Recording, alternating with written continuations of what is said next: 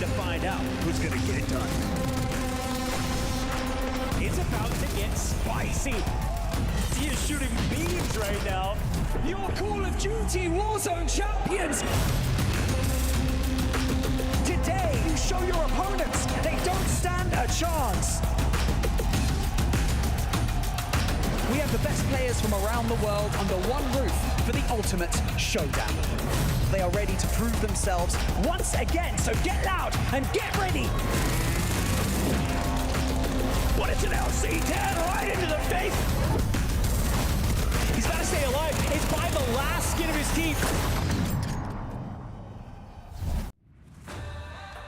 Welcome back, everyone, to the Call of Duty Warzone Resurgence Series. Today is all about North America. We'll be qualifying some teams straight into Atlanta, where they'll be competing for a prize pool of $100,000. Hey, everyone, I'm your host, Taylor Reflection Snowball, joined by Goj and Spider Tiff. Good to see the both of you. Goj, how you feeling? I'm feeling fantastic, man. North America is my home, and therefore it's my favorite region. So that means I get to start on the desk with you, and I'm excited to talk about some of the top teams in the competition. That's right. Enigma's probably going to have something to say about that, but we got a little bit before we hear from him. But Tiff, we get to hear from you now. How's everything going? Hey, it's absolutely great. I feel like we need to save a lot of that NAEU once we get to the Atlanta area in just a few weeks. But honestly, we got to find some teams to get there first. Well, let's talk EU first. DreamHack Birmingham was a whirlwind, incredibly exciting to watch, and it was Falcons Goj who ended up flying high. Yeah, Falcons top team on the day. It was a great competition, frankly, and I think the big question mark when we were going into Birmingham was seeing the dominance from some of our top teams in EU, if they could compete with some of the top teams in NA or vice versa, right? And the Falcons end up winning out, but also, frankly, NA end up winning out, taking 3 spots, I believe, the EWC, plus that Los Carrilos squad that also makes it to EWC. It's only Ravens Esports from EU that makes it, but the fight for Falcons was all from boat at the south side of the map. They dominated the south side of the map all the way through the LAN competition, and they had a lot of words to say about how it all went down. As they typically do, Tiff. Yeah, you know, there are definitely some loudmouth players on that team. There you go. Right? Like, I'm okay with that. I love some banter. I love the passion when you get onto LAN and you just have the capabilities. But what I think about the most when it came to the Falcons was that final interview that we got after they had reclaimed their win on LAN. And for some of the players that, you know, are like, finally. Because for Soka, second place isn't going to cut it. For Dongi and Noobs getting that taste of victory again, like that is what they're looking for. They want to make sure they can do it again in Atlanta and then reclaim an EWC champ from Twisted Minds. That's right. It was Falcons taking the overall win after 11 games. They closed it out match points. But of course, it was Twisted Minds, Los Carrilos, and Ravens Esport making it through. But let's not forget Virtus Pro. 5th place. They were just outside the bubble. However, they qualified because Twisted Minds, the returning champions, already have their spot locked in. So Virtus Pro competing today will already be at EWC, but of course they're going for a little bit more money. Nothing wrong with that. We're talking $100,000 still for the Atlanta competition. Beautifully done, Goj. Yeah. Listen, I'm really excited to see what Virtus Pro can do today. But I think just in general, as we think about kind of turn our eyes towards this Atlanta LAN event, you have to think back on EU. You have to think about how yesterday went, because it's the same story for a team like Ravens Esports that dominated the competition. They already have a spot to EWC. They're the only team that has a spot to EWC from the EU region. And then they're just, winning their qualifier. They're making it to Atlanta, just trying to win more cash. That's right. Ravens, phenomenal. So much confidence in their corner. We'll be covering them in just a second. First, though, let's recap what it takes to get all the way to EWC. Welcome back to the 2026 Warzone Resurgence Series. There was quite a road to get to where we are now. What routes did we take? Let's break it down. The Atlanta split began as an open qualifier available to all players in North America and Europe. The top 32 teams from the open quals were split into 2 groups of 16 based off of their performance. The top 16 progressed to upper round 1, while the bottom 16 were placed in lower round 1. From there, the top 8 teams from each round moved on, while the bottom 8 teams either fell to lower round 2 or were eliminated if already in the lower bracket. Today, we stand at the qualifier finals, where the top 5 teams from each region will book their tickets to the LAN Finals at DreamHack Atlanta, with a chance to make it out to EWC this summer. Desk, take it away. It's $1.2 million guaranteed, $1 million at EWC, but they threw in a little bonus. Birmingham, $100,000. Atlanta, also another $100,000. We're talking $30,000 for first place, a tremendous amount of money. And the cherry on top for those teams who have already qualified for EWC, they'll be shooting for gold. A little bit more money never hurt anybody, at least in my ballpark, it never hurt anybody. Hey, when we're talking about it, though, a lot of money on the line, but more importantly, EU was absolutely dominant yesterday. They were the region that ended up competing in Ravens with zero pressure on their shoulders, ended up showing everybody what they are, one of the only EU teams to qualify for EWC, Goj. Yeah, Ravens Esports, I was just mentioning them before, the only team to make it to EWC already. And yeah, you're right. I think they had zero pressure, and therefore they could just fly around the map and do whatever they wanted. One of the reasons for that, of course, is that they get mansion for free all the way until like final circle, when T1 finally decides to try to contest them. But this Ravens Esports team was very aggressive. The difference between T1 and Ravens today was that Ravens, without that burden of responsibility of worrying about making it to EWC maybe, or just because they're just that good, they were able to play extremely aggressive, got the wins that they wanted, didn't win every single map, but they had so many dang kills. It was unbelievable. Had some banger maps. Biggest map of the day, I think, was well past 50 points at one point. It was really unbelievable, and they didn't get contested at all, to be very clear. T1, also a great day, a strong day, a top team for good reason. They had pretty much free and clear victory as well, uncontested for the most part. A couple teams tried to chalk them, but they were able to win out regardless. So T1, Ravens Esports at the top, but it didn't really end there, right? We had nail-biting performances for those bubble teams. You know, huge shout out to Novo and what they were able to do, kind of playing inside the top 5 the entire day today. But the bubble was insane, especially as we got towards the end with Gentlemates and a couple of these other rosters. Yeah, Tip, that final game, Gentlemates barely skating through. Yeah, you could say barely again. The timeline was flooded with all the French fans talking about how close it was, considering it was almost as if they hadn't even played the complete start of our tournament. I'm talking a 15th place, a slew of 7s, 8th, 14th, 16th, like disgusting. They end that tournament with 3 second place finishes that allow them to skirt by just a handful of points. So it would have been a really weird experience. They would have had to fight through the open, of course, but I'm glad that they were able to secure their ticket for DreamHack Atlanta based off that. For the other teams that were fighting, Ninjas in Pajamas, VAB, Geek Esports, and Lotus 8, they all had some really strong moments, but to not be able to close it out, like, look, don't take it too hard, show up to the open, hit the grind, we want to see you throw it down again. It was so close. I'm just staring at those scores because of how close it was. Reminder, by the way, Gentlemates going into the last 2 games were in 12th place, and they end up in 4th. And by the way, reminder, last game where they're able to grab that quick buyback, Inkyo hits the ground with the pistol, gets the extra kill. That was the difference on them qualing or not. Crazy stuff yesterday. Go back and watch it if you haven't. Crazy stuff indeed. That final game was nutty, and it came down to the final zone. Let's talk North America, though. That's what today is all about. The heavy hitters are joining, including the returning champions of Twisted Minds. Falcons ended up dominating in Birmingham. They look to dominate again today. You talk about no pressure on Raven's shoulders. Well, for Team Falcons, they absolutely have no pressure. But we've got a lot of heavy hitters here, and one team that I want to hone in on, Tiff. Let's talk Virtus Pro. Yeah, of course. Grimy, Destroy, Adrian. A solid trio that I think deserves some shout outs. They came through on that upper bracket and looked pretty strong in my opinion. However, one map in particular, guys, that's right. This whole split 2, the leading road to DreamHack Atlanta, we have introduced Rebirth Island back into the mix with Haven's Hollow. So watching their performances throughout both those maps is going to be difficult. They're definitely way stronger when it comes to playing on Haven's Hollow. And we know what that looks like. Destroy was definitely popping off, supposedly saying that he was gonna be able to go maybe land over by train station, do some contests if he feels kind of frisky, but for now he's gonna be landing over by Research Center, the server side of things, and focus on getting the most points there. Over 100 points came from playing on Rebirth Island. So I'm excited to see it. They got a 1st and a 3rd place over there. Of course, when you've got a star player like Grimy in the mix, which is crazy to say that Grimy's their star player because Adrian's definitely a slayer. Destroy has the vibes, but Grimy has been a real difference maker for me on Virtus Pro because I think he is the strongest when it comes to small map and resurgence, right? I first got introduced to him when he was grinding out Area 99 content tournaments and watching him play a ton of multi-chows. So very fun to witness, but you throw him on Haven's Hollow, you throw him on Rebirth, dude just wants wants to get into the action, and he led the team in average kills. So you think about what that Rebirth Island looked like, 100+ points came alone from Virtus Pro with 112 kills. Shoot. So I'm saying, Goj, I could yap all day, but Grimey's going to make a difference here today.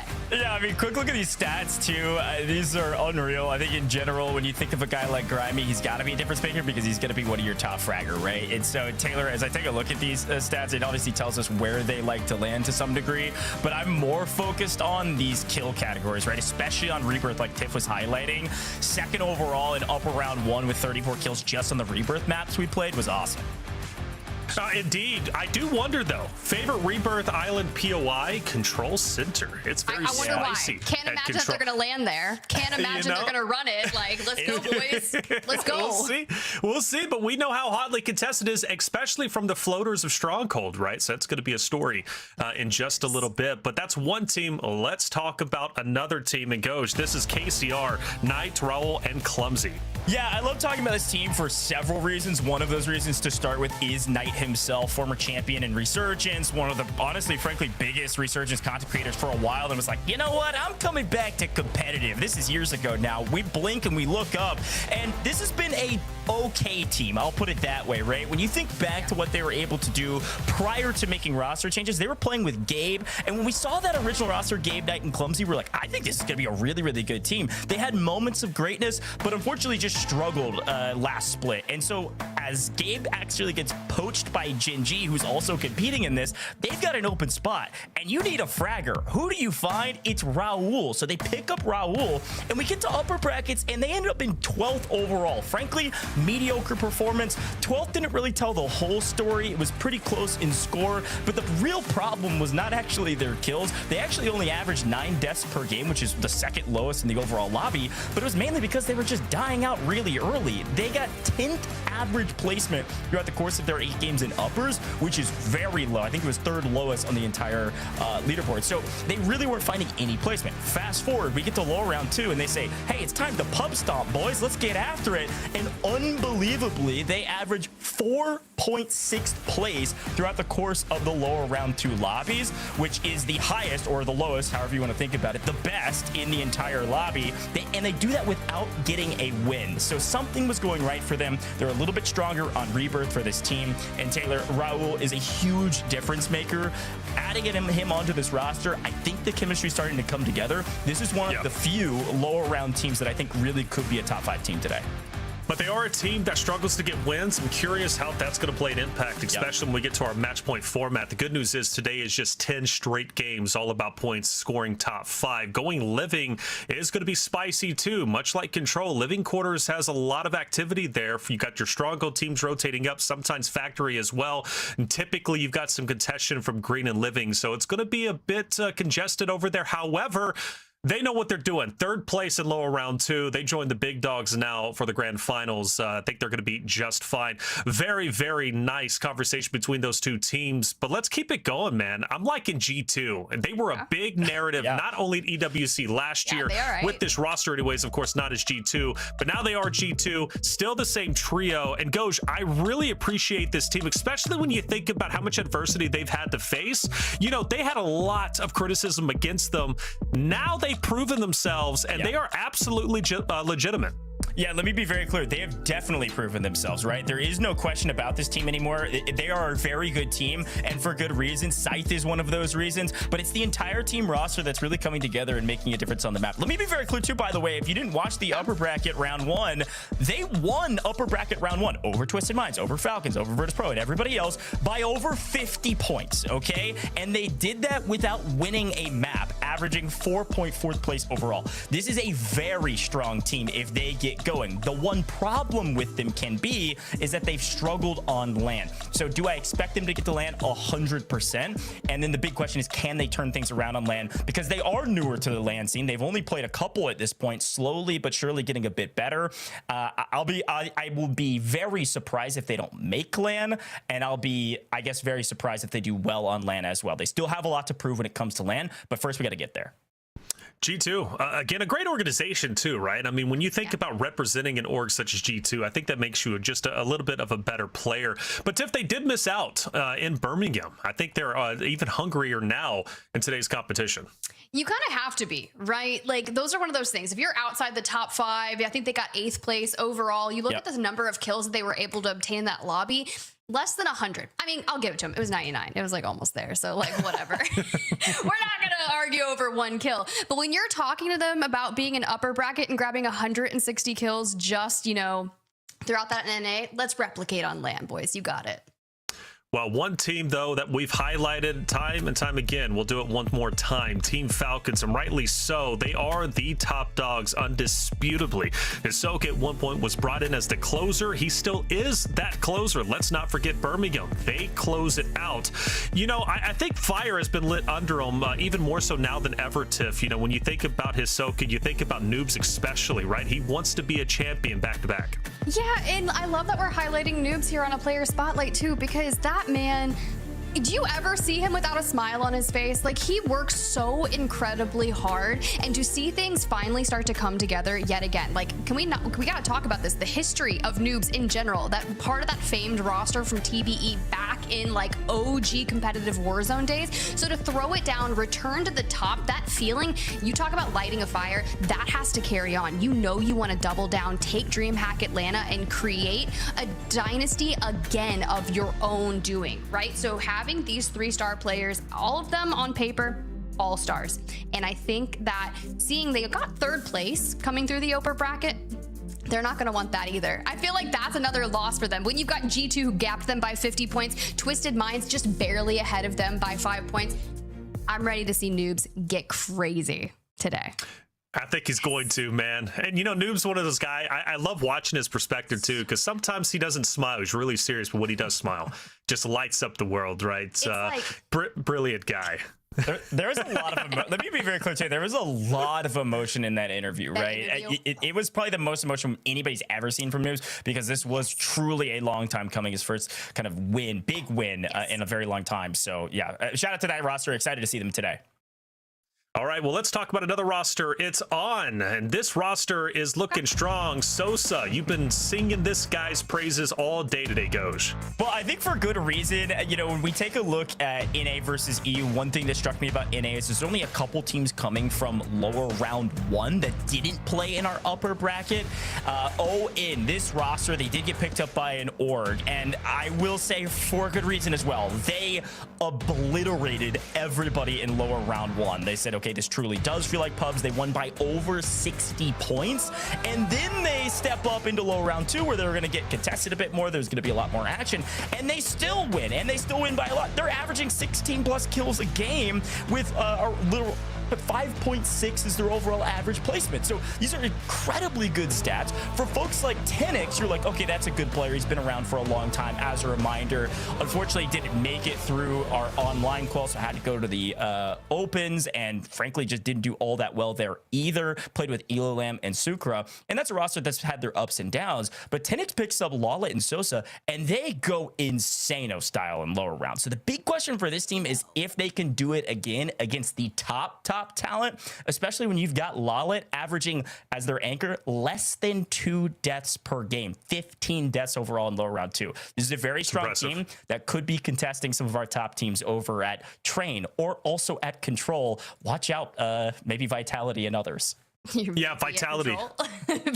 Well, speaking of Control, by the way, Vitality, Tiff, Control will be landing there. That's actually their old stomping grounds, at least when you think about Skull and Blast. So super excited to see how well they're going to perform today, because from what I hear, they are potentially on the struggle bus. Let's bring in our casters of Dandro and Enigma to keep the conversation alive. Dandro, Vitality, how they looking today? I mean, they're looking pretty good. I talked to Ebates earlier today. They have a lot of strategies on both Havens Hollow and Rebirth Island. They came in today very well prepped. Okay, that's good to hear, because I was here. Maybe they're on the struggle bus a little bit, but if they're prepped, they're ready to go. You know, Ebates is doing his homework behind the scenes. Enigma, good to see you, my boy. I think it's ready for game number 1. So, Enigma, Dandro, I'm going to hand it to you. Hey, thank you so much, Taylor. Enigma, I know you didn't get to say hello to the desk, but that's A-okay. How you doing today, buddy? We got to watch EU yesterday. We're now back in NA here. How you doing, buddy? Yeah, feeling absolutely superb. Obviously, a wonderful day yesterday. Went right down to the wire, and no doubt it will do today. Reminder of how this will break on down. 16 squads going to drop in. We've got 10 private lobbies, 1 point per kill. Placement multiplier, all important on the right-hand side. What that might mean, if you're on 1x, basically you get yourself 10 kills. You'd only walk away with 10 points. If you got the 1.6 for winning, those 10 kills would be worth 16 points. We all know this. This is true, tried and tested. But what is very important, what is very new, and a bloody delight here in the Warzone Resurgence Series is the map rotation, my friend. A lot of teams coming in with preferences on either side, some of them sitting balanced, and we're going to be running those stories all day today.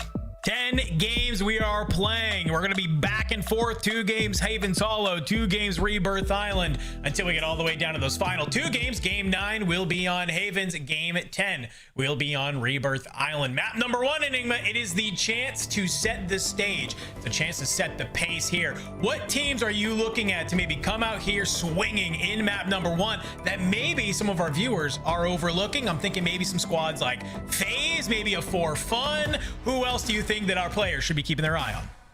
If FaZe are going to come out strong here, it would be lovely for them. They're scoring slightly more on Rebirth, to be honest, but this is a team that blow a little bit hot and a little bit cold, and if they want to get off to that strong start and not have to chase later on, this is the perfect place to do it. And I'm also glad that we get a little mention there for Vitality. They tend to line the terrain. This is where they take the lion's share of their points. Been really struggling on Rebirth, but here on Havens, they're one of our top squads, to be completely honest. So I'm looking at them to continue that form and build their way into a great day today, because quite simply, on paper, this is a top 3 team. We shouldn't be talking about if they're qualifying. We should be talking about when. Well, this is a great way to get it started, my friend. Map number 1, getting ready to drop on into Havens Hollows. We'll be keeping our eyes on some of these contests. We know they're happening. Any change in drop spots, any change in plans from some of our teams. And let's already get it started, because already here, train is hot and heavy. We knew this contest was coming between Vitality and Team Sosa, as they are just trying to stay alive. But I'm seeing Grimy in the kill feed as well. Kill on to Blast. This is a nice little third party happening. Well, VP said that they would land Pond if we ended up with the Western Circle. Actually, they decided to hit Train instead. Skullface in big trouble, turns, drops, and I'm seeing another player out as well. Sage is going to have to bail, make his way on over to Brick here. Just try and keep his team in the fight, and wow. And a little bit of panic put on the face of that Vitality roster, but you'll slow it down now. VP looking to gain control. You've managed to push out most of that opposing ON roster as well, and as Adrian takes pot shots at crossing players, you will lose Grimy, but that crack should slow this opponent down for a moment. Allow you to just set the stakes, assess exactly what is around you. Yeah, there's a lot of different teams in this area. But back on over, we are seeing here at Mansion, well, the Falcons, they've decided to maybe say, yeah, I don't know, we're not really feeling too good about Boat. Let's go on over. Let's try and see what we got happening here on the Mansion side. So already, map number 1, Enigma, it's kind of throwing a little bit of a wrench maybe in some of these teams' plans. Not expecting just some of these squads to be in those areas. Listen, there's been a lot of scrims, there's been a lot of tourneys recently. And it just feels like maybe this is your opportunity just to map number 1, try some stuff out. We got plenty of maps here today. You can maybe play on through, get some of those scores. Reminder, folks, this is basically almost a replay of the upper bracket that we had. Only 2 new teams coming on in, both from that ON organization coming on through. Maybe a higher caliber that's there. So you've already played against the majority of the teams that are in this lobby. Certainly have. And of course, while that may lead to a little bit of a rinse and repeat, what you're hoping is the teams that struggled learn a few things about how to adapt. And they'll make it all incredibly interesting. And Rational's going to pop out a 9-bang. Hits nothing. I think he's actually turned the wrong way entirely as to where his opponent has stood. This is Raul's roster that you're up against, but also Tenix finding one of your teammates in the back. And Jalzy, well, it's a really well-placed Molotov, and Juju says to hell with it. Dives straight through, lit on fire, brings Brimstone and Ash to his opponent, and finds yet another kill. So we've seen Juju do some disgusting things over here on this train station side. And I like the aggression we're seeing out of this For Fun roster. They unfortunately just barely miss out from that upper bracket. They get dropped on down into LR2. We thought that they were going to run away with it, but it's by the skin of their teeth at the very end, less than a point is what gets them on in here to our finals today. A lot to prove from this roster. Been talking to them in the DMs, and they say, hey, you know, we've gone back to the drawing board. We fixed a lot of our mistakes, fixed some issues, and we're ready to play here today. So I love seeing some aggression come out of them early on. Some nice little fast movements around the map. Zone's pulling us up towards this pond area, Enigma, and I got to imagine a lot of these teams that are here in this sort of area of the map are that's why we're seeing there's so much commotion, right? Because they know the zone is going to keep pulling on into this direction. Yeah, certainly shall. Take a quick look here at BRS. Now, Braxton and Riding going to be missing their fragger for a moment. That is Scopes, and Braxton, well, he pokes his head out a little too far. And be back down by this G2 roster, who've moved very quickly to Main Street because they had so much space. Reminder, they land Lumber Mill, no Falcons at Boltman. They could essentially just run the entirety of the way into Main Street. But how does this contest go down? A little bit of a back and forth, backing of place. Big Man's just going to try and tuck himself underneath, slow it down, and bait BRS into his lap. But he needs his teammates to set up a crossfire elsewhere. He's on his own. Big man from below. Good shots onto Riyadh. That's going to be a nice clean knock. Can you follow it up with the nade? No, you cannot, as you are taking on out from range. Anxiety here, though. He's going to be able to get the hop up onto Brax. You got one member of BRS who's just flying outside of the window, trying to get away here. That is Scopes dropped. You got one last player alive. Are you going to be able to bring them down? I think you're just going to maybe take the time period, stick the res. But you've already thrown BRS into a little bit of a blender, and I like that they don't feel like they have to get aggressive here, because just on the other side, you got Gen G, who's kind of lurking in the shadows. A lot of action happening down here on Main Street as we finally see a little bit of Virtus Pro maybe bring it to Team Sosa as we get a nice little cheeky jump spot coming out there. Little bit of tech coming out to update you guys on ongoings elsewhere. Vitality are out, so their hot start as required on Havens does not occur. For Fun are out. Twisted Minds land on them at Pond in their regain after losing their fight to Falcons, and as such, it will set the stage with Pond being controlled by that Twisted Minds roster. Falcons still have company in Blatant at Mansion. Train Station actually going to belong to Elo Lamb's roster, and the rest of the squad scrambling over Main Street and Barn. Speaking of which, Halo Lamb's roster are going to continue to lay claim to this land. Sosa now just laying in the water. The ping will go out, letting those opponents, they can roll on over in his direction, clean up that anchor if they so wish. And Jowsy's actually found him here. The spawns will come through, so Owen can continue to play recovery game, but not here, because Halo Lamb have got this all locked down. Some good shots. You got a carbon, so it's going to be a little bit tough to get this kill. Finally comes on through.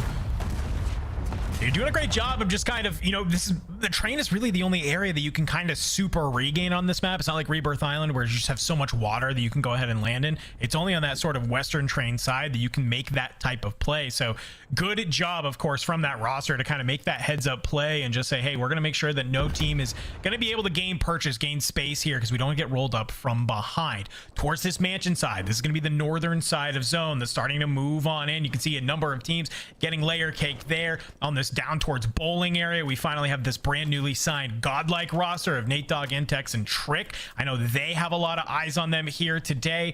It's been a tumultuous WRS for them, and I love seeing them back on here, but you can see already and the action continues to unfold.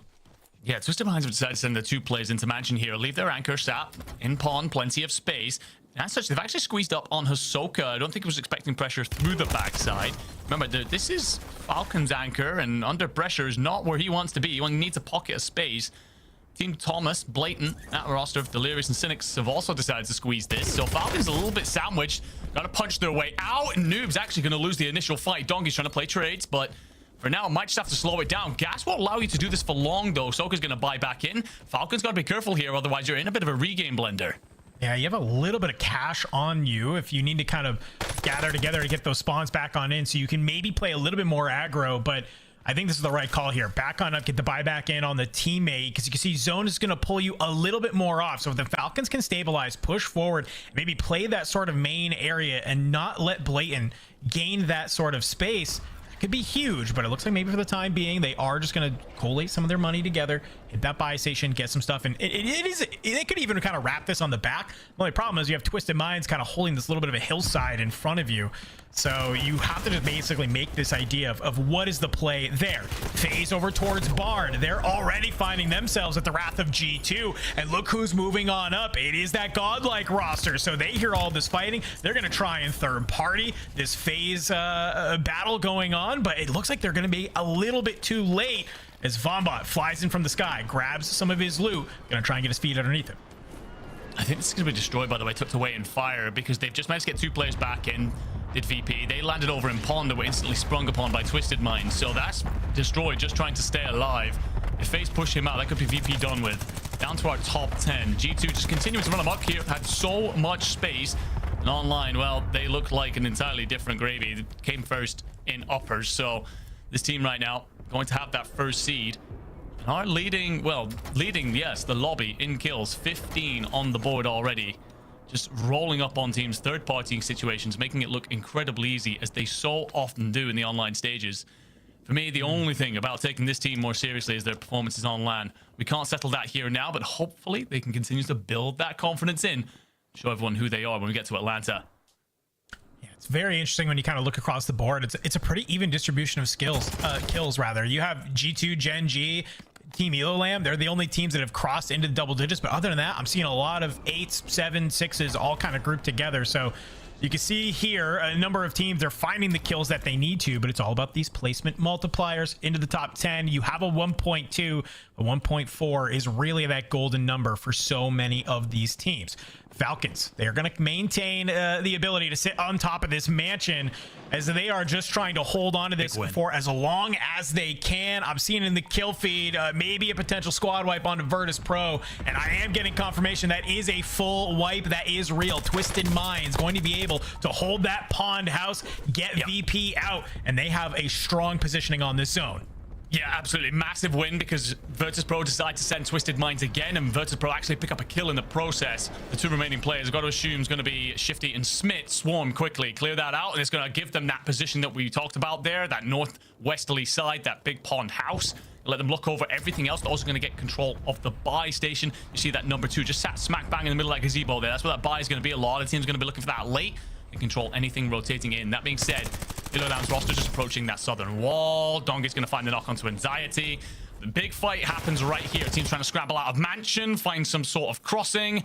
Well, without Ahsoka, Falcons are going to have to do this just as a 2. Not ideal, and with Noobs gone as well, Falcons might not even get top 5 here. Yeah, this is going to get really mixy on this outskirts. You can see that you have a couple of stragglers from so many different teams. And look who's already put themselves in a great position to try and reap the reward of their positioning. It's going to be G2. All 3 members up. They're looking on in here. You got Dongi alive from the Falcons, and you have a couple of members of JTech Unrational and Claptic Squad as well, just trying to make it on out, as are a couple members of Blatant.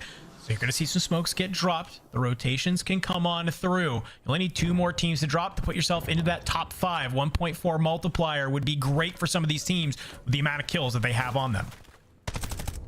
Huge fight on the edge of the wall here. It's up against Gen G, a team that's actually been having their way quite a bit recently with everyone's lobbies, as well as this one. They're already on 14 kills, but just 1 player alive inside the gas, hunkering down and hoping for a top 5. Stims will only last you so long, so the rotation's in already. Anxiety gonna find the knock onto Smith, by the way. Nate goes over. Alman's gonna have to duck underneath. Shifts just out in time. And Shifty and Alman gonna spin now around these toilets, try and isolate Scythe into a 1v2 if they can. And actually get the knock onto Anxiety as well, so it's all on Scythe to make it happen. With that knock now, self-revive to come through. Otherwise, it is yet another scalp claimed by Twisted Minds. And even closer to victory. Top 5 and a hell of a lot of kills. They've done a very good resurgence, a recovery from that initial play where they lost the fight in Mansion. I mean, while all that's happening, though, look at this. Clap is coming up, and he's actually a big reason of why just G2 is not able to stay alive there. He gets some of those picks in the middle of that, and they can tell that this fight has already gone on, so they're trying to be able to push on up. Almond elsewhere, though, he's going to be able to find Alito. Unrational dropped. Claptic also dropped as well. Holding the line is Twisted Minds. It's just a duo, but that's perfectly fine. You've made it to the top 3. It's one other duo. You actually get the 3rd back as well. It's another duo. It's a solo. Can Twisted Minds run their way to victory? Dongi taken on down. It's Sukra. It's Jowsy still alive here. Can they manage to find a pick and turn this into a 2v2? I don't think they can. Sukra, last player alive. You know where he is. Almond from the top. That's just a little bit too straight of a shot, as Twisted Minds will claim map number 1. Certainly shall, and it's off the back of a huge recovery after their mansion loss. Lose the contest, push their way over towards Pond, rip that from for fun, and then defend it with their lives. So many incredible plays coming on through, but even there at the end, you get that situation. Shifty goes and pushes out. Dongi clears that rock, and then you get Almond and Smith. They back up to the Pond house, gain the elevation, and set up that crossfire, a kill box that becomes a graveyard. The team they are up against 20 kills and a 1.6. I don't know math too well, my friend, but they're going to be looking incredibly pretty. I mean, what's so great about seeing this as well, reminder, we watched the Falcons, just seeing how Western this zone was. The Falcons leave boat very early. They land mansion. They kind of push Twisted Minds out. And inevitably, Twisted Minds, they kind of get the last laugh, right? They float on over to Pond. They kind of want to play out of there. They can see all of this action happening on train, and they're more than happy to turn their attention over there and then just hold this, kind of making this sort of guess of, oh, I think the zone is going to pull over here. Let's just try and play out of the Pond house. But it was this kind of last final moments where they take that fight against G2, and it's just the immediate from Shifty. He hops up on the roof and he's able to find one, while Almond finds Unrational. Just that moment lets them clean up that team at their backside and immediately turn their attention forward. Yeah, certainly does. And I don't know, just doing a wonderful job of controlling the chaos is what Twisted Minds have become known for. But usually we expect them to do that when they're anchors in a lovely little pocket of space. And I say pocket is basically a bucket that they managed to attain over a mansion. And while Shifty and Smith kind of going on the hunt, this shows a different kind of play style from them. The ability to recover despite what was incredibly unexpected 3-team contest over a mansion. So yeah, really great job out of them. Incredibly clean stuff. And reminder that this team, despite not winning Birmingham, they're only 2 gunfights away from doing so, put themselves right in the spot and have been ridiculously consistent online, arguably the most consistent team in 2026. So despite all the talk on the timeline, they're going to remind us nice and early that they are one of the best teams in the world and claiming big prizes here in 2026. Not a bad way to kickstart the NA quals of WRS. Let's throw it back to the desk to see what reflections Goj and Tiff have to say about map number 1.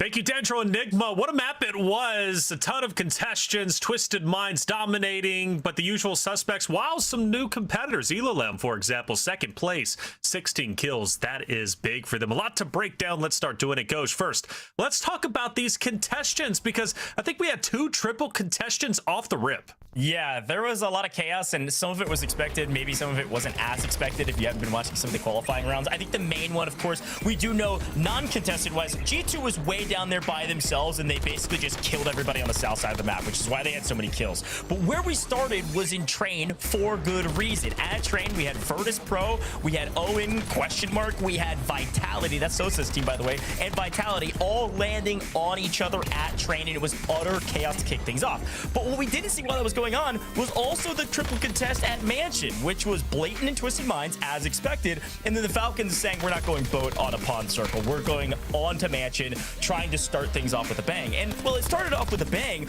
Twisted Minds did a very good job of leaving Mansion early. When we saw all the chaos, they said, we don't want to be trapped in a third-party battle. We're going to jump over to Pond, third-party the anchor of For Fun, Flanks team, take him down, take over Pond, and then send 2 back to pinch Falcons. Once they did that and they took over Pond, like Enigma said, they set up a death trap in Pond. G2 was able to rotate in as a top 5 team. They make it almost a top 5, die in 6 because of the setup that Twisted Minds did, and it allowed them to get the win. Twisted Minds, that was one of the most like textbook, perfectly played win, even under a bit of chaos, right? This isn't a Ravens Esports Mansion anymore, folks. This is not EU, this is NA. It is very active at Mansion, but Twisted Minds were still able to make what was or could have been, I guess, a bad game. They made it into a fantastic one. 32-point game, by the way.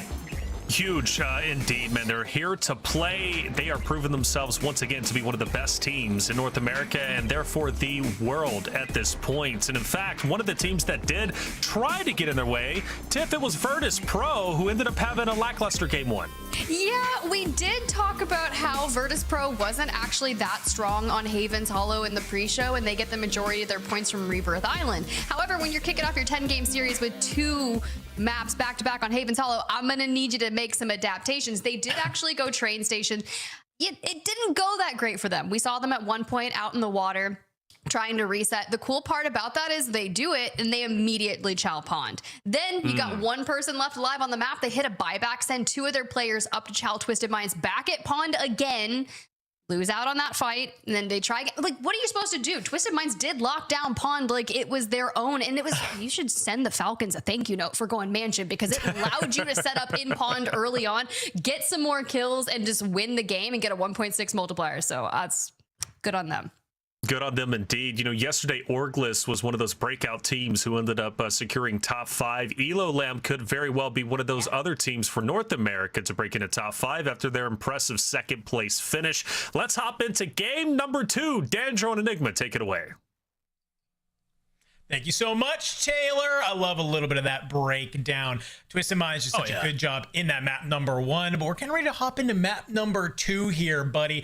A number of teams doing such a great job of finding the points where they need here in map number 1. This is something you and I talked about really before the show, which is that there's just such a point differential between Haven's Hollow versus Rebirth Island that you need to really have Haven's Hollow kind of be where you set your floor, and then for some of these teams, it's about leaning into that on Rebirth. But for obviously some of these rosters, maybe like Twisted Minds, Haven's Hollow is where they can actually reap most of their points, and then have Rebirth Island, a map they're more comfortable on, be a little bit more their homegrown sort of area, and they can kind of relax a little bit once they get there.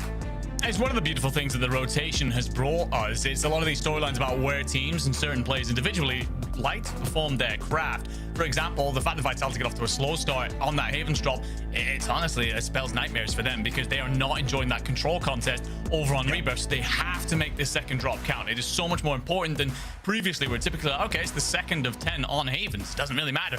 No. They've got to figure this out right now. Otherwise, it may be a long route back for them and too much of a mountain to climb all of a sudden, despite the fact we are early on in this afternoon. That being said, a couple of teams that like Virtus Pro, they didn't get off to a great start there, sure, but they're right now struggling weirdly on Havens, despite how good they looked in Split 1. But they're getting a lot more points right now on Rebirth because they're actually winning that control contest against Vitality over there and profiting as such. So there will be no panic stations for them yet, no alarm bells. Just go, okay, we didn't get that one right, let's calm it back down, be the leaders in the room if you're someone like Destroy, reset the tone, go again with this next drop. Well, drop number 2, it's going to be your last time to be on Havens, just for 2 maps before we head on over to Rebirth Island, but you still got one more game to play. A little quick map for you folks. If you kind of take a little bit of a look at the upper bracket, you're trying to hit an average score of about 14 and about 11 kills. So if some of your favorite teams are able to do that while you're here on these Havens Hollow maps, you are going to be A-okay. But more importantly, Enigma, look at this map. What is this zone? 30% of it is just not even playable. It's going to be a Falcons boat zone for sure, but we got to take a look at this train contest, because already we are seeing Vitality down to just 1 member in Sage. Yeah, not doing a great job with this contest again. Oh, and we'll get on the hunt here. Sage will likely find a pocket for just long enough to get the boys back in. He shall, but then it's his turn, surely, to fall next. And as such begins the blender. Take a look at Cole. Team 12 is FaZe.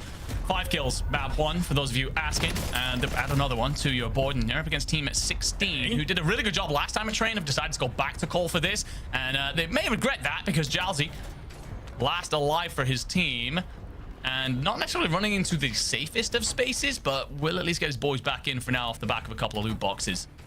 Yeah, and I like where For Fun is here, by the way. They decided to land Stacks back Lumber Mill. So it's a very, very different landing spot for them. Really just kind of going where the zone maybe pulls them. Towards the middle of the map, though, over towards these train cards, you have UJC. Did pretty solid to get into that last game and deep into it. Solid kills on the board that was there. So it looks like they're also making this realization, hey, if we can hold these train cars, there's probably going to be a lot of teams over here at Research. We can go ahead. We can hold the line if we need to. And it's probably a good idea, because you see Virtus Pro, after a disastrous map number 1, they're kind of back in their home, and it feels like they're on the hunt. They're doing such a great job of finding those kills. They were indeed very aggressive as well, by the way. And as such, you will also see Twisted Minds find a couple of kills onto Team Blatant. Will be Thomas heading off into the hills looking for some sort of safety. Shifty's going to try and spy him, but unlikely to find him in time before Thomas gets his boys back in and that engagement cycles on. You will see several players now, and Smith does actually find Thomas incredibly quickly, but you'll see the 210s up in the air starting to float away. That should now hand Mansion to Twisted Minds and give them the pocket of space that they like to control this map from. But they didn't need it last time out, so how much better could it be following drop 2? Take a look over at Mill here. BRS under pressure. Scopes himself, gonna hit the wall, bounce goes up, but comes crashing down. Ryder is there for the trade, however, turns it into a 1v1, and some incredible shots. Unk shooting indeed. Does great work there to hand his boys Mill control and send Clap and Co packing. Yeah, it's a really good job. Just kind of, it's one of those fights that you love to see a team win because it just guarantees so much space for you, right? And to be able to do it with a little bit of ground loot as well, right? You see LMG in hand, not worried too much about it. But for the time being, you can see UJC kind of sort of fly back on into this. A little bit maybe too spread right now if you are BRS. You win the fight, you think you maybe gain some control. Nope, just not enough. But I'm looking at this kill feed, man, and for fun, starting to roll on up into G2. We tune on over. It's just Big Man in the water. He thankfully finds Jay Velo, which will get his teammates back on in. But you can tell, for fun, they're kind of starting to peek their eyes over to this water a little bit, see if they can go fishing. Maybe find a team and get them on out, give them control of this lumber mill side. But huge moment here for fun to be able to basically bully out G2 from this lumber mill that they've come to know and love and be able to hold on out. Yeah, this southern side zone, this incredibly aggressive zone, it's just forcing so many teams not only to land differently, but to route differently as well. And FaZe trying to push out of Cole will run into Virtus Pro. Moved on down from servers, Rapid and Prospect will find the trade. So 1v2 now, Virtus Pro just trying to stay alive. No, gone early.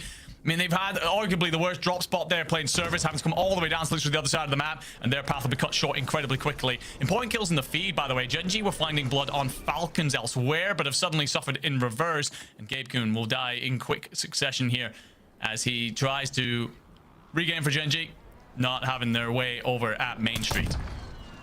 That is a confirmed VP out. First team from his lobby too. So Haven's Hollow, this is where we've come to know and love this Virtus Pro roster, but these first two maps have not been theirs. I got to give a lot of credit to FaZe in that last fight as well. They played that beautifully. Was very worried when that first player gets knocked, but they literally just pincer the last one. It's just some great timing to be able to sit there. And we're just watching right now, Enigma, a lot of our top teams, they're kind of scrambling right here, right? I mean, we see Virtus Pro out, G2. I mean, it's basically just been the regain blender the entire time. Don't really have a lot of kills in the name, only 2. So you're just trying to get your feet underneath you, get some guns, and maybe kind of turn your eyes. So where can we set up? Where can we find some more? The only problem is that while you're playing through electrical here, you got a hot FaZe rolling up on you, and that's going to be a tough gunfight. Certainly will. And speaking of hot teams, why don't we jump on with Twisted Minds? Absolutely bats out map 1, comfortable here in map 2 with a little listening. They were like front church earlier. Like I killed a guy, like I cracked a guy right here earlier. Yeah. Okay. Shifty, I'm gonna play from like God roof to God roof. I'm gonna try to get an angle on the right side, see if I see anything. Yeah, fire. Yeah, I'm zapping him. Mortar fire. 1E. Yeah, I'm throwing nades at him. I threw a mortar on fire. Jump in. Weak, slid down. I'm looking at the right. I don't see anything on the right. Yeah, take more space then. I'm up to the buy. Landing like fucking on their loadies here.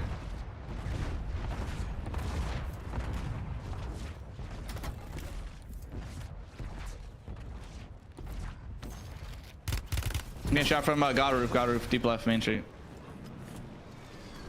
And there's great work there with the comms coming through out of Shifty. We've talked a lot about this. We've seen a lot of this going on in the timeline, how Shifty wants more aggression out of Z-Smith. The call comes in of popped a mortar on fire. Instantly Shifty takes space then. I want us to get forward. I want us to be up in the face of our opponents, not allow them to be pushing back on us and up against the gas. So yeah, that kind of teamwork that we know needs a little bit of work right now, starting to come through for Twisted and how they could become ever more dangerous than they've already been through this year. You know, there's a lot of dangerous things in the world, Enigma, but a more aggressive Twisted Minds might be up towards the top, if I'm being honest with you. Loved a little bit of a listen in. They can see where they're trying to decide to play on out, but we got to turn our eyes down towards Main Street here, because this is why we love Codcaster, as there is about 4 or 5 different teams here trying to take different fights here.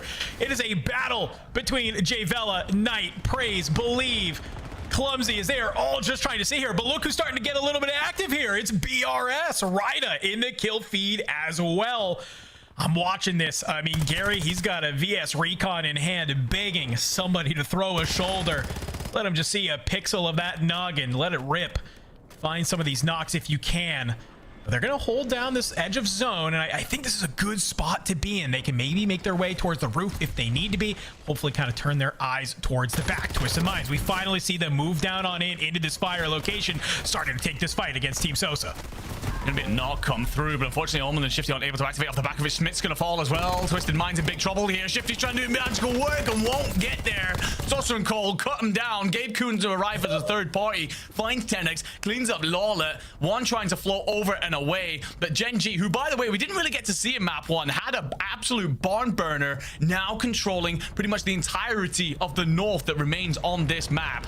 We've talked about the improvements and how much more they look like a unit with this man in their lineup, putting on big in both of these first 2 maps. Dude, your Team Sosa, you knock out Twisted Minds, the map 1 winners. You're feeling good, you're feeling great. Just to have Gabe Kuhn kill all of the hype you just generated, immediately putting you into the blender. Crazy. Back on over here, down towards the bridge side. Godlike.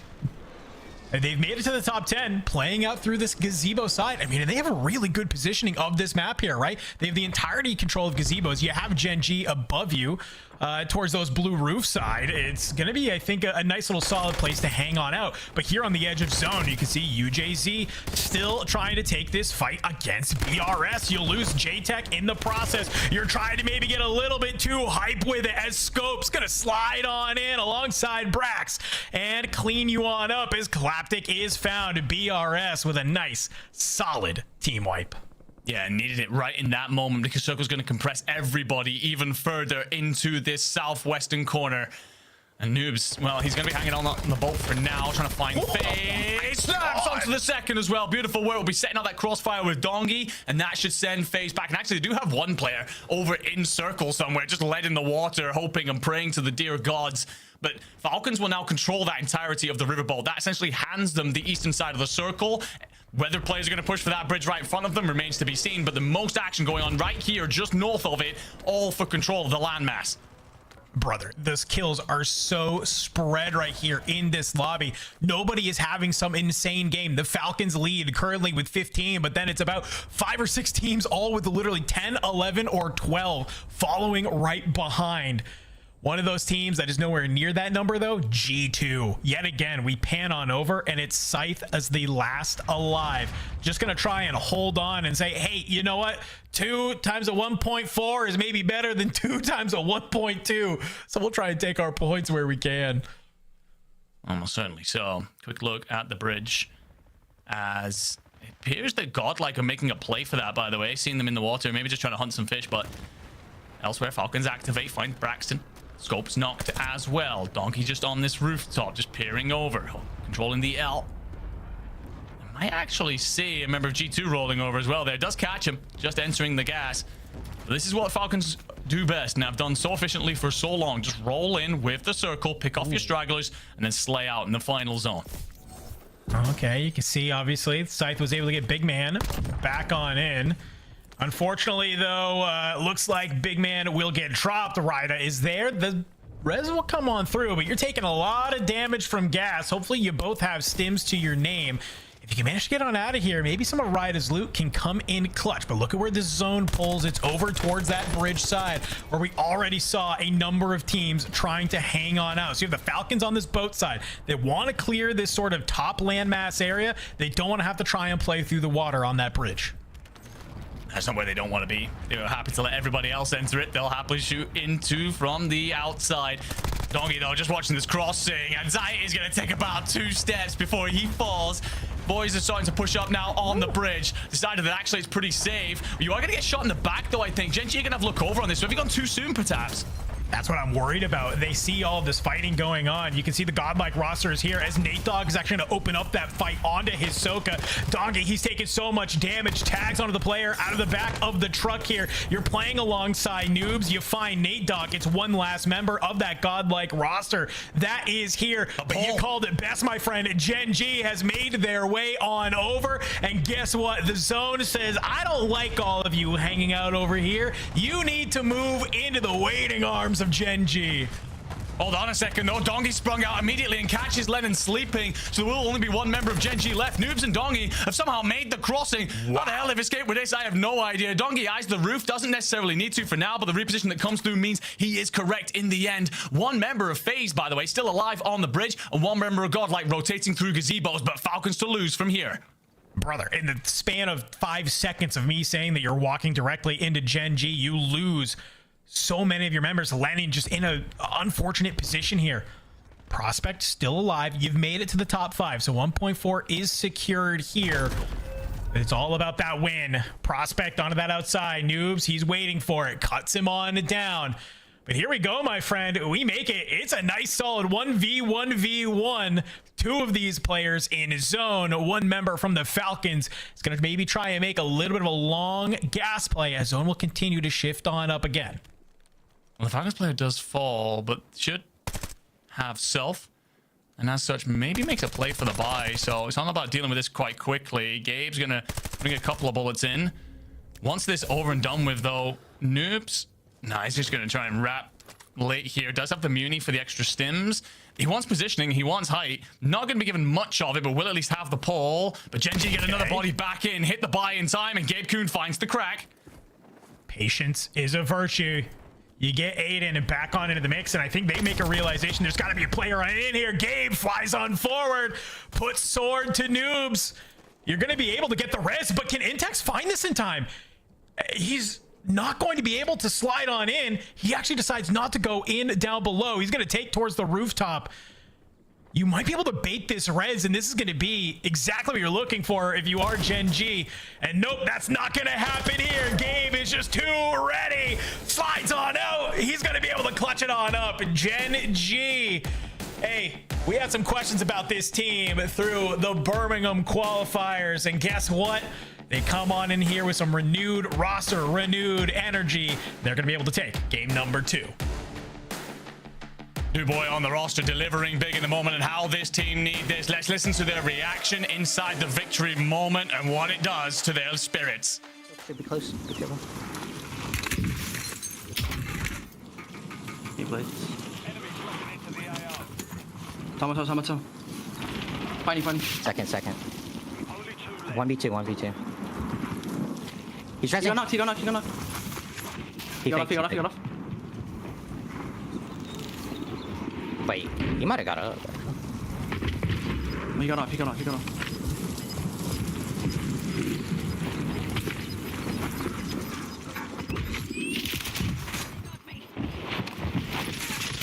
Oh, he was up. He was up. Oh, he res. I know, he just res. I know, yeah. That's what I'm saying. Like, he just got him up. 17 kills and a win. Let's break down how that happens, because we thought Gen G had it in the bag. All of a sudden, Enigma, they are playing on the back foot, but in the end, they'll get the last lap. I mean, their initial play was the right idea. They let everybody go and play for the bridge, and they just kind of watched from the outside. I said it. Falcons have probably sent a little bit too early, thinking that things have been cleared out over towards gazebos. In fact, they hadn't. Gen G find themselves a bunch of kills. Lennon and Gabe back off. Unfortunately, I think there's a miscomm there. Lennon goes one way, Gabe goes the other. That isolates them into ones, and Doggy just barrel rolls Lennon, absolutely stuffs him. And as such, puts Gabe in this situation, just regain. I love the purpose play, though. He plays the height, goes up onto the building, watches over everything, and then lets things kind of move off away from him. I'm going to hit the buy, get my boy back in. We'll trade out over that. We've talked a lot about this team this year, the disappointment, the roster change, Gabe coming in and what he could do and just how good they've looked in the build up to this event. I don't think anyone saw this start coming, though. 15 kills map 1, 17 in a win map 2. Boys are flying nice and early. You gotta wonder if Intex maybe just takes his time, lurks up those stairs, might be able to catch Gabe mid-res, and that could be a godlike win, but it's just COD timing at its best, my friend. Whew, I mean, these first two maps have been absolutely electric here on Havens Hollow, but it's time to shift gears, my friend, because we're now ready to go on into 2 maps of Rebirth Island. Let's throw it over to the desk to see how they feel about that. Thank you, Dandro and Enigma. Another game done, and like he said, we will be heading into Rebirth next. But first, to cover our at least last game of Havens Hollow, a phenomenal job for a number of different reasons. And Swag, shout out to FaZe. All right, FaZe got 10 eliminations. We'll be highlighting them as the replays go along. Goj, let's talk about it. You were the one who brought up the triple contestants in 2 different spots. What do we get in game 2? This is more of what we expected. We still had our double contest. We still had our mansion fight with Twisted Minds and Blatant, and frankly, it was all Twisted Minds all day, which is to be expected to some degree. That Blatant team's a good roster, but a tough fight against Twisted Minds. On the other side, For Fun actually heads down to Lumber and Chao's G2, which means G2 can't have a stabilized map. And then over at Train, Vitality continues to fight Sosa's team. Now, the big fight, I think, for Virtus Pro was that, well, unfortunately, it was their last fight that we just saw on screen. FaZe ended up wiping them as VP come from research through servers where they originally landed and then try to fight in Cole. And FaZe were ready for it. They went out in Cole, and then FaZe actually went out in Lumber as well, causing G2 to be scrambled. We had a solo for G2 lurking for a very long time here, Tiff. Yeah, that was something so interesting. I was checking the map feed and I'm like, oh, we've got a runner. We've got our runner surrounded by 3 members of FaZe. Bro's not going to survive. The fact that he even gets out of there to hold on for a little bit longer is crazy. But I will say about 10 minutes ago, I put in our little group chat, give me a Gen G win. True. All 3 of them are alive. They've got the west side of Circle. They're looking pretty good. Obviously, they start in Main Street. So this Circle in general on Havens Hollow is going to be great for them, because everyone has to rotate down. Now, what I wasn't expecting was to see them to get folded as the Falcons move in from both straight through everyone, and then you just see 1 down, 2 down, and I was like, oh no, dude, did I just write in my death note instead of the group chat? Like, what is this? Yeah, this was a crazy final circle, frankly, because I thought this was going to be a Falcons win, and then the zone pull pulls back to Gen G. I actually thought, I think the caster said this too, it felt a little early for Falcons to go to take Bridge.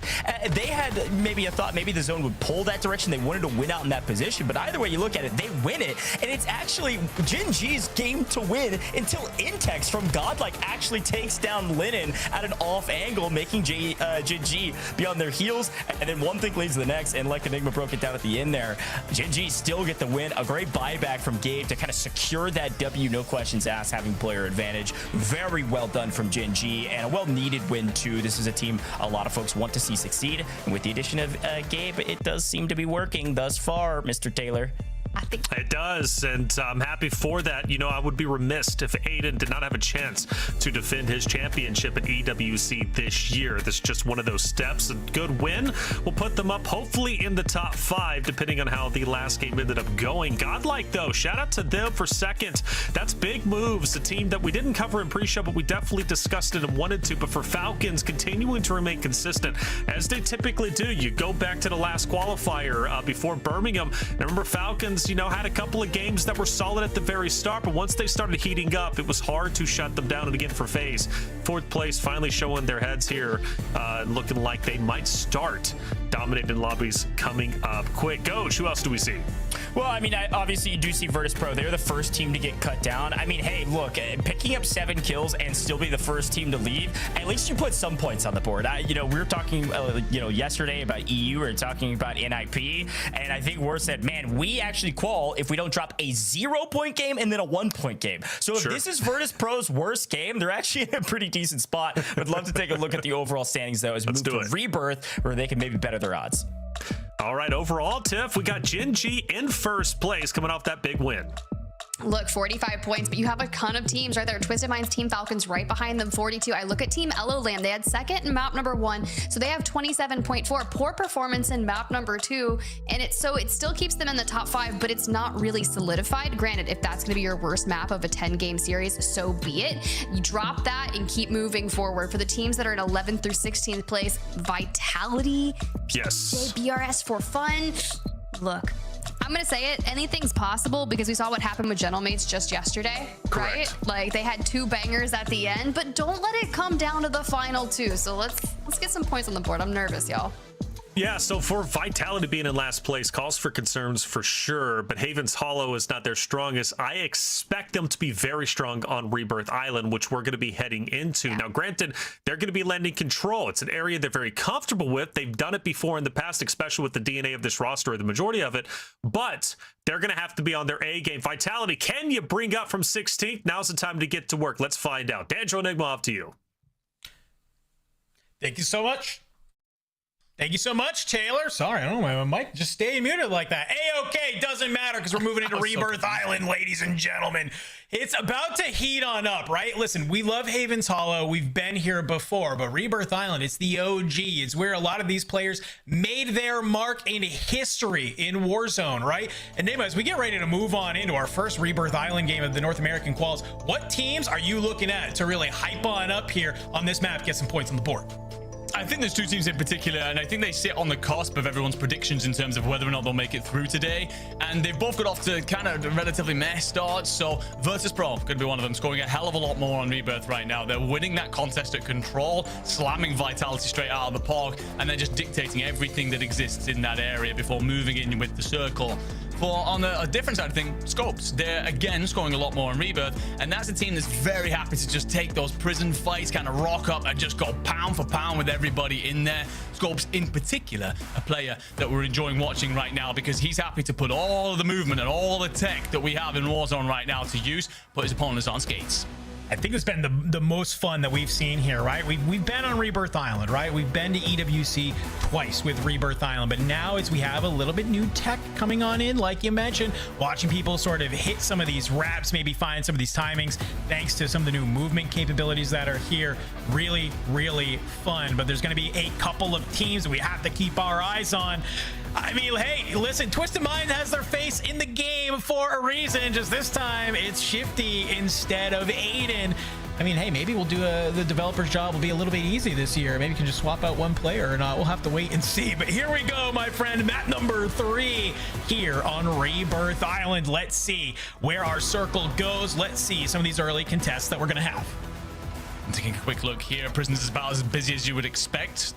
It will be for fun taking Turbine. BRS taking Turbine for free. They've actually decided to completely change their landing spots. They'll be over there and actually have pushed away for fun entirely for now. So Control, though, this is where a lot of this hot action goes down. Sosa Squad are going to rock up to this as well. So 3 teams taking part. And reminder that Vitality so often lose this and must start to come out on top of it if they want to get their afternoon going. Already VP starting to get as part of this contest, like you said. We're seeing a number of teams. You got 3 teams at Control. You got 3 teams over down at the Stronghold as well. A couple areas of the map that we knew would be hot. I don't know if we expected them to be that hot, though. So it's going to be, like you mentioned, all about what team can maybe deal with this new sort of variable added on in. And it seems like for right now, Vitality starting to feel pretty solid for the time being. Sage is going to be able to find Tenix, but the trade is there. As I'm now just waiting to see as a PA rips across. It does look like Virtus Pro, they might be able to pinch this one last final member of Vitality, but Skull's going to be the one. He slides on out. Blast is going to be able to get on in, but you find the kill that matters. Blast, he has to drop on down towards this boat side to put himself into the water, but you still have another team above you onto the Turbine fight here. It's G2. It's For Fun. And it looks like For Fun, they're feeling pretty solid about this contest. Yeah, we did initially see Scopes and Cole roll over here. For Fun decides to hit the outer building, scoop a bit of loot, and then rush in. Do a great job of just clearing their opponents back out. G2, their entire game plan is just land at bio and contest and roll up and third party this. They don't get away with it. For Fun put them down. So, great job by this For Fun roster. Their strategy now will be like to play into Industry, see who they match up against in there, and do the dance to gain all control of that northeasterly corner. For Unrational's team, their entire game plan right now is keep Gary alive, then he just about stays up as that PA ripples past him. Back on over towards Control, we can see some semblance of maybe regain from Vitality. Blast is just hiding on the other side of this wall. They'll stay alive long enough to get all three of you on up, and if you just wait a little bit more, you might be able to take an advantage of a third party. The problem is the second those shots start ringing out, you have Raul, Knight, and Clumsy at that 10th side who are ready to move on up and engage in this. So potential for 4 teams to make their way on into control, but you're seeing the fights already starting to break on out. As Lennon actually is going to be able to get a kill from prison side onto Sage. He's just throwing shots down range as it's just continuing to be back and forth all the way through at control. Goldface last alive in that situation. Sage actually gets knocked by Lennon elsewhere just as Blast is caught by the PA. So Skull desperately trying to hold on as Smith catches a grenade to the teeth and has to replay. Trying to push out off factory. They have so much space. Do the Twisted Minds roster, and so you got to go on the hunt for kills. Often they play in through prison or headquarters. Have decided living this time, but back to this battle at control. I'd argue, even though ON aren't walking away with a lot of the kills here, I prefer their position. Their anchor controls the boat just north, where meanwhile the anchor for both of these other two teams are having to get involved and could be wiped instantaneously. Yeah, I mean, you're looking at a couple of these squads, and Vitality is the one that's just not finding the kills. VP, never mind, sitting on 6 kills for what it's worth, and Sosa gets found on out. I was about to call out at least ON. They had 9 for what it was worth, right? Being into this mix, so brother, okay. Vitality just sent everybody to boat and cleared it out and just went, yo, ON, let me take this out of your hands. Let us absolutely mug you. And in that moment, because you lose your anchor as the 2 fraggers are engaging, 2 fraggers fall at the exact same time. And despite all the great work that they've done and the position they were in, it will be ON sent out first in that war. Right? All of attrition. 4Fun in a bit of a blender after great early work to control Turbine. Turns out the Scopes and Co came back for seconds. So into the water goes Juju. Slow it down, get your boys back in. Let's take a look at Stronghold. 3 teams actually came here, by the way. Falcons, Blatant, and PBJ. Falcons, interesting call from them. We did wonder if they would change up a couple of things. We've been having issues getting out of Chem on maps that haven't pulled in their direction. So this must be the play call. And of course, home turf for Soka. Let's face it, he knows this land. He's won here before. Well, I think that's been the nice thing, right? As you and I, we've talked to a lot of these teams, you know, kind of going through the Birmingham calls. Everybody had their setups, right? They had their ideas how they wanted to play out of it. Now with Rebirth Island coming on into the mix, we're seeing a lot more dynamic sort of ideas start to come on through, right? And so for the Falcons, they're going to have 2 or 3 job spots that they want to play out of. Same thing on Haven's Hollow. And that's just been the use case for so many different teams, right? Where you're seeing these teams have different ideas of how they want to play the map depending on where the zone goes. So seeing this sort of stronghold type zone, obviously, like you mentioned, Soka, he knows how to play out of this. Dongi Noobs, very talented players. They're going to know how to play out of this. And especially when you're getting some of these teams like Blatant who are going to try and con you at it, you're probably saying, thanks for the 3 points, boys, because we're going to absolutely just hold our own and just continue to play on out of here. Yeah, licking their lips. If anybody gives them practice in case they get conned by anybody else. Falcons will now have complete control of Stronghold. Raul does the dance with Intex well enough to cut him down. That team, by the way, godlike in a little bit of a blender. Figure things out. This Raul roster, by the way, held firm as well against Twisted Minds earlier on. So locking down living quarters. Quick look at the map here. Prison, obviously an absolute cluster. We expect nothing else. Control center, that battle's going to go on between VP and Vitality. Elsewhere, those number 2s, they're trying to push out and find kills for Twisted Minds. Not an easy job because a lot of teams are just straight up avoiding them. Yeah, I mean, it's sort of maybe a little bit of the curse, right? It's kind of what they deal with on Haven's Hollow with Mansion. It's like, okay, nobody really wants to come Mansion, so we have to sometimes go out of our way to go find those kills, and that's kind of what they have to do here. You have Almond sitting factory. You're going to send your other 2 players on up to headquarters, maybe try and gain some land there, as maybe the zone will pull you on through. Elsewhere, though, you can see G2. Rough map for them here. Only 4 kills so far, and it's basically because this 4Fun roster has just been into their side the entire time down here at Turbine. And they're just, I don't know, it feels like they're in a very weird area right here. And maybe like they can't find any land to play out of. You called it correctly. G2 not having much fun right now, but they do find 1 member of 4Fun in Juju and clean that up. But lots of trades back and forth. Scopes trying to play out as their team look to reset. Riders in the tunnels, edging his way forward. Unfortunately, you are going to lose Scopes in that moment. So slow it down, back it off.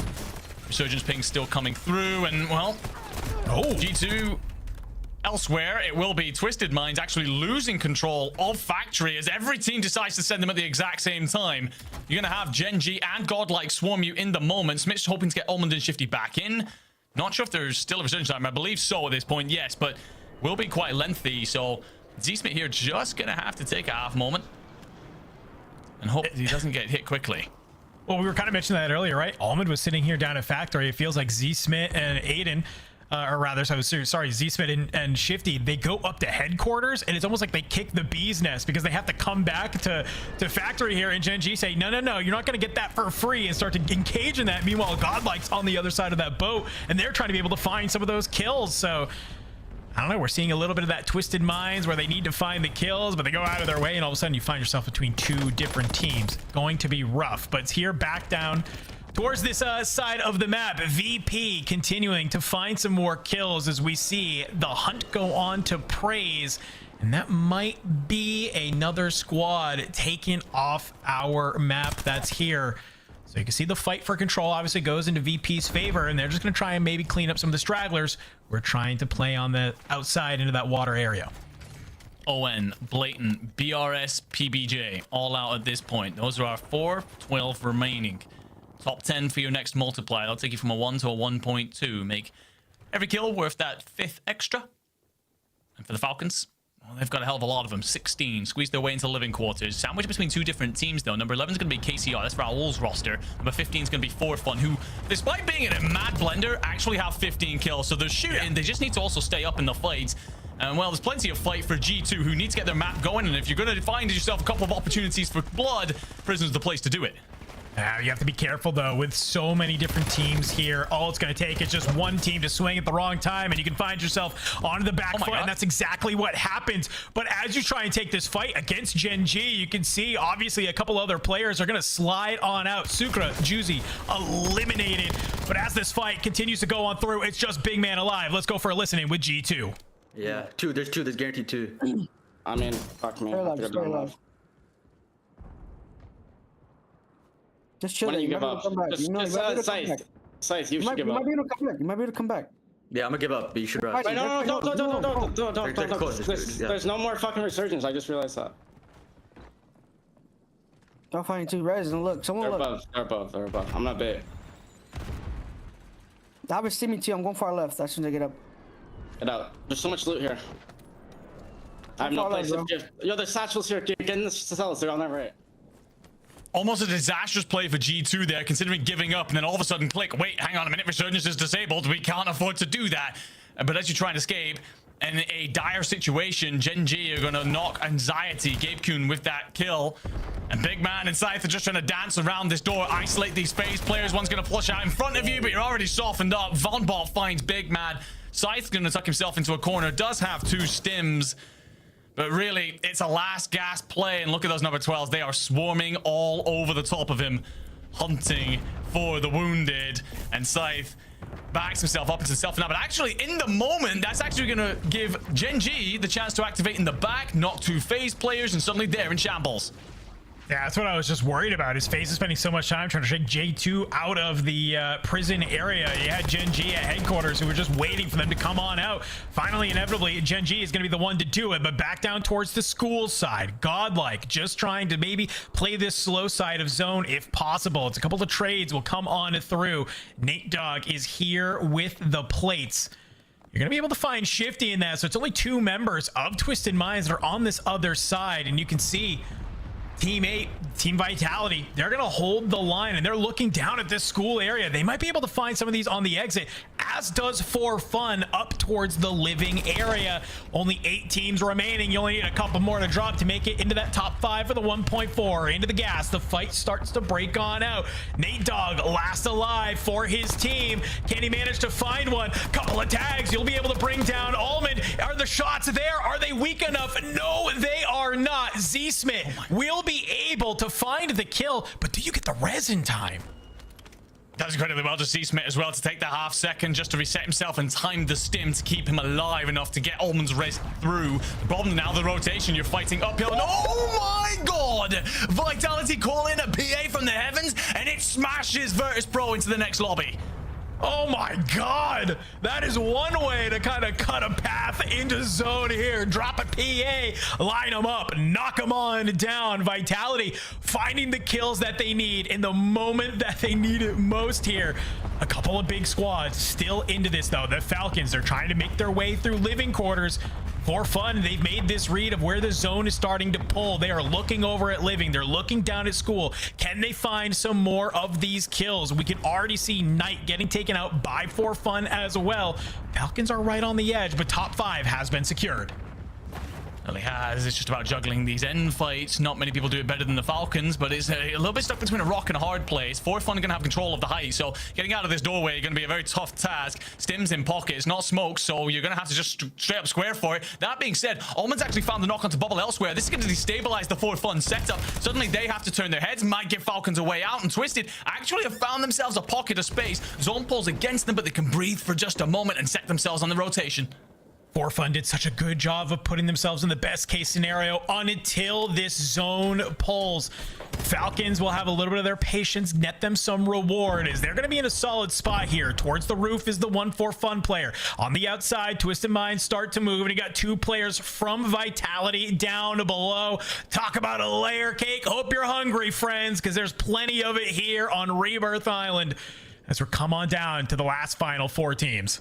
Falcons the only full 3. For Fun have 1 on the roof. Vitality 2. Twisted Minds 2. That's your setup. Twisted Minds have rotated in for the positioning. So current call to try and flush out this player on the roof so that they can get on the move as well.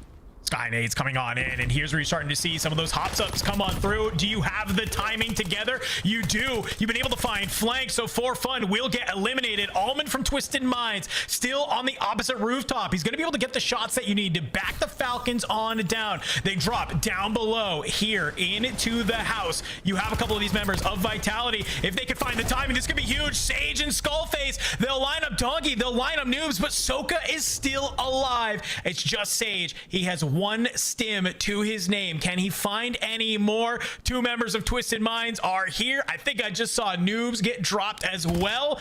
You have 1 final Falcons player. It's going to be Soka. The shots onto the outside. That's going to let Sage know exactly that he doesn't have to go ahead. He doesn't have to swing wide, but Soka does such a good job finding Almond. Comes on down to the final moments. It's a 1v1. It's Smith. It's Sage. Smith's just going to hang out here in the zone. Says, we want to play this game? I'll play this game. Go ahead. Try me. Doesn't need to even worry about it. Finds the final few bullets. Twisted Minds. Hey, they'll get their second map win of the day. Certainly will. Comes back to that rotation. Just back up towards Factory. Take a half second and hit the long wrap through the south side underneath pretty much everybody else. Twisted Minds talked a lot about how they're much better over on Havens. They're not bad at Rebirth, and you get to see it again here, but Amanda, there's so much pressure right now. The talk of the town is Z Smith. Let's hear his reaction in the victory moment. He's gonna be out the Sims, okay? I'm ironing the door on the right.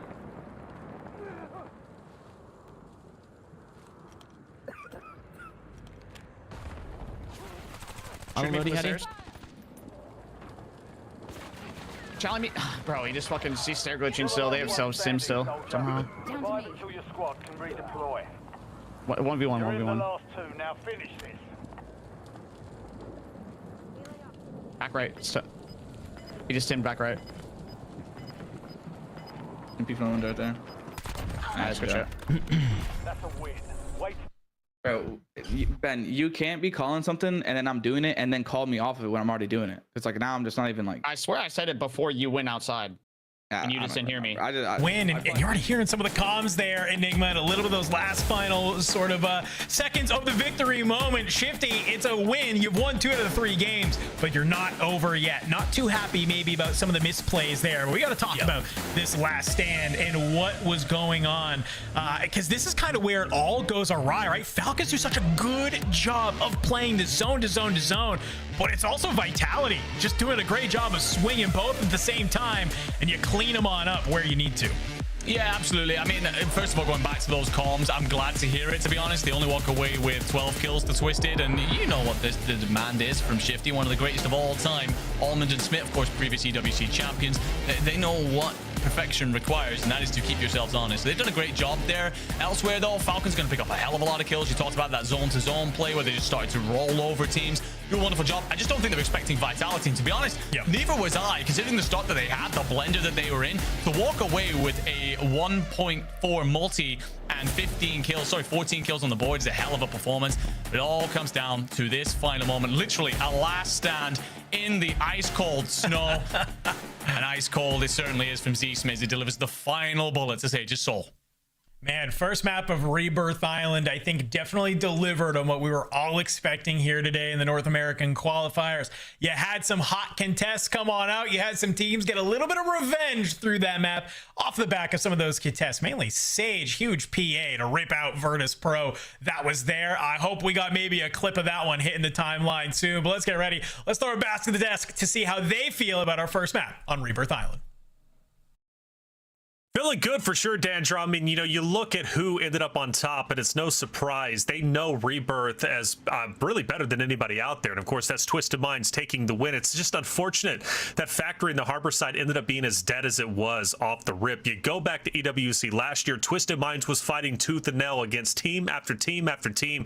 Factory harbor side, this time they don't get it. So despite the win, it's a low score. However, I want to put our focus on the drops once again. This time, Goj, at Control and Stronghold being the big one. So much activity there early on. Yeah, things started hot. We do see G2 up here playing north side of the map. They moved to Turbine because, well, they're the only team on the north side of the map. We had 2 positions that were triple contested yet again, this time on Rebirth. Stronghold, Falcons abandoned a northern drop over at Kim, and they decided to go Stronghold and return to form from way back when. It feels like years ago at this point. Falcons dropped with Blatant and PBJ down at Stronghold, and the Falcons win out. That's why they had so many kills towards the late game, because they moved up the living quarters after winning Stronghold with double-digit kills already early in this game. And then Control is what we saw mostly on screen, and that was, of course, VP, Vitality, and ON question mark. So that ON team is a really strong team. They actually kind of won out a lot of those fights, but Vitality did a really good job of regaining and then full sending boat to take that boat position, which actually allowed VP to retake Control, which is where things got really interesting on the rest of the map. So while that was all going on, though, and then we had the triple contests and everybody's fighting, you're right, Twisted Minds wasn't doing a whole lot of anything until late game. I mean, we saw them get a couple kills here and there, but they're near the bottom of our kill category all the way up until the final couple circles. And that's where things started to go awry for some of these other rosters when Twisted Minds was finally able to get active.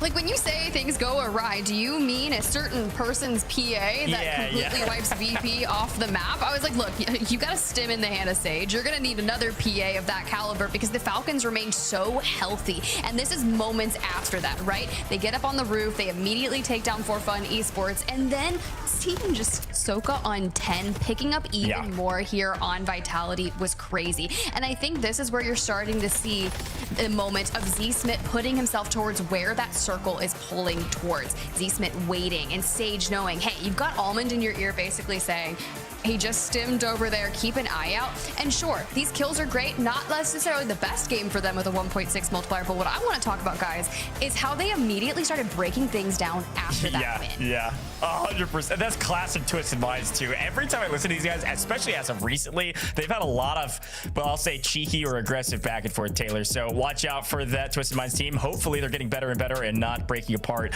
as they yell at each other. I think things are going pretty well for them. So friendly.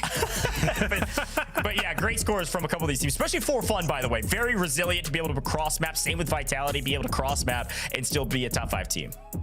By the way, also Vitality finally putting some points on the board. It's not a lot, but it is much better than the 2 Havens Hollow we witnessed in maps 1 and map 2. So well done to Vitality there. No surprise. They did have, again, a lot of activity on Control. 3 teams ended up landing there. And I'm sure the next map is going to be even better. It's interesting to watch the difference between EU and NA. Naturally, there's different play styles between the regions. I'm not opening up that can of worms, right? But go back. Not yet anyways, we will, but Stronghold's seen so much activity versus yesterday, basically no activity. It was locked down by, I believe, what, T1 or Ravens, one of the two. Let's go into our overall, take a look at who's ended up in top 5. And no surprise, honestly, it's Team Falcons. Despite them not getting wins, they are getting the most eliminations consistently. So they'll bump Gen G down a peg, Goj. Yeah, Gingy also, by the way, kind of sneakily had a pretty good map. They played at HQ, nobody contested them, and they just ran around the map getting kills, which is actually very similar to Ravens, which is what you were talking about. Ravens played HQ, Gingy played HQ. They're still in second place going into, second game on Rebirth. They've got to be feeling fantastic right now. I think they're playing well. They've got a great drop spot on Rebirth. Should see them have another great map playing around mid-map at HQ. They actually get cut down in early rotation. They tried to stem rotate all the way over to 4Fun's position, and 4Fun did a really good job of setting up very well, so just keep that in mind. But I will say, seeing Virtus Pro jump all the way up to 6th place is, if you're a Virtus Pro fan at the very least, is a huge, wave the flag, get excited, because they were way down. They were literally in last place, but that's how close our leaderboard is. Look at that. What is that? 4 points, less than 4 points for that entire leaderboard besides the top 4. That's right, but I do want to say, Tiff, top 3, they are pretty much taking off at the moment, so there might be a point where 4th and 5th place might realistically be the only spots open and available to qualify for Atlanta. I know, Tiff, I was going to pass it to you, but it looks like we're already ready for game number 4, so let's get into it. Dandro Enigma, we're flying. Take it away. Hey, thank you so much, Desk. Sorry, Tiff, that Sammy is too good at her job.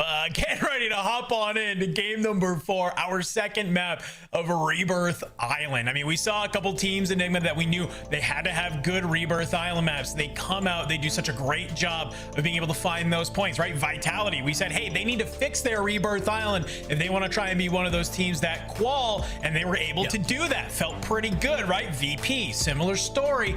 What do you think we might be able to see here in our second game of Rebirth Island here?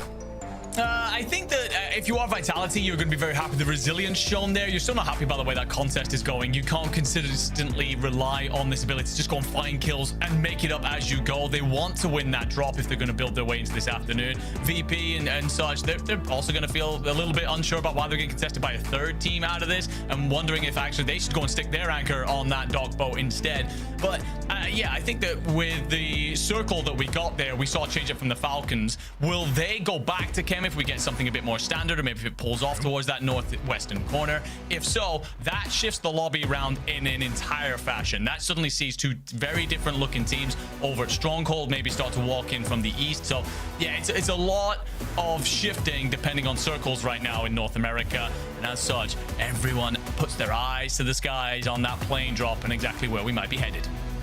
Hey, we had a nice little talk with Brax on the timeline recently, and one of the big things he wanted to highlight is just how much one team being in a different position or one contest can have such a butterfly effect on the rest of the map. And so I love that you bring up just that with some of these teams having multiple different drop spots, it feels like basically map over map, no map is playing the same that is there. So, hey, guess what? We got one last map of Rebirth Island before we head back on over to Haven's Hollow. Let's do it. And with a zone that's feeling a little bit more central, a little bit more towards that northern side, let's see where some of our teams drop. And well, you called it, my friend. We can see Chemical. The Falcons have landed there, so it's going to be a contest between those 2 teams down at Stronghold. But on the control side, hey, I don't know, can we get a little bit of a spot check here that we got people listen on in? Because Sage, Blast, they're going to park themselves right on this boat. Let VP, let Sosa battle it on out up on control. Yeah, and VP are actually going to take control almost in its entirety. Send Owen packing. Their anchors landed in the water. Real panic coming on. And oh my god, I think BRS go out instantaneously. Fake wiper not. No, confirmed. No, wait. Does get through. One player just about sneaks back into the map. So yeah, the timing there just about hangs in BRS's favor. But my lord, what a position to be putting yourself in early. G2 is going to squeeze up here onto 4Fun, find 2 players, and this is what they do. In fact, Anxiety is so aggressive that he lands in Industries while his teammates land at Bio, just showing how comfortable that team feels pushing this out. Dog. How do you manage to just skip 2 other teams that are actively fighting to be able to push on over to Turbine and somehow like win these fights against 4Fun? That is crazy to me, because you can already see in that kill feed there, like you have this Alito Juicy team, like they're finding the kills on a godlike, they're battling it out on that Industry side, and G2 is just saying, yeah, we don't really care, we want to be able to take down the Turbine team.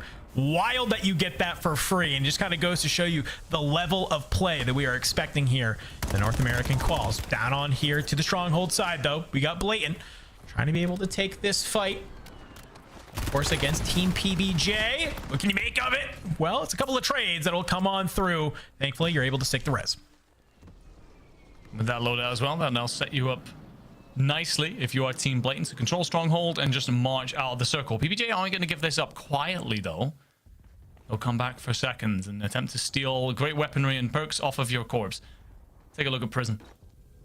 Will be Twisted Minds rolling in. Expect them to get more aggressive here. We're struggling to find kills in the last map, mostly because, to be honest, everyone knows they control Factory, so the routes they take do not involve Factory. Twisted Minds still came out on top, but with only the 12, they hunt is well and truly on. Team Squad's going to be phased. Found a lot of kills last time, just put themselves in this prison blender, but they're playing a little bit shy right now, letting Twisted Minds do all the hard work. And they've actually almost completely moved out of Factory. Almond's parked himself in red, which I wonder if that's basically so that way if you get a mixie on the top here, you can go ahead and jump on off and maybe let Almond be able to get some of those shots on in. I'm looking at that kill feed. PBJ, is that a confirmed wipe? I'm being told it is, so we're seeing that Stronghold contest go into the side of Team Blatant. But back on over here already. Looking at this kill feed still, it's FaZe. We knew that they were doing such a good job in prison. They find Z-Smith, they find Shifty, and it's Almond still down here towards this harbor side, trying to open up as many of these crates as he can, trying to reduce that resurgence timer.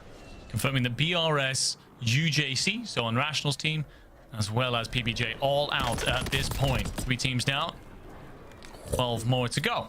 Anxiety puts the pistol to work, finds Juju in the water, is going to spring back up to control Turbine. Team 5 just hanging out in the water. That's godlike, not having their way right now. Then again, finding kills, at least in water, not being on the wrong end of that trade. Vitality going to square up yet again. Lennon, by the way, is getting involved here. Snipes over from headquarters to knock Grimy, or at least confirm Grimy.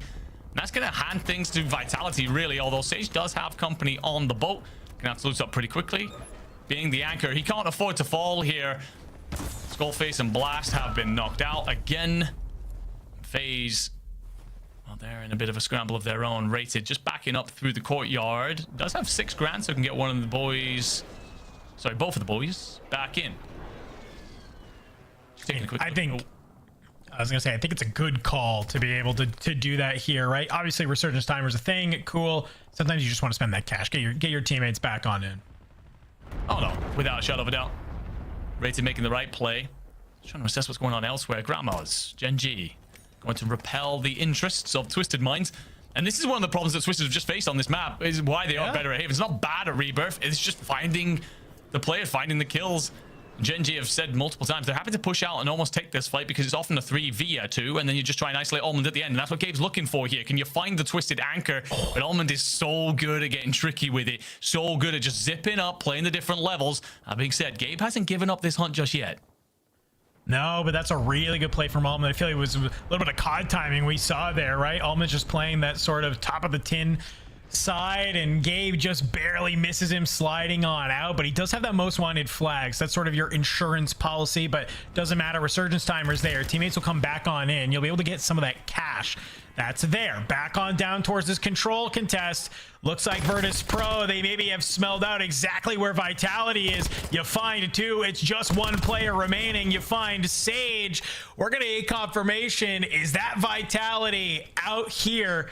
What it does mean, though, is that you've continued to find the kills. You've continued to push them out. And yes, confirmed, Vitality out here in game number 4. Yeah, with just the 6 kills as well. So just the 6 points to walk away with. We'll get that multiplier. VP, on the other hand, are already on 15, leading the lobby, have more company. And Jesus Christ, about 18 flashbangs go off.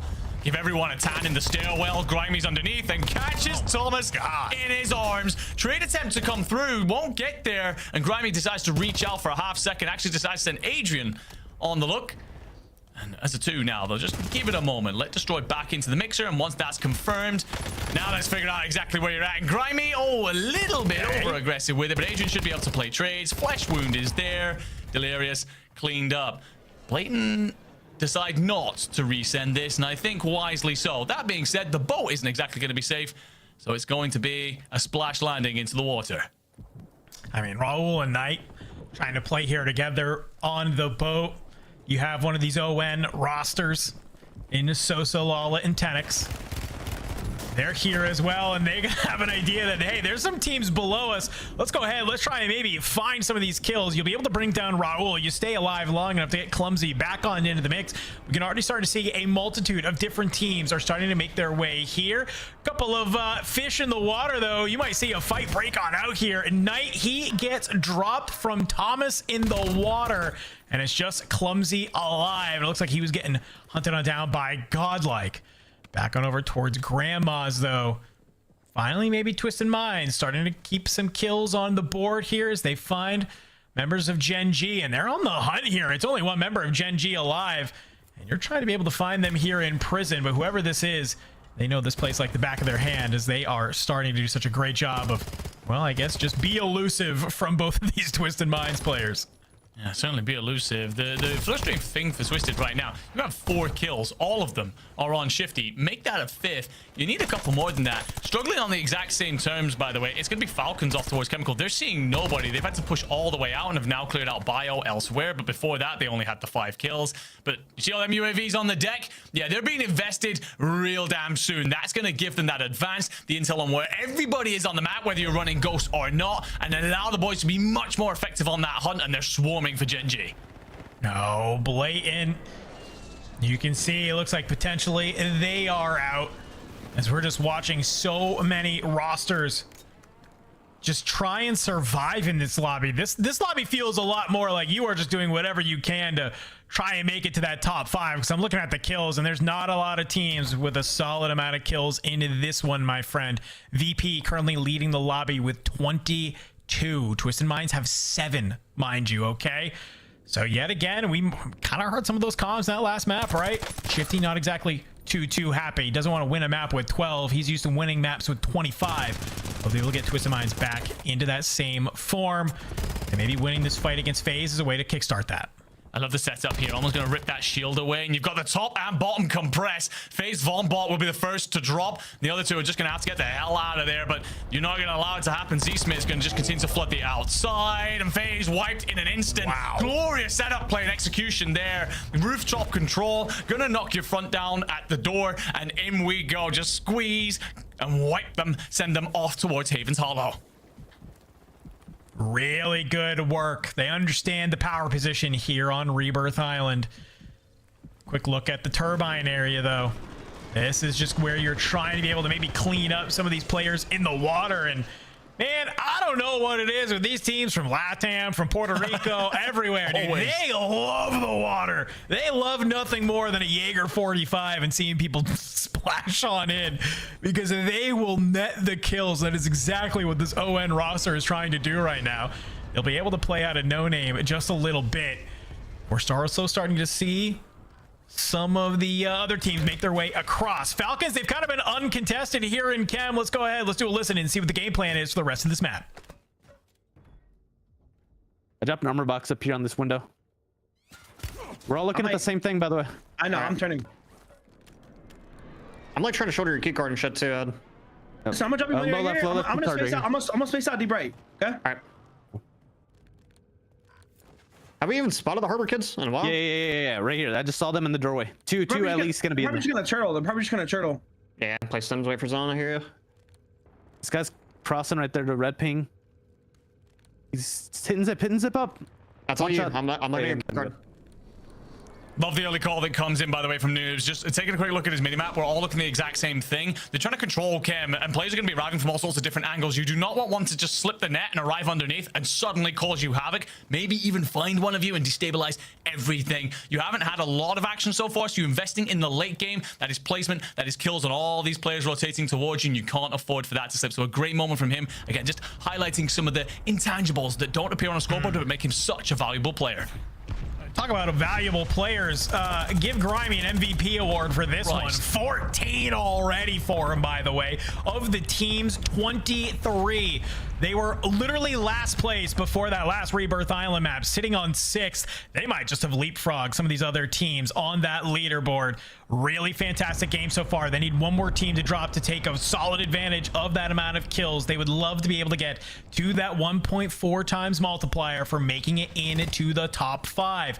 They're here down to the industry side. They've done what they need to do. You get the third back on in, but down below you have a team creeping on up, gas at your back. How do you play on out of this? You're gonna maybe play down the lane. You start to move on forward, but you might not be ready for Twisted Minds above. I'm seeing nades come on through. It's a slide on down from Almond. Grimy is there. You'll combine to be able to find Adrian. Sosa cuts down Destroy, and just like that, VP, they have the kills, but it's only a 1.2 times multiplier. Yeah, so unfortunate. You fall just before all the chaos essentially erupts, and you attract the attention. It takes you too long to clear the opponents out of industry, and you just allow Twisted to come up and essentially third party that situation. Soka's going to find Z-Smith, by the way, amongst this mess. The zone pull is going to be relatively towards you, but also just underneath you is going to be Gen G. That's that number 7. They have the bodies low. It's who decides to rotate first. If you're on the higher ground, you're actually going to let these teams squeeze out beneath you and then cut them as they rotate, or do you just try and float on over? If I know Soka, he's going to try and activate off the back of his opponent's move, essentially cut them down and punish them for any such mistake. There go Twisted Minds. You've still got that ON roster hanging out deep in the gas, and one player on the rooftop from G2. Other than that, Falcons in complete control of this one. Gen G really the only squad that could upset them. Nah, this feels like a Gen G versus Falcons in an endgame scenario. Zone will pull back to that other side, so none of Chem is going to be in the zone here. You got to look at what's going to be that play. Out into the gas, one final member of that Team ON roster will get taken on out. So it's down to our final 3 teams, which is really just a 3v3 with a sole member of G2 onto the rooftops here. As the zone starts to move, though, I kind of wonder, can this G2 player maybe catch somebody trying to make some type of early rotation? G2 player there desperately is big man. He's gonna just try and pick one off. Any bonus points I can take with me to the grave, boys? That would be lovely. With him having height and these other teams gonna have to fight, he might actually be able to do something pretty special. It's all about timing. It's all about patience. When does he activate? Well, actually, you're gonna get a look here. One of the Gen G players, Eyes to the Sky, might have seen him. Soka's gone deep into the gas here, trying to make a deep play round through the back, set up some sort of pinch. Gonna have to time the stim, gets it off. But now all the gunfights kick off, and he has to be involved soon. I mean, this is kind of weird. You can see they're completely split. If you are the Falcons and Gen G, they're trying to look everywhere. So where are any of these players? Down below, though, you have one player who's made their way from the Falcons on this lower ridge line to Gen G, trying to play multiple sides here. And it's a wide wrap coming on through. I think this is Soka up towards the top. Does he make this read that Gabe is trying to hit this pinch? Dongi will be able to finally find Big Man. No kills coming out from him, but he slides out a little bit too fast, and it's Aiden with a PA. A couple of shots that are there. Gen G, they'll be able to clean it up when it matters. Woo! A nice little streak there at the end. Final moments of that Rebirth Island map. They'll hold on to. It's not a lot of kills that go for them, Enigma. No. But hey, you will take it. 7 and a 1.6 feels a lot better than necessarily maybe like a 7 and a 1.4. Love being able to see them take that one all through. Let's see how that sounded from their POV, though, in those final moments. I'm low with Len. I'm low with Len. Wait, they got coming from stims. I'm focusing. Both of you focus top. Both of you focus top. I'm gonna focus this kid low. On next stim play, boys. Same. I might just try fucking griefing the roof kids, okay? I have a PA. I'm gonna grief it. I'm gonna PA it now. Okay. Yeah, P now. Yeah. I'm on too. Knock one. Nice. Did you PA? Yeah, I PA'd it. One's on me. Another dead. Nice. On me. Crack. One shot dead. On the roof. Nice. The last one was in the water. We got it. It's fine. It's fine. It's just. It is what it is. It is what it is. It's fucking is what it is, bro. It was a rough game. I mean, that's the good part. Like, yeah. I mean, what? I'm going to be honest with you. I quite like it. Yes, you recognize that it's not a great game, but it's a lot of strength shown from Gen G. Reminder, it was Twisted Minds that ran them over with the advanced early on, put them into that blender. They weren't finding many kills before that anyway. But this is a very different Gen G to what we saw just a couple of weeks ago, right? In Birmingham, where they had no spine. Yeah. As soon as they were run over, they evaporated. No such thing. They're reacting to that pressure now. A reminder that Havens is their hometown map. That's where they do so much better. They did great in those first two. Absolutely popped off. A solid third. Not the best in the fourth, no, but you come away with the win still and show plenty of character. This squad making it happen and do a wonderful job here in Chem of just biding their time, not getting over aggressive with it, no angsty, no scamming, just wait and all strike together. We've had 4 maps of hyper-competitive Warzone, and 2 teams have a 50% win rate, being Twisted Minds and Gen G. So that's a great little stat line you can add to it as well. But I'm right there with you. I love the comms that you hear just in that victory moment, just kind of hearing what they're saying. Hey, you know what? Yeah, it's not great, but hey, it was a tough game. They were able to hang on to it, and they're able to go on through. Reminder, folks, when we get to LAN, it's match point, baby. So all of these reps of how do you close out a game could come in handy in the future. But it's a heroic effort from Aiden there at the end. It's a beautifully timed PA. He flies on down to the coastline, finds that one last player, and then it's just being able to clean up all the way through. So not a whole ton of points that was there. I know Goj was doing some mental math in the back on what the difference was that was there. Maybe not a whole lot, but it could when we come down to the final end of the day. Let's throw it back to the desk, see what they have to say about that final moment. Well, the final moment, what was it? It was a lot of laughter, but they realize where they're at, and maybe some adjustments can be made in the future. It's a very low-scoring game, but it's still a win nonetheless. We take W's where we can get them. But for some high-scoring players, or at least high-scoring teams, VP, for example, with 24 eliminations is huge. FaZe also, I'm going to put them on alert as in a positive way. I think this is a team that's going to fly under the radar until they're top 5. 17 elims. They've been racking up elims, or at least decent elim games. Their placings aren't necessarily that good. However, I think FaZe is going to be one of those teams that's going to surprise us by the end of the day. Goj, what do we want to talk about? What'd you see?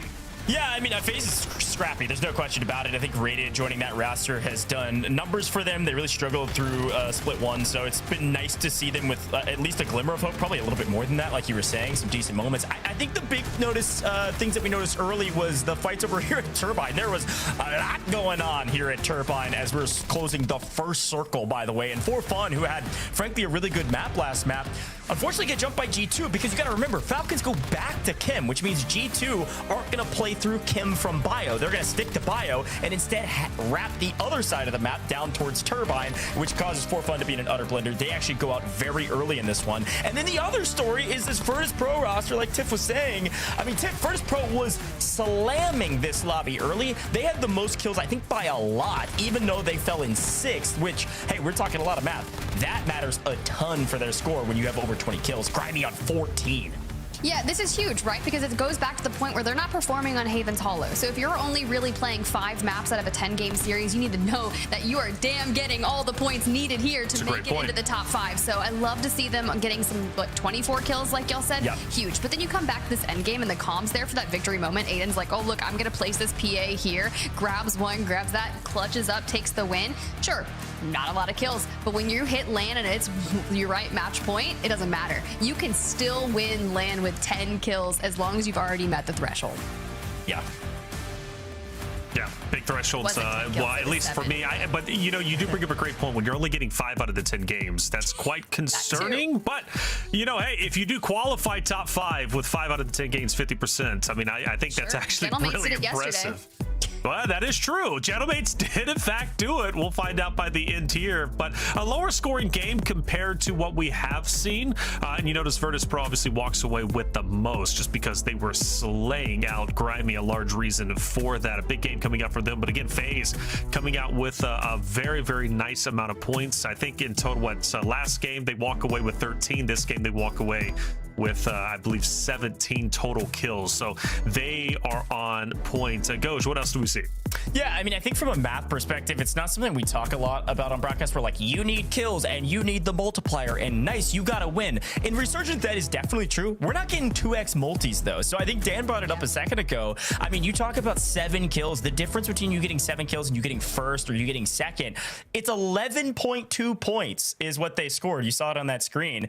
And if they would have gotten second, it's 9.8 points. That is 1.4 point swing. Whereas if you have a lot of kills, somebody like VP, they got 6. If they would have gotten 5th, they go from 28.8 on that map to 33.6. So you can start thinking about the way these teams need to be thinking. If you have a lot of kills, you need to slow down and play for those placements. If you don't have a lot of kills, get aggressive. It doesn't really matter if you win. Talk to me about this leaderboard, though. Yeah, let's talk about it. Tiff FaZe, they do in fact break in the top 5, so big news for them, but it's still a tight race. Yeah, I'm sitting here looking at it and I'm just like, oh my God. May the odds be ever in our team's favors here, because when you jump through 4th through 5th, you're 64 to 56, but then you scroll down to 10th place with Team LLM, it's going to be incredibly close. So knowing that we have 5 more games left, let's really amp it up, right? This is the time, or not even 5, it's 6. I forgot about Haven's Hollow game number 5. Yeah. I'm still worried. Vitality, right?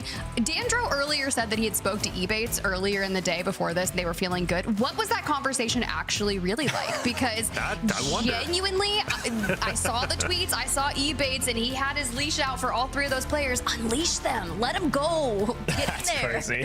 What? Well, you know, no, for real. It's a good point, though. Tiff, I really do feel like they are playing at their best when they are unleashed and they can just go out there and slay out. I mean, you're dealing with 3 very talented players, but the night is still young, all right? That's only 4 games. Game number 5 about to come to you. We're heading back to Haven's Hollow. Dandro Enigma, let's get into it. Thank you so much, Taylor. Listen, you can be as unleashed as you want to be. If you're getting triple conned on both maps, I don't care who you are.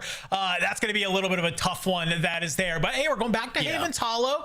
Could be a new opportunity to maybe play that con a little bit differently. But Enigma, as we come on back to the Hollow itself, any sort of changes you want to see from some of our teams who maybe didn't fare too well in our first 2 maps on the day, now that they have another opportunity? Tough one to really answer, because I think that there was almost flickering returns from various teams. I think that Vitality, I mean, look, you're talking about it. Yes, the triple con is extremely difficult, but you got to find something.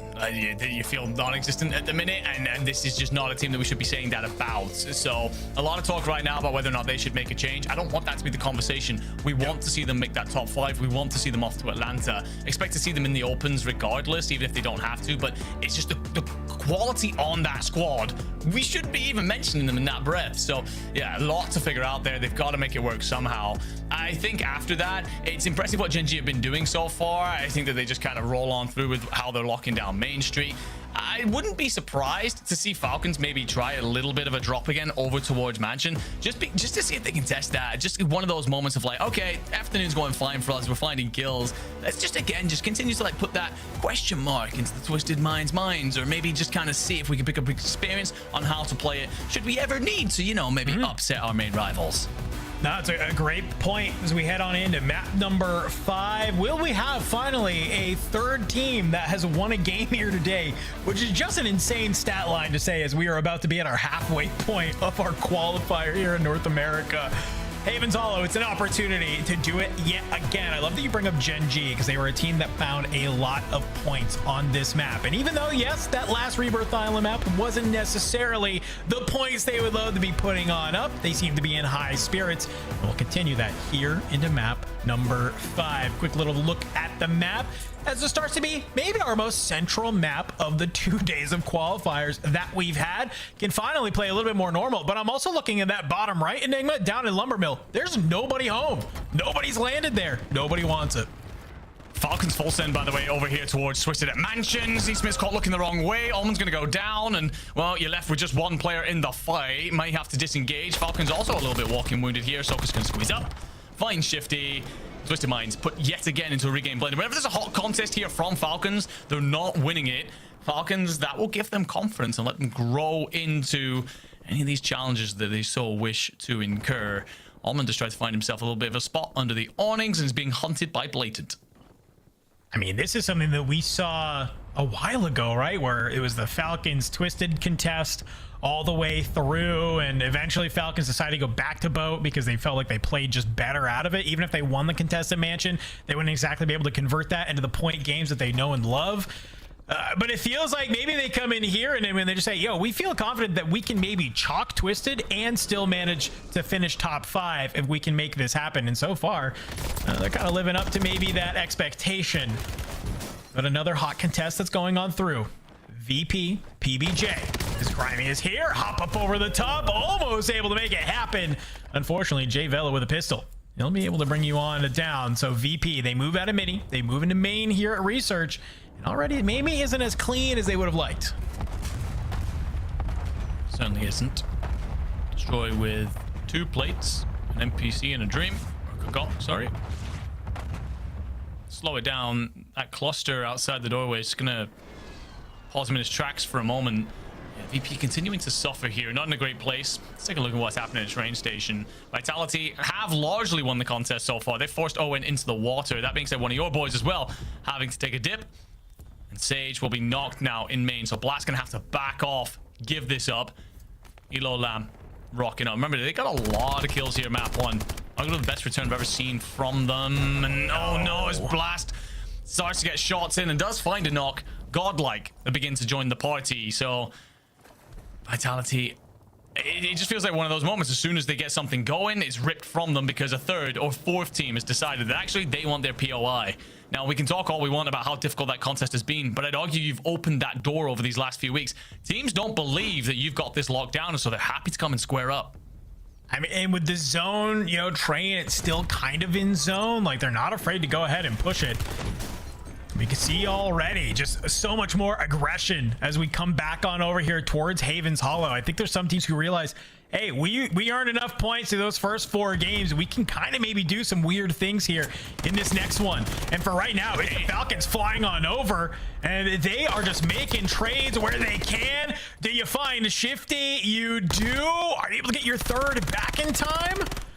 I think you were, but more importantly, Soka, he's letting Shifty know exactly how he feels. Couple little love taps after the kill, and you spot Almond flying back on in, and he's going right in between some of the members of Blatant.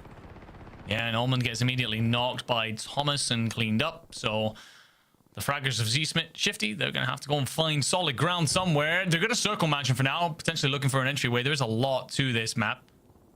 So we'll have ways of trying to stabilize, but it's just how long you get before the Falcons find you again. Godlike, they eventually have come out on top at train station. Squad 15 is for fun. They've landed at pond, decided to rotate over. What can we probe and poke away at here? One team out so far, that's FaZe. After everything good we've said so far, unfortunately, it would be an early end to drop 5. But really now, a couple of squads, just kind of bits and pieces.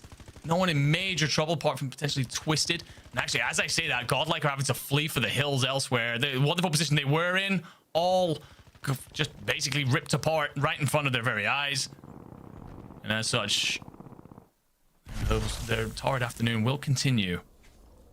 UJC on the outside of Research doing a great job of finding these picks where they need to, because they have 2 teams battling onto the inside. You're going to be totally fine if VP and the PBJ want to go ahead and battle it on out, because, well, Irrationals and Co, they can just kind of look down at here. You got one player up towards the water tower. You got the other 2 on that bridge side. If anybody tries to make their way on out of here, you're going to be right in their line of sight. You can see Big Man getting found as well, and so does Anxiety. So G2, they're not able to make those rotations that they are trying to have. Back on over towards the Mansion side, though. This battle continues to brew between these 3 teams. Realistically, you lose Dongi, though. Noobs gets all of his plates ripped on off, as you maybe are just looking to kind of sneak in and out third party where you can, because you've been, just like you mentioned earlier, you've put Twisted Minds into the absolute blender. Awkward timing for a moment there, by the way. As Dongi goes down, Noobs has his place ripped, which is what we see on screen. Off screen, Soka was also having his place ripped. So weird timing could have come through there, where Falcons were suddenly knocked despite all the control they asserted early. Noobs will push out to find Thomas. Twisted Minds players circling again in the sky, still in trouble. Is that roster? I mean, they do have 7 kills. They are finding blood when they get into the mansion. It's just about staying in the mansion for now. Godlike trying to recover. Nate Dogg's going to land at white. And just pause for a moment here, but unfortunately you lose Intex, and Trick still isn't back in. So this team, if we ever talked about kill death inside of Warzone, it wouldn't be pretty for these boys right now. Yeah, you'll try and do your best job. Find your footing. As you can see a little bit on that map, you have a couple of top teams circling around you, right? You have Vitality just below you. We know that they're on a little bit of a regain. Gen G is nearby. They're kind of sniffing around. BRS still here at Main Street as well. Which, speak of the devil, Scopes is going to pull on up and absolutely rip Wallet out of the window. So a great job from them to be able just to find the kills where they need to. You're still out of zone here. You have to fight your way up to this barn area. But I think if you can move together as a unit, Might not be too tough. You do have Raul, Knight, and Clumsy looking on over for you, though. So you can start to see how some of these teams are starting to move out of Main Street and how do they want to start to get into zone. Confirmation, by the way, VP being out, FaZe being out, as well as PBJ. The three rosters watching on from the sidelines. Got to feel a little bit for FaZe, all the hard work that they've done. Definitely not in many people's top 5 predictions. To get there by the end of drop 4 is really something. We know it's a team that can tilt once things start to go against them. So just got to lock in, go and calm it down. You've got a halftime break after this. Use that to your advantage. Free Camp's going to take us on a whole journey of Haven's Hollow. Look at Mansion there as Shifty and Thomas trade blows. Let's take a look at what Team Elo Lam are doing. He throws on 6 kills. The squad are just trying to hold out on Vitality. We're rocking up. Like it. You don't have to do anything crazy. Just kind of bait Sage and Skull. They do get dropped. It's going to be Blast, the last player alive. He's found himself into Church. So now this battle becomes between you and Gen G. Gen G probably happy to take this so far. They've got a great map, much better than obviously their last Rebirth Island. They're already on 10 right here. Only one more team needs to drop, puts them into that 1.2 multiplier. They started to make their way up here at Church. That is there, but they've been able to ISO Sucra, so now it's just Josie and Alito. We're trying to stay here, but you won't have the space for long because rolling on up is BRS. They've managed to find Lennon. They've managed to find Aiden. It's just come all down to Gabe, who is here. You're trying to be able to find this fight onto the railing. That's a great nade. You'll be able to tag on up. Oh my God. You managed to skirt on by Tokyo Drift. Can you stay alive? No, you can't. Gabe almost does the impossible, but BRS moves on up, takes control of Chapel. Good lord, like a shadow in the night. Gabe, impossible to locate in the moment. Glorious stuff, but not for long enough. BRS, time for them to really come online and activate. We know the potential this squad has, and large off the back of this man finds the first. You need to engage the second though. Braxton and Ryder are currently sat on their backside, so for scopes the plates are in. Only 1.5 to your name though. Nade's gonna go over. There comes the damage. You get a little head throw and the crack. You are blinded though for a moment. These flashbangs last for a hot minute. Stim's gonna go in, keeps you up.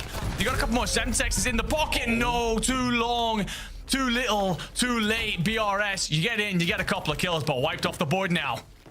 I mean, that was a great setup, and I want to go back and see whoever that was just snaking like their life depended on it, because you just absolutely kept your team alive enough for the pinch to be able to come on through. It's kind of just unfortunate, one of those moments where Scopes just has to fly. You got to fly at that player, doing maybe a little bunny hop slide chow, and managed to make that happen. But great job from UJC to be able to hold on for the time being. Not too far away though, at the barn, Raul, Clumsy, and Knight. They're trying to hold on to this space, but as Clumsy makes his way across, gets the plates ripped on off, and they are just trying to hold. Look who's made their way on over here. Unrational and co.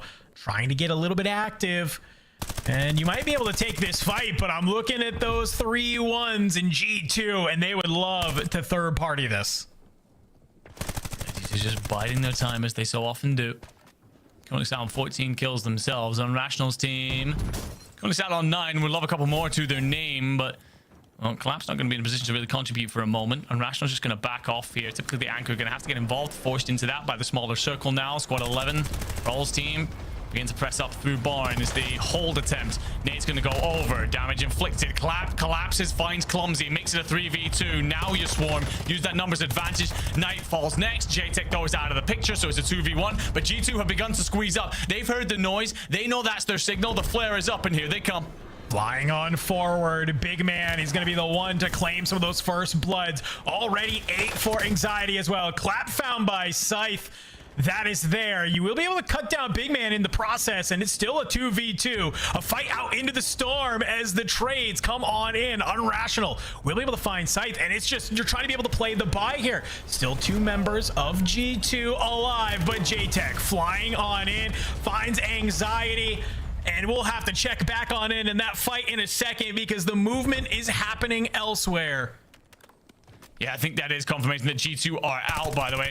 Falcons with control of Mansion, the high ground, the look over, everything is just ensuring that Blatant don't upset them from behind, and you are good. Dongi should just walk back in with this circle. I think it's still going to provide you a place on the overhang. Yes, just about. That being said, Falcons aren't going to leave anything to chance. You got one play down the balcony, two are going to wrap out, set up a wide pinch, but here come Thomas and Co. Can they find Soka? Or is Soka going to get the opportunity? Actually, one appears to either break his legs or get shot just crossing, so Soka will get away for now.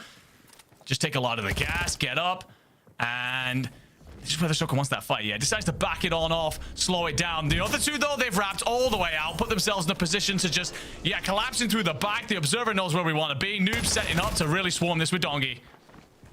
Yeah, you find Sucra.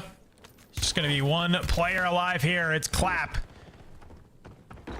No plates to your name. You're found on out. And just like that, Falcons will now join Twisted Minds and Gen G as map winners. Not like they needed the points, but guess what? 27 kills and a win.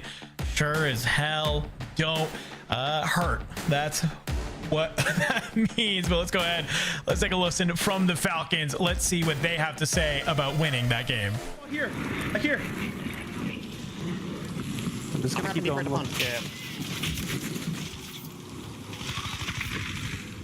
I'm hitting the immunity on the way. Going low wall. I'm just going low wall. Yeah. We're also safe here. We can shoot these kids in the back head if you can go deep right. On your top left, right above me. I don't know if they know I'm here. He's right here in my danger. Yo, I'm creeping up on this guy. He's in front of me on the wall. On the wall. On the inner side of my side of the wall. You have a PA2, Eddie. I killed the guy outer. Two solos. I don't know where they're at. I can help you with inner wall. Inner wall telling me outer. Outer on me. Watch out. Weak. I PA'd the wall. Last guy's gonna be in gas somewhere. It's probably behind you. What's up, bitch? What's up, bitch? Well, keep going, bitch. You're not gonna qual. Bitch, you can't win a fucking land without Biffle, bitch. The fuck up, Chitty. Fuck are you gonna do?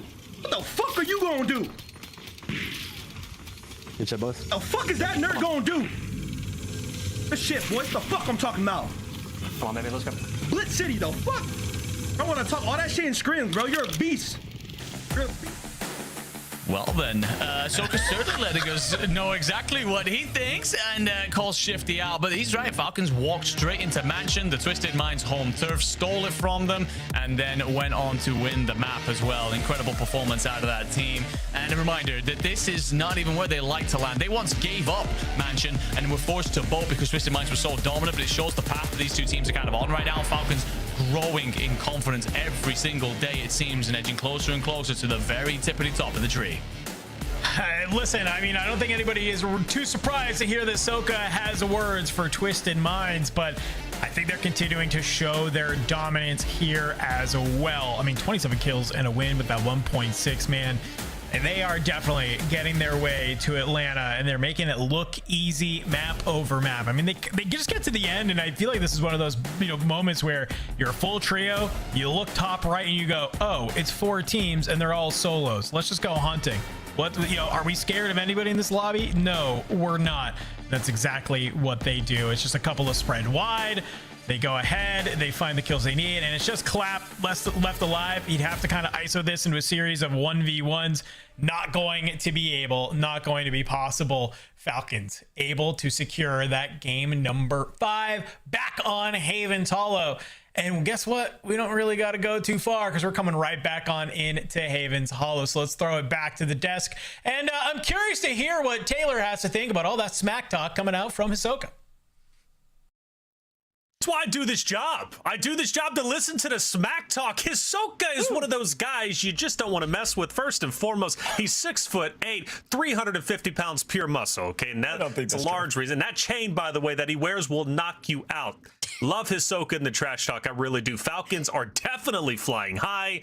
Nobody seems to be able to put them down on the ground. Okay, their wings will never be clipped. They're simply the best. Now, enough about the Falcons. I hyped them up. I let Danjo know exactly what I liked about him. Okay, Coach, let's talk about what Hisoka is about to buy with his earnings, and that's Mansion.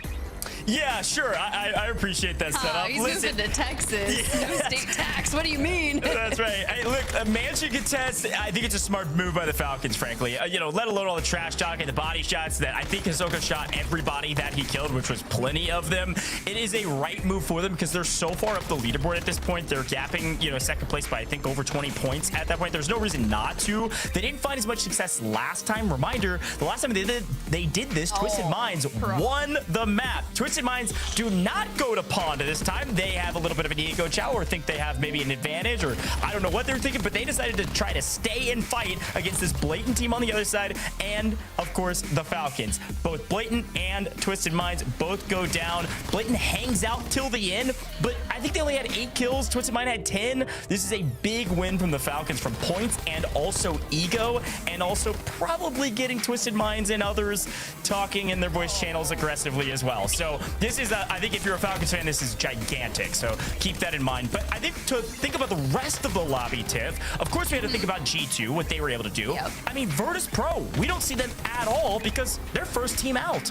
You know, it happens. It's Haven's Hollow. They're just doing Haven's Hollow things.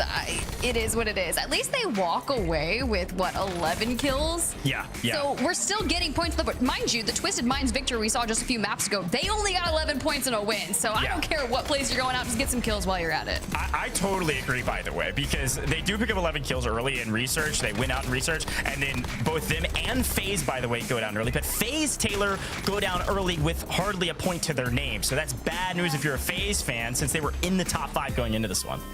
Yeah, but also, I mean, we are expecting them to pop off on Rebirth, right? I mean, and I think that's where they're really going to have to make their money, and I still feel it. I think top 5 is a possibility, but these Haven's Hollows are going to hurt for sure if they can't figure it out in enough time. Noobs, Dongi, Ahsoka, big map win. They finally got it done. Granted, like I think Dan just said, everybody kind of agrees, like, look, they don't need the win, but they got the win, okay? They're just simply that team. 27 also with the biggest game we have had today. That's going to be 43 total points going to them. Very, very well done. But nice to see, you know, for example, on Rational, UJC up there in the mix in second place. Elo Lamb also making an appearance back. You go back to game 1. They were second place, 16 total eliminations. Super happy to see them finally in the mix. And also G2 as well. You know, G2 finally waking up a little bit from their slumber, Tiff. Yeah, look, if you're going to be a good team on Haven's Hollow, like you said on map number 1 for Team LOLAM, you have to make the most of it, because with us switching maps, it's completely different from Split 1, so it's really shaking up a lot of teams, but you've got to be able to iron things out. And if your online quals right here to make it to DreamHack, this is where you have to test everything, because of course it does run differently than scrims when you get into a lobby like this.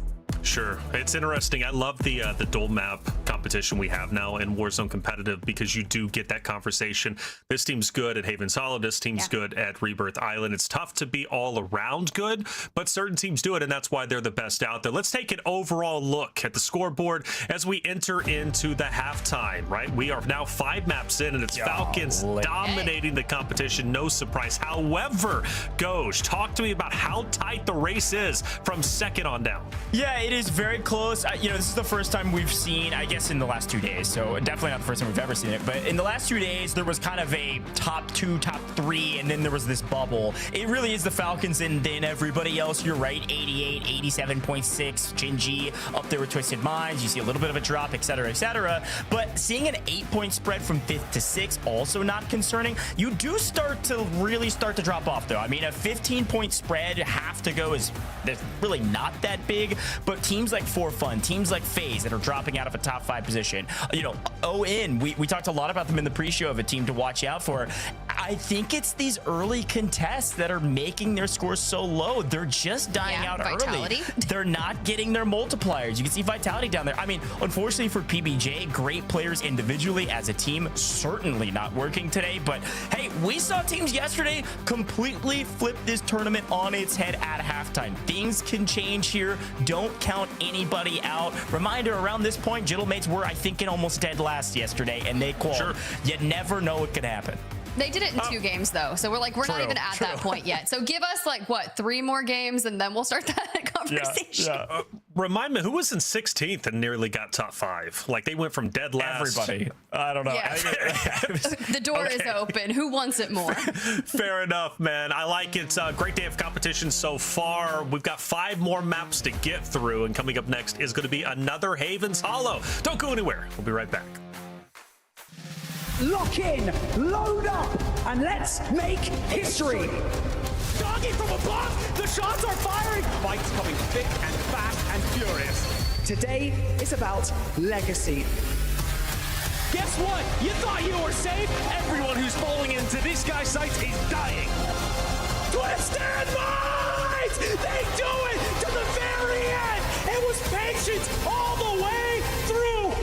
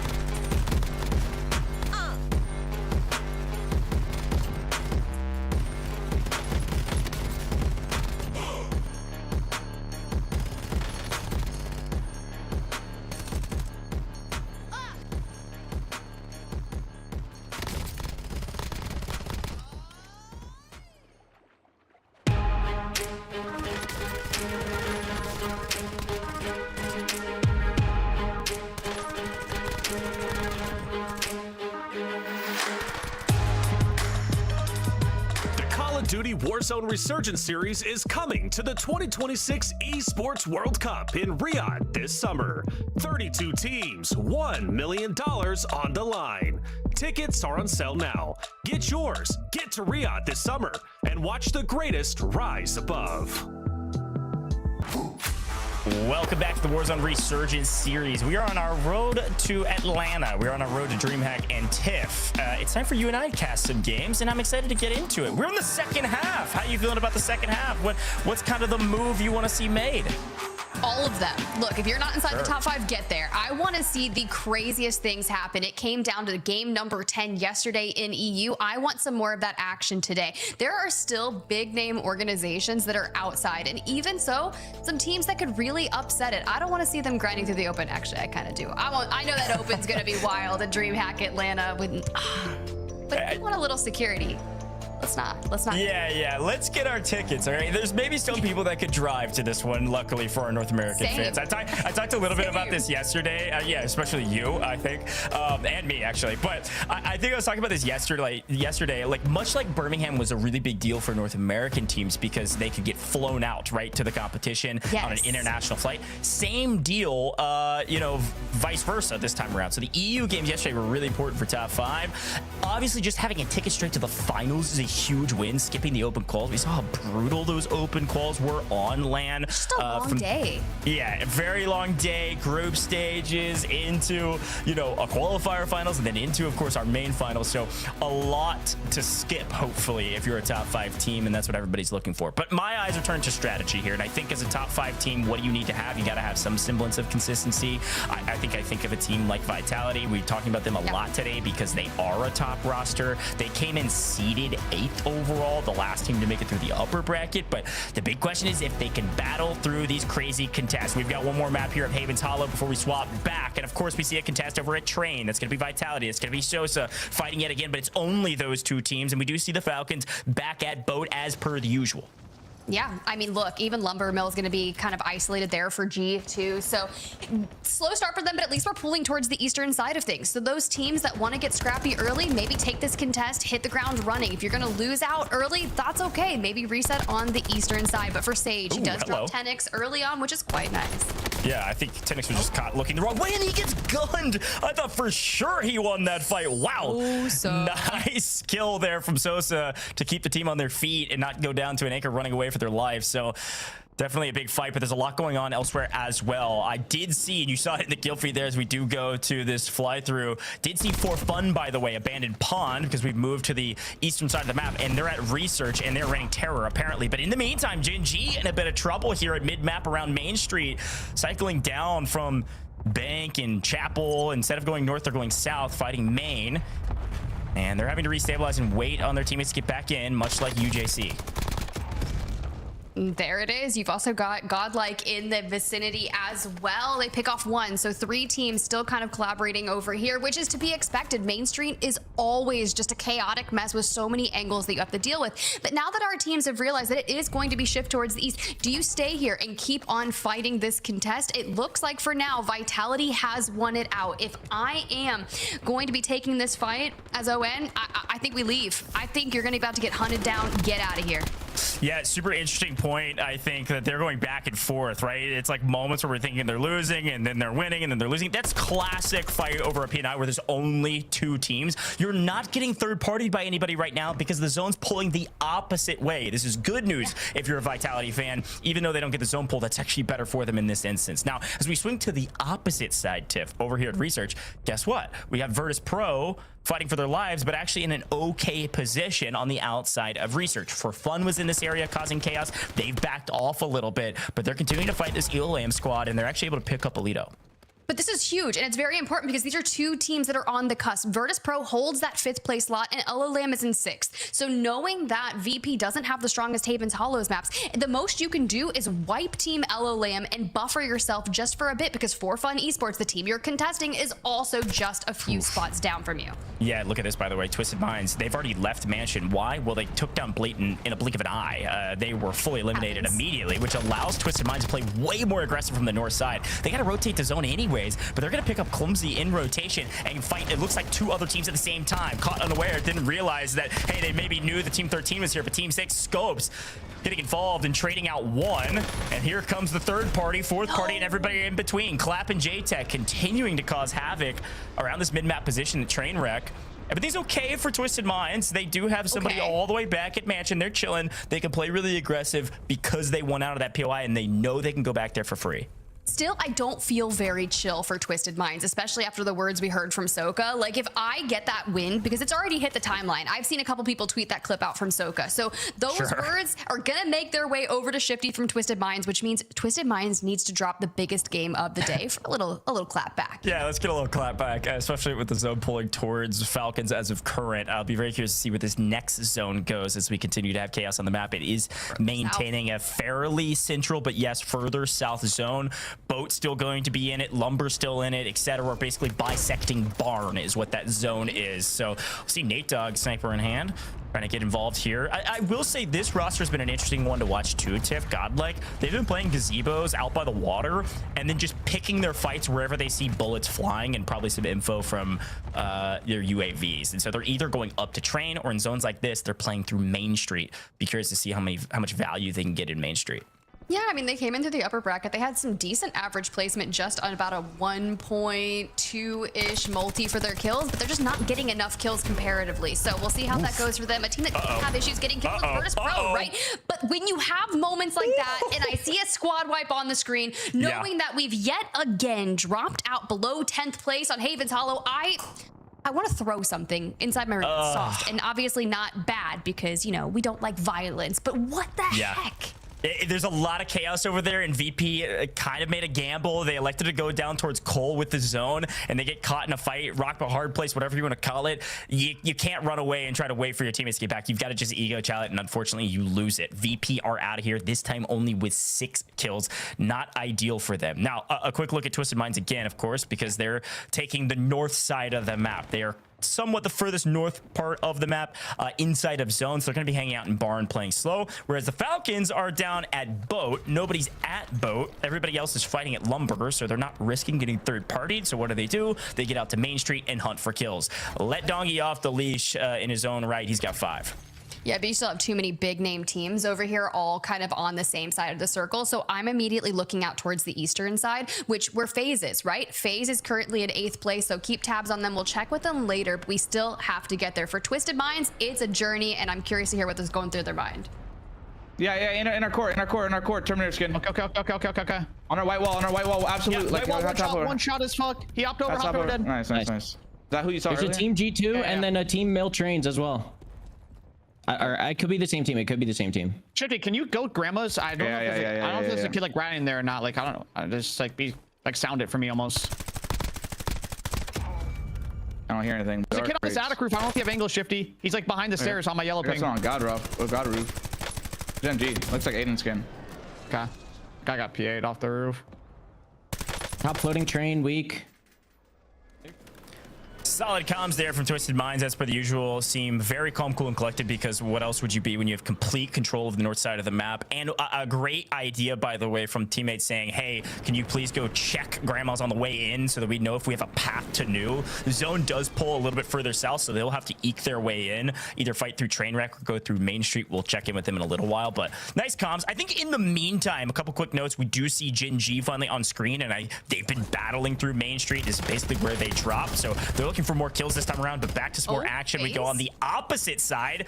FaZe back in view, Tiff, because Cole has been a hotly contested POI for a while now. We just haven't seen it yet. Yeah, and I mean, look, they're in 8th place overall right now, just about 9 points out of a top 5, and Virtus Pro is already out. So PBJ pushing that, they need to stand tall and hold Cole. We have to talk about this fight that we just came from. The Falcons are so contested around here, right? You do have Gen G, you do have Vitality, and they're all trying to come in from the west side. Do you have one of these fights that break out and risk the chance of a third party, or do you just dip a different way? I think carving through the water on the south into lumber could be nice. It's relatively open right now. Yeah, it's kind of funny to look at our map feed versus what the players are seeing, because yes, boat is completely uncontested. Somebody was trying to like rat out in the water, and Ahsoka shoots them and says, please get out of here, this is ours. And so because everybody knows Falcons are down at boat, everybody's wrapping towards the north side. Then they run into Twisted Minds and go, now what do? Gen G is stuck between Falcons and Twisted Minds, trying to move into the zone on Main Street. Be very curious to see what they're able to do in this fight if it does break out. It technically could be a 2v3, but I don't think Falcons want to take a fight that they have a disadvantageous position on, especially when Gen G are basically by themselves. The only third party would be the north side with Twisted Minds. We'll see what happens. They're just basically waving white flags here while there's an all-out brawl at Cole. Like, you look at the kill feed right now, rated G2 leaves lumber, goes up to Cole and says, no, I want some more of this. Now they've returned back to Lumber Mill to defend the home turf, because essentially Vitality has emerged from the water like the deep and are trying to lay claim.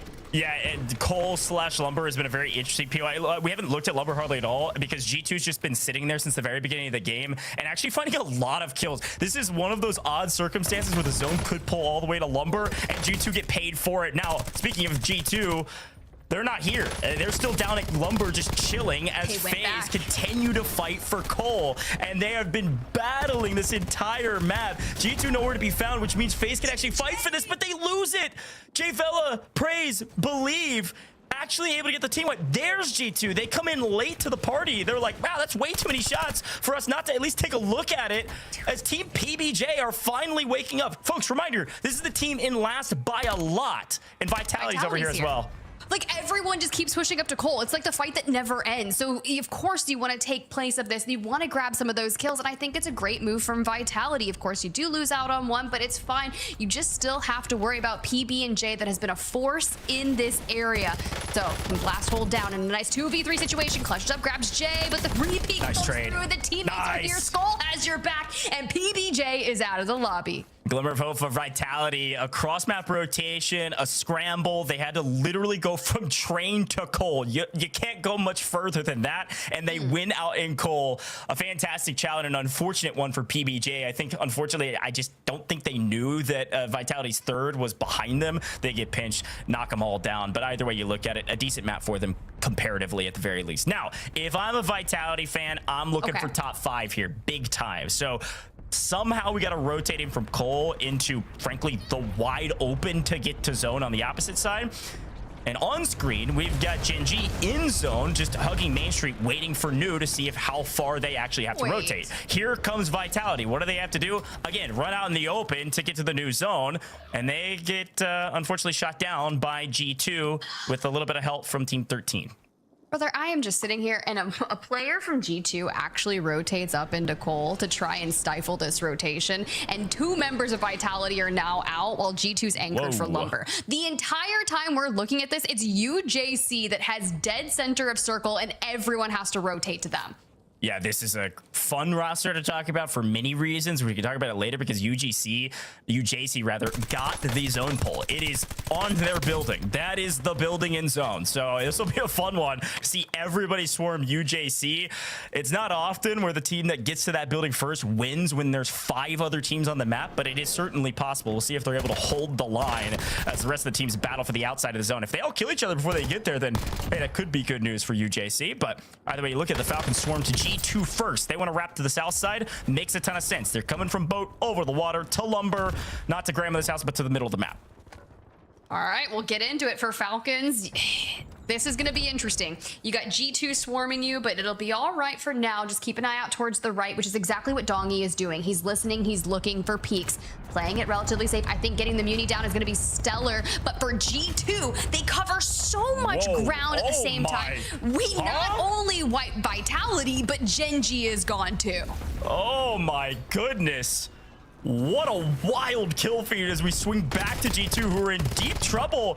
And then they're the trouble. Good grief, Scythe on 7 going bonkers to keep their team alive, and they obviously make top 5 now into the final 3. It's UJC. I've got my foot in my mouth apparently because UJC held the line and everybody else fought in mid. Zone moves. They're the only team of 3. They're going to win this game if they don't throw to, who is it? The Falcons. A solo ratting out in the gas. Good luck. It is Ahsoka with 1 HP and a dream, and it does look like G2 still has 1 player alive.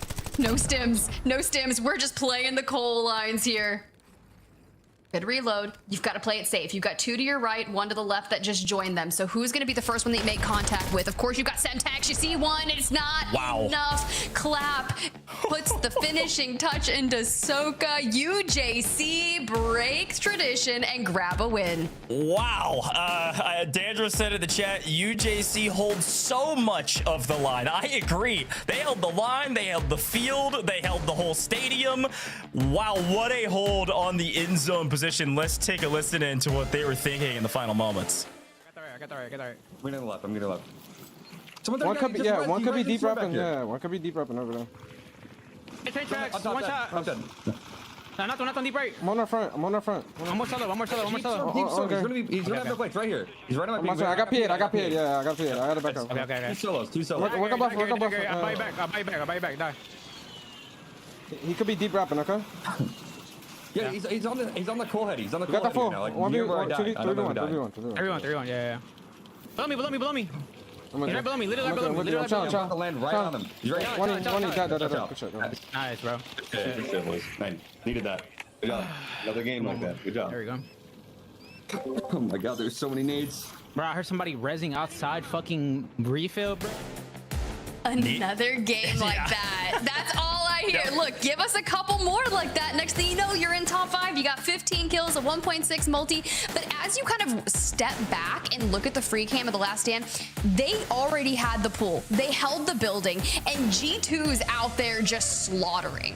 Yeah, this was such an interesting end zone because, again, they got the pull. Like you said, they have center zone. They actually, by the way, off screen were fighting Twisted Minds who pushed them to play for that win con, and they won and kept all three alive. So they're in the best position. It was actually because the Falcons and G2 were fighting so much on Lumber, and then Jinji was fighting on the other side, that it actually made it a lot easier for them to all three stay alive. Now, they only had, I believe, 15 kills. It's still a good game, which is why they said, hey, we need another one of those. It's a solid game. It's 24 points with a 1.6 multi. That's a solid game. It's nothing insane, though. So, yes, the win's got to feel good because they, frankly, played it near perfectly. Ahsoka almost finding another one there on a rational in the late game. But even still, I'm really impressed with this roster. It's good to see them succeeding, but they still have a lot of work to do. But this is what I'm talking about in the second half, Tiff. Things can change, and UJC going to creep up this leaderboard looking for another.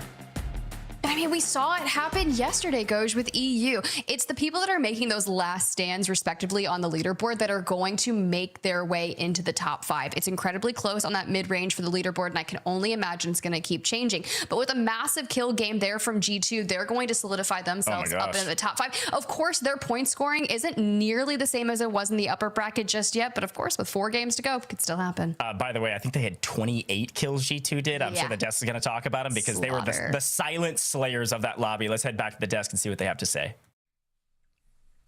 Thank you for the comms, Ghosh and Tiff. Yeah, big game coming out from UJC. In fact, they were in 10th place going into game number 6. I'm sure they're going to elevate themselves up quite a bit, making the conversation incredibly exciting for the top 5 race. But G2, they've been in the conversation naturally at the top of our show. We've been highlighting them throughout the games, but now we get a chance to really highlight their potential. 28 total kills, Dandro.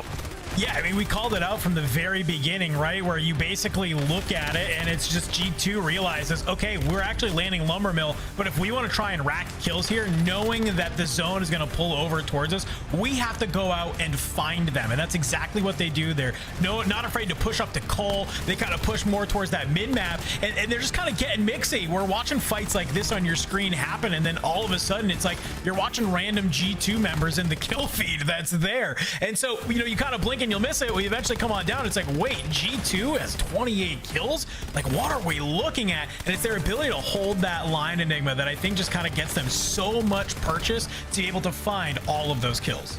Yeah, you're completely right to talk about the push out to Cole and go and finding a couple of kills there. And every now and again, it was their 2-man, but they'd even just had the solo player and just continued to protect their home turf of Lumbermill. Any child came in their direction, they were repelled very, very quickly. But even in the very end stages, you see how much they just care about kills. They don't really care about the placement. That extra 0.2 multiplier means so little to them. And it's why in uppers, they battered everyone in terms of average kills. But their average placing, while it was solid, they never won a map. They don't care about it. Once they start that top 5, they're going to send. And right in that end circle, they send 3 players in essentially different directions. Boys, find as many kills as you can. That's all we care about. A big win coming out from UJC, man. They take the win, dominate, and honestly, again, come into the conversation of a top 5 race.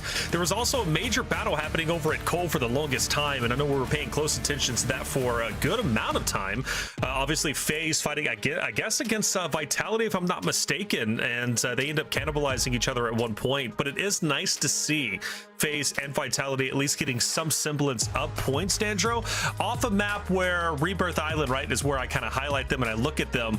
Haven's Hollow looking a bit better, but Cole, if it's going to be that contested, maybe it's time to give it up, go somewhere else.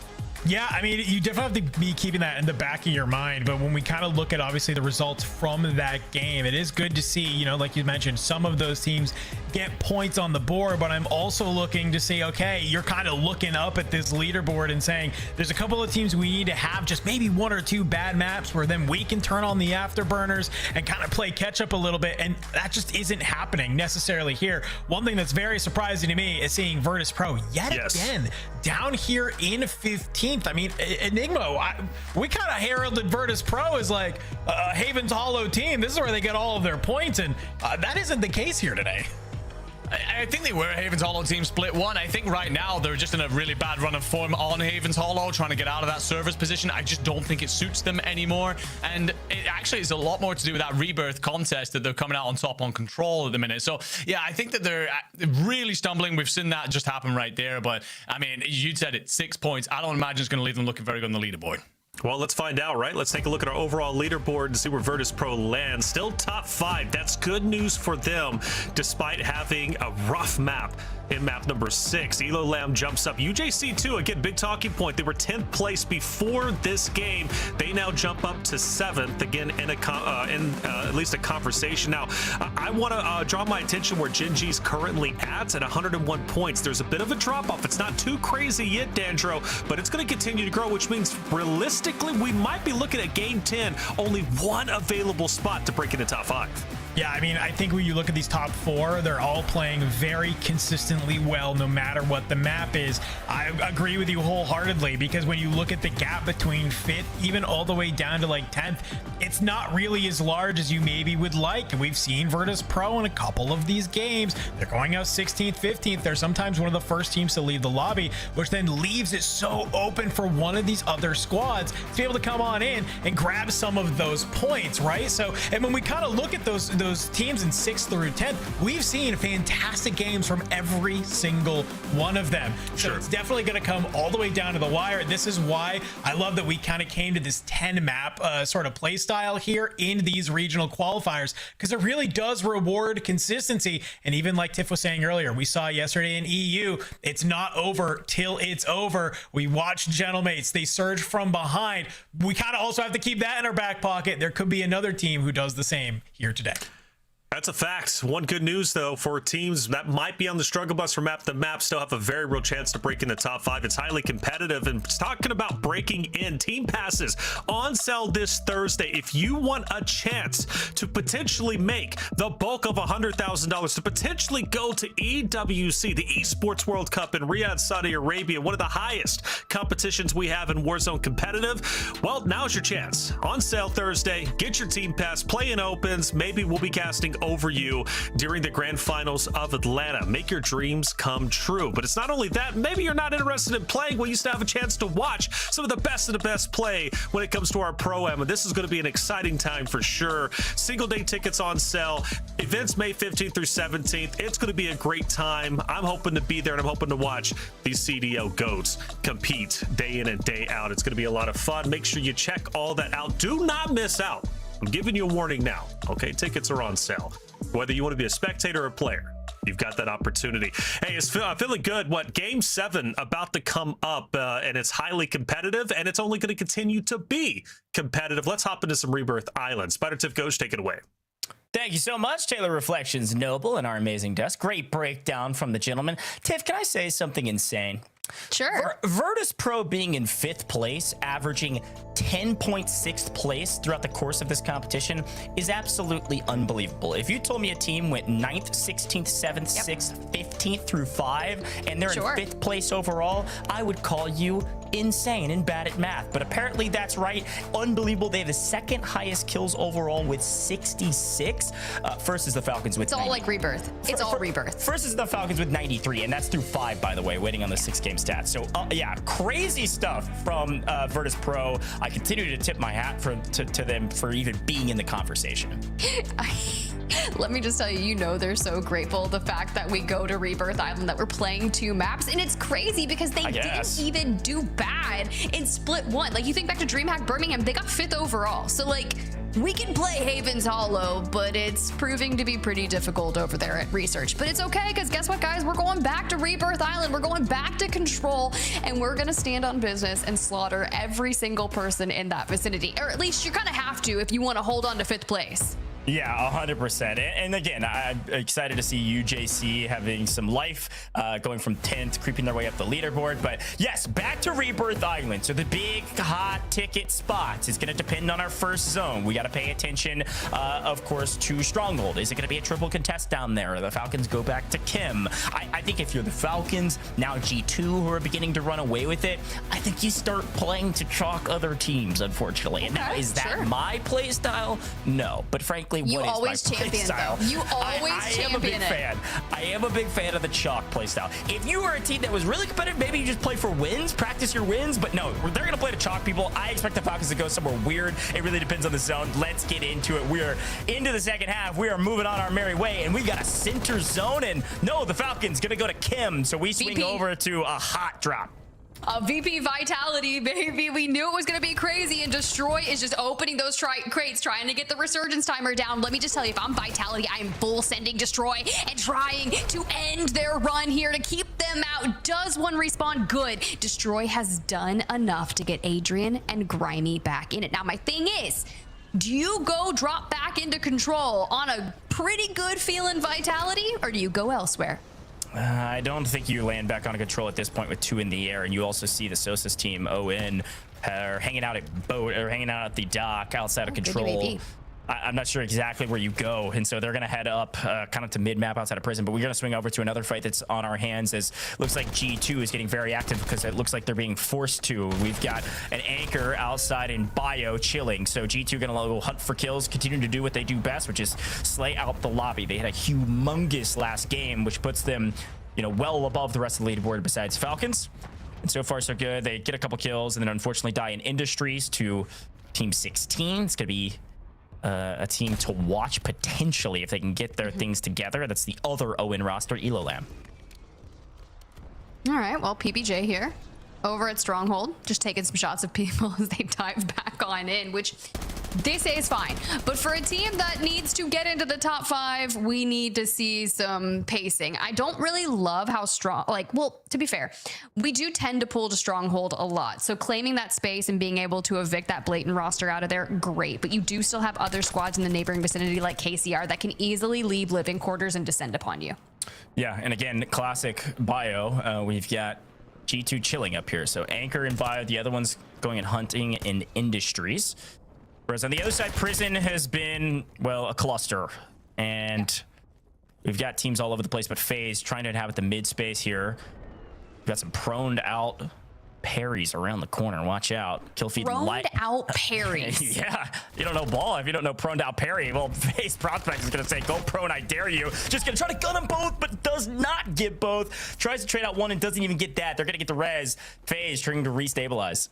Yo, UJC feeling pretty good after that map 6 win, let me tell you that much. They're just going to steamroll through anyone and everyone. Because mind you guys, they only got, what, 15 kills and a win, so just over 20 points, and they need another one just like it. So getting as many kills in Prison as they possibly can, and if it's going to be Scopes, it will. This is great for them this early on. Yeah, the Scopes team, BRS. This is not great for them. Yeah. Hold on. That's not ideal, unfortunately, for UJC. They are fine. They're still restabilizing. I say fine. They're out in the open trying to stay alive. It's okay. But yeah, I like the idea there from UJC. They're playing with confidence, which you have to at this moment because you need big games back to back to back to back. We swing back over to Control to check in on this fight, and it looks like they're back. Now, I will say, I like the play from Virtus Pro to go out, restabilize with 3, then come back, because Control is big enough to where you can kind of sneak in the bottom, but as we lose one, it's going to be a 3v2. Adrian tried to trade about and isn't able to get it in time, but we do lose one. Grimy's down. Adrian now last alive, has to run, and what's the signal flare going up in the sky? It's all the bullets at Control. Here come Sosa and Tenix. Is actually just Tenix by himself, picking up 2. Skull and Blast go down. Well, Sosa from the outside. and make an appearance. Look, if I'm VP, this is where I just kind of say, yeah, so I'm good on this one. You can see they're already going prone down on the roof, and Vitality is back up to a 3, and they're looking to lay claim. This is now personal. I don't know the value of Control Center, but apparently it is incredibly high because this is where VP is getting all of their points. Yeah, it's a really strong position, and I really like the way Sosa and Lalet are playing this. They waited. They bided their time until they have to push in. Tenix, Sosa, they finally find the angle to go retake control and actually play this fight rather than trying to land there. In the meantime, we've got Godlike cycling onto our screen. That's going to be that green 5 on your screen. They were coming in from outside of Turbine, where they've actually been pushed out by G2, who had to restabilize there because the G2 anchor was forced out of bio. And the Falcons, well, there's nobody in Chemical, so Dongi is going on the hunt. This is really interesting at first because I'm like looking at Industries and G2's out towards the side. They take a couple shots, but they're not alone here. A lot of teams frolicking on the northern side before they have to move to prison. So bringing this map up, it really sets the sights. You've got FaZe over there still in prison, but also team number 6 on your screen. They're still constantly battling each other, but they only have 2, so a 3v2. But now you've got Gen G moving in and looking to lay claim. They want some action. Yeah, an interesting map. As per the usual, Twisted Minds have Factory completely by themselves. And by the way, they have 1 kill they have not been able to do anything. They're sending a couple out, they're being forced back, and they're not getting any kills for it. They're just trying to restabilize. So we'll see if they can pop off around mid-game, which is coming up right about now-ish. But right now, they're just biding their time. If it ends in Factory, they're going to have to get really aggressive soon to have any points to get any value. And down goes Donkey. Nice read there from FaZe, who have taken over this side of Prison, which is a nice win for them. They've got a couple kills to boot as well. Well, they need it, right? They're in 8th place, and they've been kind of here on the cusp. VP is only 7 points ahead of them. Like, we're talking 2 team wipes at the beginning of a game here, and we've seen them been running Prison. Now they find essentially Aiden, Gabe Kuhn down in the tunnels, more kills than them. You're so thankful that you left your anchor out of there because that push did not go your way. Yeah, the comms from FaZe right now are, help, come back, because the Falcons are running at our building. So I think Rated was calling back the troops after a nice clean wipe there, or not a full wipe, but 2 players down for Gen G. They said, come back, make sure that we don't get full swung on. That could have been disaster. A couple more seconds to the side of the Falcons pushing in to potentially Prison, and FaZe could have been in deep trouble, but they're going to back up a little bit and allow a little bit room to work. While it's Twisted Minds, again, we've been saying they've got to go get kills, so they're trying to do that. They heard some footsteps, they heard some gunshots over here in Harbor. They find maybe an extra kill, Shifty now on 2, but still a very slow game for them because they have to control Factory. Unfortunately, they don't have control of it anymore. These are the only 2 alive. If Allman gets pushed, who is it? It's Godlike all the way down to Factory, swam around, cross-mapped, and look, they're at the opposite side. Reminder, Godlike was over at Turbine a moment ago. Now they're at the boat outside of Factory.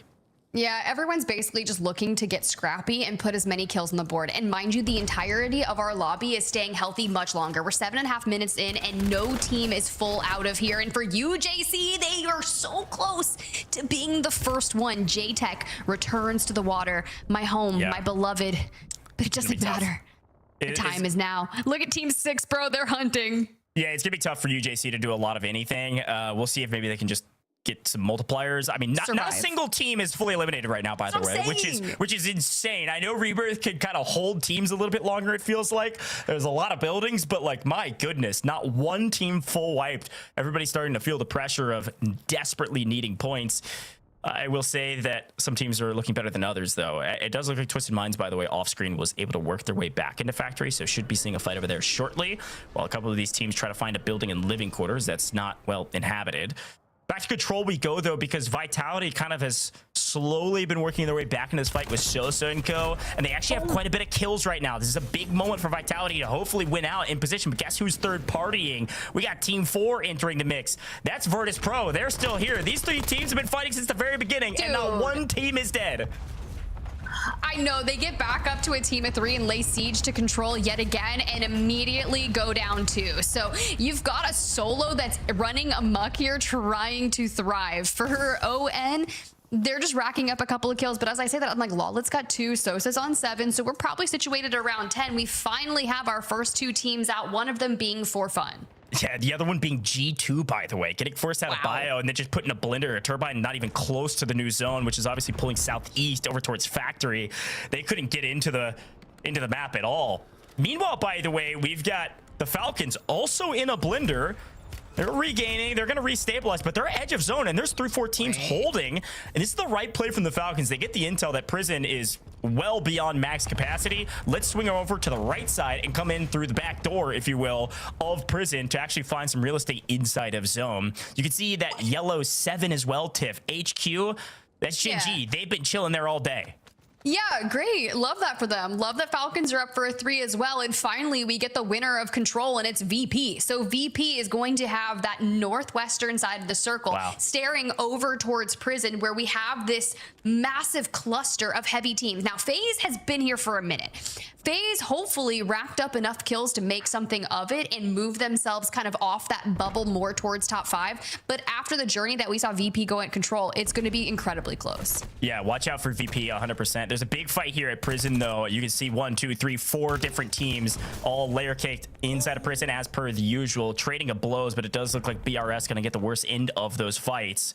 By the way, not only did they win Prison, but both of those 2 teams are gone. If anybody was wondering, ON out of here, Vitality out of here, but they both had solid kills, 15 and 16 kills respectively. So they'll have decent points, but not the multiplier that they wanted. Frankly, 0 multiplier.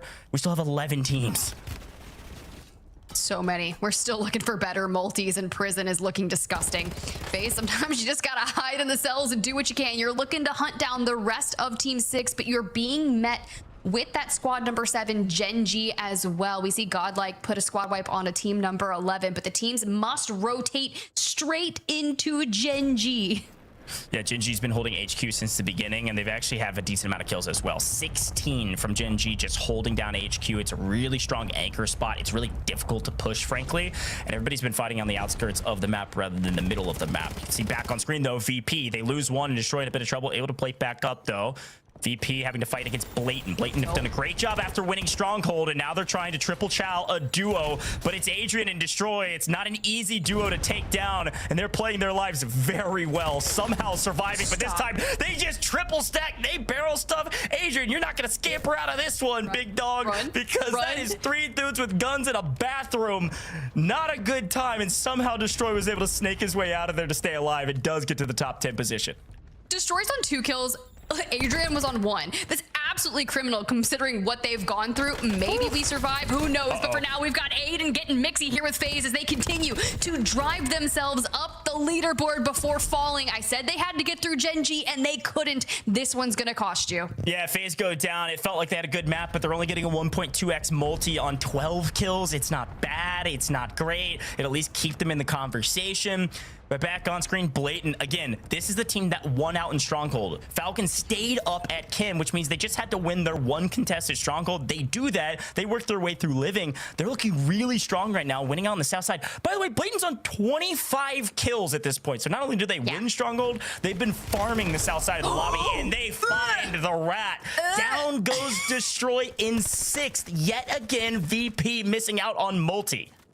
Falcons out, VP out, Twisted Minds up here on the roof. Now, mind you, they're already nestled into the top 5. We're chilling for Twisted Minds, but we would love a win for other teams that are still in the lobby. We're looking to move on. My eyes are on Blatant. They jumped up to 8th place, so keep an eye. They're that number 10, and they're already pushing for the circle, but Twisted Minds has height. Yeah, and I said that UJC wasn't going to do anything this map, and I was wrong. Yet again, this team continues to surprise me. They're a top 5 team right now. They don't have a ton of kills, but they would like another win. See if they go back-to-back. We do lose potentially 1. Yes, Clap is gone. J-Tech also in trouble. Unrational deep in the zone and getting hunted by Twisted Minds, who frankly desperately need the kills. They were on 6. Almond! Oh, no. Gary. I love it, my man. Unrational able to stay alive till a final moment. Let the zone take him down. They trade the kills, and we're already down to the final 2 teams. There was 11, and now there's 2, Tiff. It's going to be nasty. Oh, it's Blatant, and Godlike, and look at him on the hunt, opening things up with a nade. Does it connect? You create a diversion, and you slide down the stairs straight into 3 of them, and we're just gonna keep on moving. Phoenix here, 17 kills, looking for more as they swarm upon Godlike, and they take a win. A massive game here to get them a 1.6 multi and potentially into the top 5. That was a must win for Blatant, and they got it. Very well executed. It was kind of the tried and true classic strategy from a team like this. You win out in your POI and you go hunting, and then when that resurgence timer closes, you just body stack, run into buildings, and just slam everybody else that isn't expecting the death ball, Tip. I know you like the death ball, and I'm excited to see more from them. Let's see if they celebrate a gigantic win. No, we should ape these guys. It's the last team. It's the 3-man. Listen, Thomas, come on. Thomas, come on. 3v3. All 3 bottom. I'm playing the window. I can pinch the window. Nading. Challenge. Broke one. Reloading. One out. Cracked one. Down. Broke one. Out of me. Broken. I'm in her. One on me. Dead. Let's fucking go, man. Let's fucking go, baby. 32. We're back in it, boys. We're back in it. Bitch. Keep talking about how I play the game. Dumbasses. That's fucking shit. Let's go, baby. That's what we needed. We're back in it. Let's go. Brother, I love Warzone. We got D-Gens out here. We back in it. That's all that matters. But I'm saying it's one game. One game changes the narrative because the top 5 isn't necessarily running away with things. If you drop a north 50-point game, hello? They should be in the top 5. I don't know how math works. Let me be very clear. While we watched them ape the final teams, is 100% what they did. Before I get to the map, Twisted Minds does have this high ground position. They don't get into zone pull, right? So what do? They go hunt for kills. Frankly, this is what we talked about earlier with, I actually can't remember which team it was that only got one. They won with 7 kills, right? You don't care about the win if you don't have any kills. So they go hunting deep into the gas, and they look for any kill they can get their hands on. And it's Gen G that I was thinking about. Instead of playing for the win, they play for kills. This is the smart play from Twisted Minds. Unfortunately, Unrational had 1 iota of health and not a stem to his name, and Allman said, here's an extra 1.5 to you, all right? And so they trade each other out. And then it comes down to a 3v3, or 3v, yeah, it is a 3v3 inside of Grandma's. I was not suspecting this team to win as aggressively as they did. They just got the first entry knock and then just flew at their opponents, Tiff. They did what they needed to do. That's exactly how you do it. If you can grab an opening, then you absolutely swarm at them. When you have that victory moment, you can just hear how in sync they are on those comms for the end game, right? I cracked them. Okay, I've got one down. All right, I'm coming in from the roof. I've got this fight over here. It needs to be brief, and that's exactly what it was. And then the celebration was, you know, let's do it again. Crazy stuff. I'm excited to see what the desk has to say about a 14th place team doubling up on their points in a single map. Holy cow, things are changing. Yeah, dude, you know, I'm looking at that bubble on the right-hand side. We're tracking the teams. Bladen's nowhere to be found, and then all of a sudden, there they are. And who knows, maybe even top 5 at this point. Ravens yesterday had one of the biggest games we've seen on our stream anyways, with 33 total kills. This nearly matches it with 32. An incredible performance. And I was looking at the notes, actually, that both of you guys, or all of you guys, have been collaborating on. And I see in bright red, one of the issues this team has is, well, they score a lot more whenever it comes to Havens Hollow. Where here we're on Rebirth and they're doing a great job. Wonderful stuff for Bladen, and obviously a team now in top contention for top 5. Let's talk Gen G though, Enigma. Gen G, a team that came into this, you know, looking very stellar. How do they end up finishing? Well, I mean, it's a beautiful map from them. They're a team that have banked a lot on their Havens Hollow performances. Their change up there has been glorious. They've managed to work their way in from bank and pick up a lot of kills, but also a hell of a lot of placing. Their issues at Rebirth used to be that they would contest a Turbine, and they've had to kind of switch that up very recently. They're playing out of headquarters. The one problem with that for them has been that it's very central to pretty much every circle until late on. They don't know where to push out and find kills. Changed it up in this map. They're going to walk away with 19, having smashed big teams like G2 apart and several others that tried to contest them. So I would say right now, I'm struggling to find a weakness in this roster, getting better by the map. Oh, fair enough. And I want to talk Stronghold, because for the first time, Falcons are pushed out of Stronghold, Dandro. Well, it wasn't so much they were pushed out of Stronghold, they actually land Chem, and so which is what lets Blatant just kind of get mixy, right? And we saw it very early on. It almost looks like they lose this contest, and the next thing you know, they're getting their feet underneath them. They actually get that to go back into their favor, and now you're going to be able to push up from Stronghold into living quarters. There's a moment there where I get very nervous, because on one side they have Virtus Pro, and on the other side they have KCR. And I'm like, this is so easy for them to be able to just get absolutely sandwiched and have all of these kills that they netted early on just go to waste. But that's not what happens. They actually leave Virtus Pro behind them. They take out KCR in front of them, and it's the immediate 180 to then take the fight against Virtus Pro that's there. So next thing you see, we kind of look down and we're like, wait, they're on 25, they're on 26, and it's just this early game churn that gets them to net the 51.2 you see on your screen. A huge game coming out from them. Also a lackluster game for Virtus Pro. Starting to get a bit worried for them, because I've been seeing quite a few bad games as of recently for them, which is going to be of concern. Team Falcon still doing just fine despite a low scoring game. Not worried at all. I want to put more of an emphasis on Blatant here. Nick, but tell me about this team, man, because you know it's a team we did not highlight at the start of the show. Now I feel like we need to educate the viewers on who this trio is.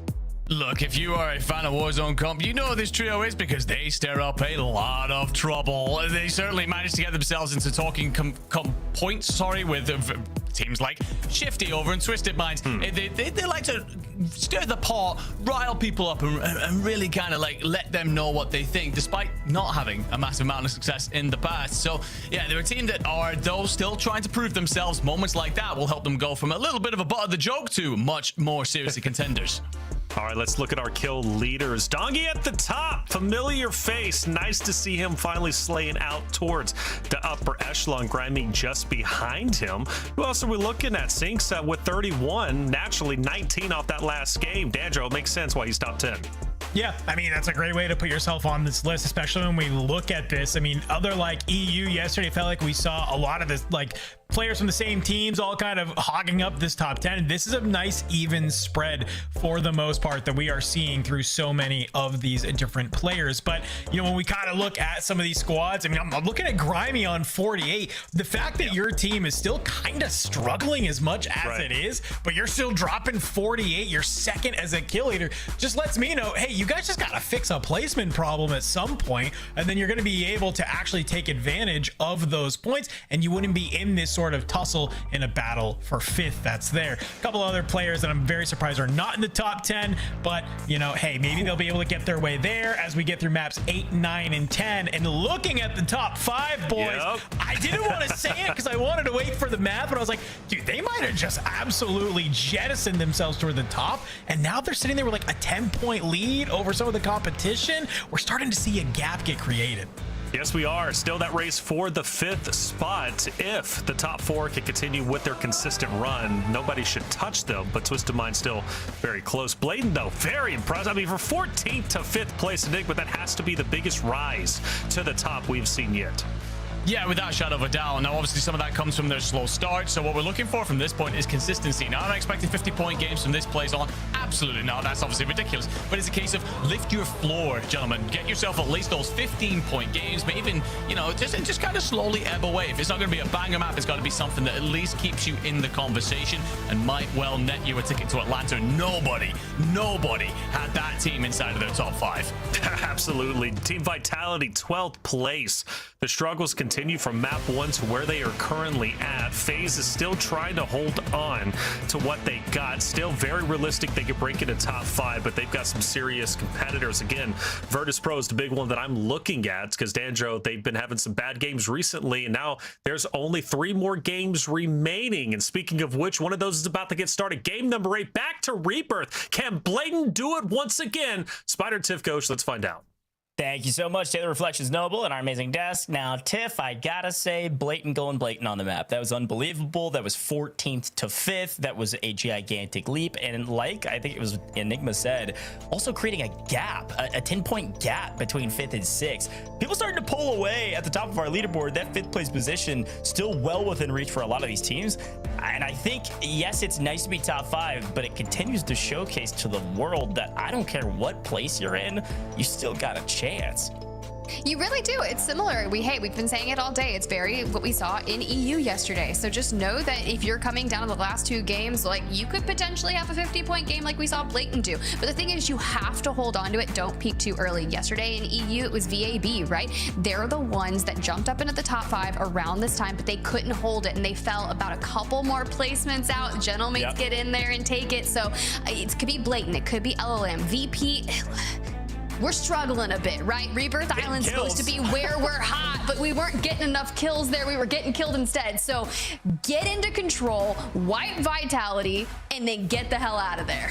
Yeah, or if you're a Vitality fan, maybe reverse that, right? Yeah, reverse it. Look, Keep the reward. It's still anybody's game. They were at 50 points. Now they're at over 100. I mean, good grief. That's got to at least give you hope if you're down there near the bottom of the leaderboard, that if they could do it, you could do it too. I mean, most of these players already have the egos the size of this world, so they think they're better than maybe Team Blatant. Well, now's the time to prove it. But now, you're right. There's no kind of room to play defensive. You've got to play aggressive if you want to maintain a top 5 position. I think the only team that can get away with kind of doing whatever they want on the map is Team Falcons, still up at 26 points above G2 at 163 overall. So maybe that's the only team that can play defensive. I'm sure they won't, though. Let's get back into some more Rebirth action and see where everybody's landing. It does look like the Falcons are back at Chem, and it looks like Blatant still playing down at Stronghold. Gonna have a little bit of company. Should see it, but we're gonna go back to Train. This is the classic starting point of the map because these 2 teams are battling. Also, Godlike has landed on Sosa out at the boat at dock over there, so it doesn't look like it's gonna be the easiest third party. Could see a fourth party, who knows. Who knows? They could come filter up straight through control if they feel like they need to, but Adrian and Grimy need to clean this one up. We see Blast go down, but it's been pretty messy, but that's the story of control all throughout. Grimy here, a little swing through, a little play, brings the pistol out, and that man is frolicking. A nice stim there to help for the time being, but we're looking for the last player, and I think this is what we saw Destroy do, right? You run, you open the crates, you try to bind the timer down, and Adrian, just a couple more bullets, and look who's out of here. I think it's real, baby. Vitality, a squad wipe. I'm looking on the map feed. I don't see a number 8. There's only 15 to 16 teams. Now, you know what you gotta do? Get out of there. I think he needed a half second longer, by the way. That timer had to be so dang close, but we've got more action on our screen. Vitality out of this lobby officially. Virtus Pro complete control of Control Center. And by the way, Sosa did win the fight at Dock. They did win the fight at the boat against Godlike, shoved them out. But because they were fighting Godlike, they couldn't come in third party, which means Virtus Pro is able to get the clean wipe. Whew. Okay. More action, though. We've got the fight at Prison. This is FaZe. Team really kind of still on the bubble. You can see them top right of your screen, and unfortunately going down on main. Right, actually cleaning that one up with the hatchet. Sometimes you gotta do it. You gotta do it. Ryda here. Playing low, playing slow, dodging the nade and popping on out to grab Dongy because the Falcons are spread throughout Chem, laying ground, looking for whatever kills they can up here in the north. Unk still got it, bro. The only guy on the map older than me, and he's still cooking like that. Man, it makes me feel bad about myself. Looking good, though, mid-map. They need the points as well. See where everybody else is at. His kill feed's lighting up. We'll swing over to the Falcons, who have been completely uncontested at Kim, so they're going to look for some freebies out in the open, but not going to get fulls necessarily. They're chilling. Really curious to know what's happening with HQ. It looks like Jinji's just chilling, by the way, mid-HQ. Twisted Mind's still hanging out in Factory. Anchor's down there, not doing much of anything, so the two fraggers of Twisted Mind are going to swing up to mid-map. They can't afford to have another low-scoring game if they want to try to take a win here and prove the Falcons wrong. Swing over to G2, who have been swinging down from Bio down towards Turbine. Want to make sure they don't lose that Bio anchor position like last time, though. Oh, UJC! When you look the wrong way on Rational, you'll find a rogue noobs still on the bubble, but need to be consistent here. It's just J-Tech living it up in the water. The good free cam, like you're just seeing just how deep he is. Yeah, he's way out there with For Fun, who's also been in a blender. They had such a strong start, actually, to this tournament. We basically haven't talked about them in like 5 maps, and they're way down near the bottom of the leaderboard now after some frustrating mid-maps of our tournament. We'll see if maybe they can turn things around in the final moments here, but we are running out of daylight, folks, as Twisted Minds. They're fine. They sent 2 out, didn't get much paid for it, and they're going to come back to Factory and regain. So we swing over to Godlike, who's also been in the regain blender, but they're catching some folks trying to grab their loadout. Nate Dogg, I guess, didn't want to finish that one, didn't want to give away his life because his teammates are going, run for your life, we're all dead. And smartly, he's able to get out. Hopefully. Hopefully. I feel like he just laid up a curse, but we'll see. Nah, he's good. They're in. They're healthy. Nice It's job. so great. They're still being hunted. Will Nate Dogg be able to grab this? Put some shots out, but we've got to go to For Fun Esports because it is looking wild out here. Gotta do the pistol. All right. I mean, look, they were on the bubble for a couple of maps before dropping down just a bit further. So getting back into it and putting some kills on the board, you can really never count out flanked Juju. And we haven't really talked about the fact that Bubble, remember, moved to NA to compete over here with these boys. So let's get it. Yeah, they're in whatever the biggest blender you could find is, an industrial sized blender. They get some kills in the water. Fine, I'll tell you that. I can't imagine they do much else on the map, but we'll see. Maybe that can be proved wrong yet again. Again, we do see 15 out of 16. The only team out of here is Vitality at this point. Everybody else is just doing classic Resurgence gameplay of swing out with 2, hunt for kills, go down, let the anchor keep us up. Gabe unfortunately loses that one. It looked like he maybe got first shots in, but Clumsy hit a couple more headshots potentially from the high ground position. Gabe goes down. Jinji fine. Reminder, they've got this HQ completely to themselves. This is such a strong anchor position that Lennon's actually sniping from to hopefully pick up a couple kills here and there. Any stragglers going their way is a big win for Jinji. I was like, I just need a moment of silence to let the weapon connect a few times. Elsewhere, you've got FaZe going through it, G2 going through it at the hands of Falcons, but let's get on board with Blatant. After that 50-plus point game, they've moved all the way from Stronghold. However, they do still have their anchor there, but they're trying to get into the action at Living Quarters, and this is a great way to farm kills, especially with a hop-up like that. Phoenix, okay. Yeah, they've been farming Stronghold, by the way. Now, Believe does take down Cynics, but Thomas down with a couple plays to his name. He should be okay on the outside. Blatant now at double-digit kills from all the fighting going down in Stronghold. They can afford to get aggressive here because their anchor is outside of zone, but down near Stronghold by themselves. So Thomas playing with a lot of confidence after the biggest map of the day. I would be too, and unfortunately didn't get a read that Rule was over the top of him, and he goes down. All good. Information out to the left for the bait. Still trying to inch up, stair glitching the way through, and now back up to a team of 3. They're going to have their anchor yet again and can get some weapons and feel more comfortable. UJC, on the other hand, we're just straight going through it yet again. Clap and JTech against the world in the water, and well, I think we found a guppy. We are on the hunt, chasing. Can we get him? Okay. Unfortunately, that's raided. That sucks for FaZe, but things happen. Yeah, FaZe still in prison, so they're okay. Not sure what Rady was doing out here. Maybe just trying to regain and getting shot out of the sky. Look, it's almost summer. It's hot. We gotta touch the water. I guess Juju's on 7 kills with a pistol in the water. For Fun's drop spot is the water, and they're just waiting on anybody to regain, and they just kill them dead. I mean, hey, whatever works, gentlemen. I respect it. They have 13 kills right now. They are top fragging in the lobby by shooting people in the water. Well, Blatant's on 11 and BRS at 12. Okay, so we've got a couple teams that have breached the double-digit margin, and there's still 15 lobbies. I think we're all just farming each other, looking for points on the leaderboard, because Blatant is back at Living Quarters. Yeah, it's going to be an interesting fight because now the zone's pushing up on the backside of you. Everybody's got to move in. The big question is who moves in first, and do they get punished or paid for it, especially with VP potentially looking over here from control. They can shoot this way if they'd like to, but there's so much action over by dock and in the water that anybody that pops their head up onto land, VP's probably going to shoot down.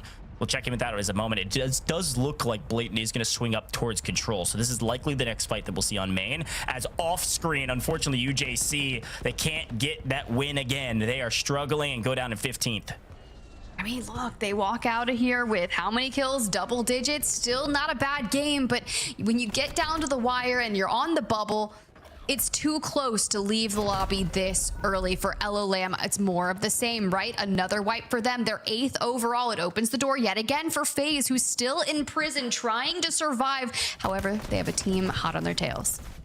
I mean, good grief. I know in the past I've called for water fights and water circles. We have a mid-map zone, and most of our fights have been in the water. Mid-map, though, off-screen, we are losing Blatant to VP. I told you that was the next fight that was going to happen, and it looks like Virtus Pro made quick work of a team that was hot. That's nice if you're a Virtus Pro fan. They desperately need the kills, but we're back on screen with another one, and it looks like godlike. We try to restabilize in Living Quarters. Can't get the better of their opponents. Raul able to strike back against Intex and Nate Dogg. Well, a lot of teams falling. We were at 15. We're into the top 10 now, and KCR looks to be surrounded. A stim to try and hold on, but there goes the slide, and it's Believe from PB&J that's going to take them down. Rotating towards the north we go. The next big teams on the horizon for them are going to be Twisted Minds and the remnants of Gen G. Yeah, PBJ, they're so far down the leaderboard. They might be the only team, unfortunately, that may not have a chance. I don't mean to be harsh, but it's just true. Twisted Minds, though, may be in trouble. They can at least play spoiler to a team at the top. They're able to get one, and they're going to swing on this because they have to. They're able to pick up Shifty and Smith. Scoreboard not looking good, but this game looking solid for them at the very least. VP still in complete control of control. Meanwhile, off screen, it does look like the Falcons have swung down towards Turbine and basically just 3rd, 4th, 5th partying everybody over there that's been battling it out in the water. So we're all the way down to 7 teams, namely at their hands and others, as it does look like ON, Sosa's squad, has restabilized back over at Dock, but they don't really have anywhere to go. So VP are chilling in control. Sosa's going to try to rotate, towards them? Maybe take a tunnel towards prison? I'm not sure what they do here. Be fun to watch them on rotation once the zone starts to move. Yeah, this is going to be really interesting considering VP wipes Blatant early on, like you mentioned. They're 5th and 6th on the leaderboard, separated by a point. Now VP has the southeastern side, and if you see ON make a move, they can wipe them and keep moving. For the northern side, it's Falcons, right? They were trying to take down For Fun Esports, who's a bubble team early on, and it's really going to be interesting when you have a heavy hitting roster trying to slam their way into the next circle. Yeah, meanwhile, by the way, a couple teams that are out of here that we missed. We've got FaZe out of this lobby. We've also got Gingy out of this lobby. And well, it looks like we also have ON out of this lobby. Sosa down because they tried to move towards Virtus Pro, or rather Virtus Pro took it to them. They get another wipe. We got to listen into this team. I'm sure the comms are hot. Yep. I'm just on Turbine, on Shack too. I'm looking, I'm sniping it. Yeah, I see him. I got waxed. We're good. Turbine check, one shot. Absolute behind the head. Absolute behind the head. I see him. He got knocked. They got knocked. I'm ordered them off. I'm ordered them off. Look at his zone. Look at his zone. We got to hold prison here. We got to hold prison here. Yeah, I hear you. I hear you, eh? I got my kill. I got my kill. It's Falcons. I'm here near. I'm here near. I'm we got to looking hold up, prison eh? here, though. We got to hold prison here. I have a PA. Whatever you need, let me know. Okay. Just let them all fight over there. There's going to be 2 teams coming out. Is everyone else out? We just make 2 people earlier landed in the tunnel when the guy landed a bow, okay? So they might be in the Just focus prison here. I got all of the right, okay? Go. Okay, I'm here near. I have left. Donkey landed back in storm. I see that. I see that. He's one shot. I'm getting shot from tunnel. I'm getting shot from tunnel. Watch out, tunnel.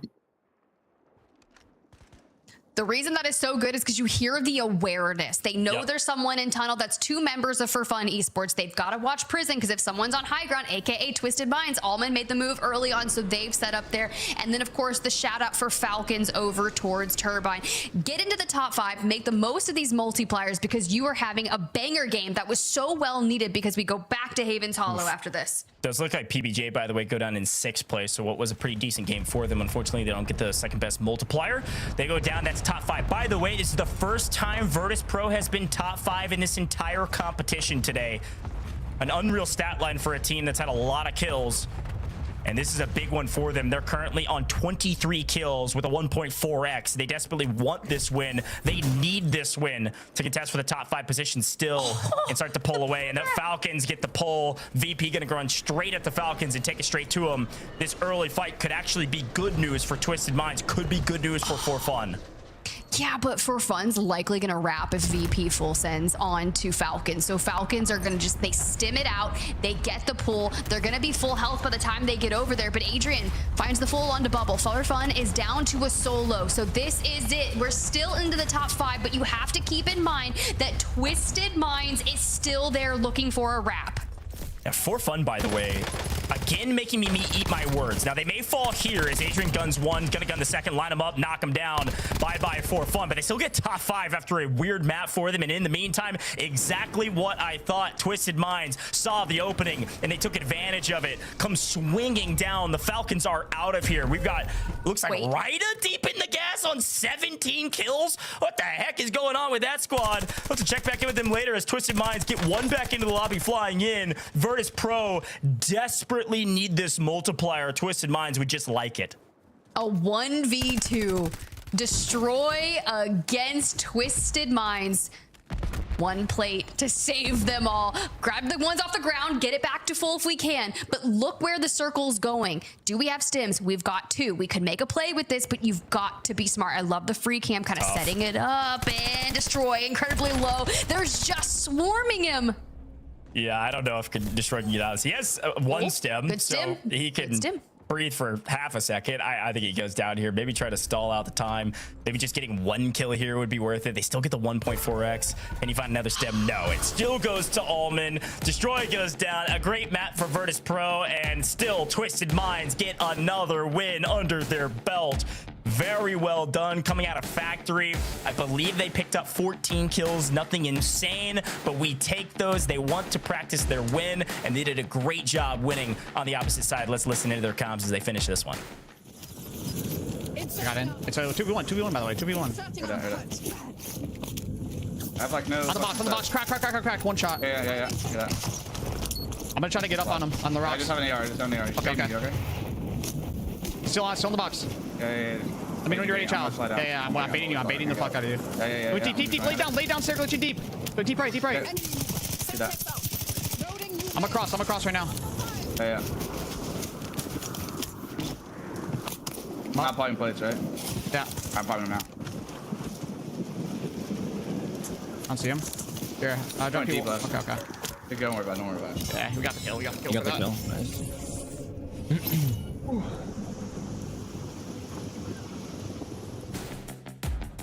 Okay, but that initial laser from Almond is everything that they needed and sucked for Destroy right there. But let's step it back.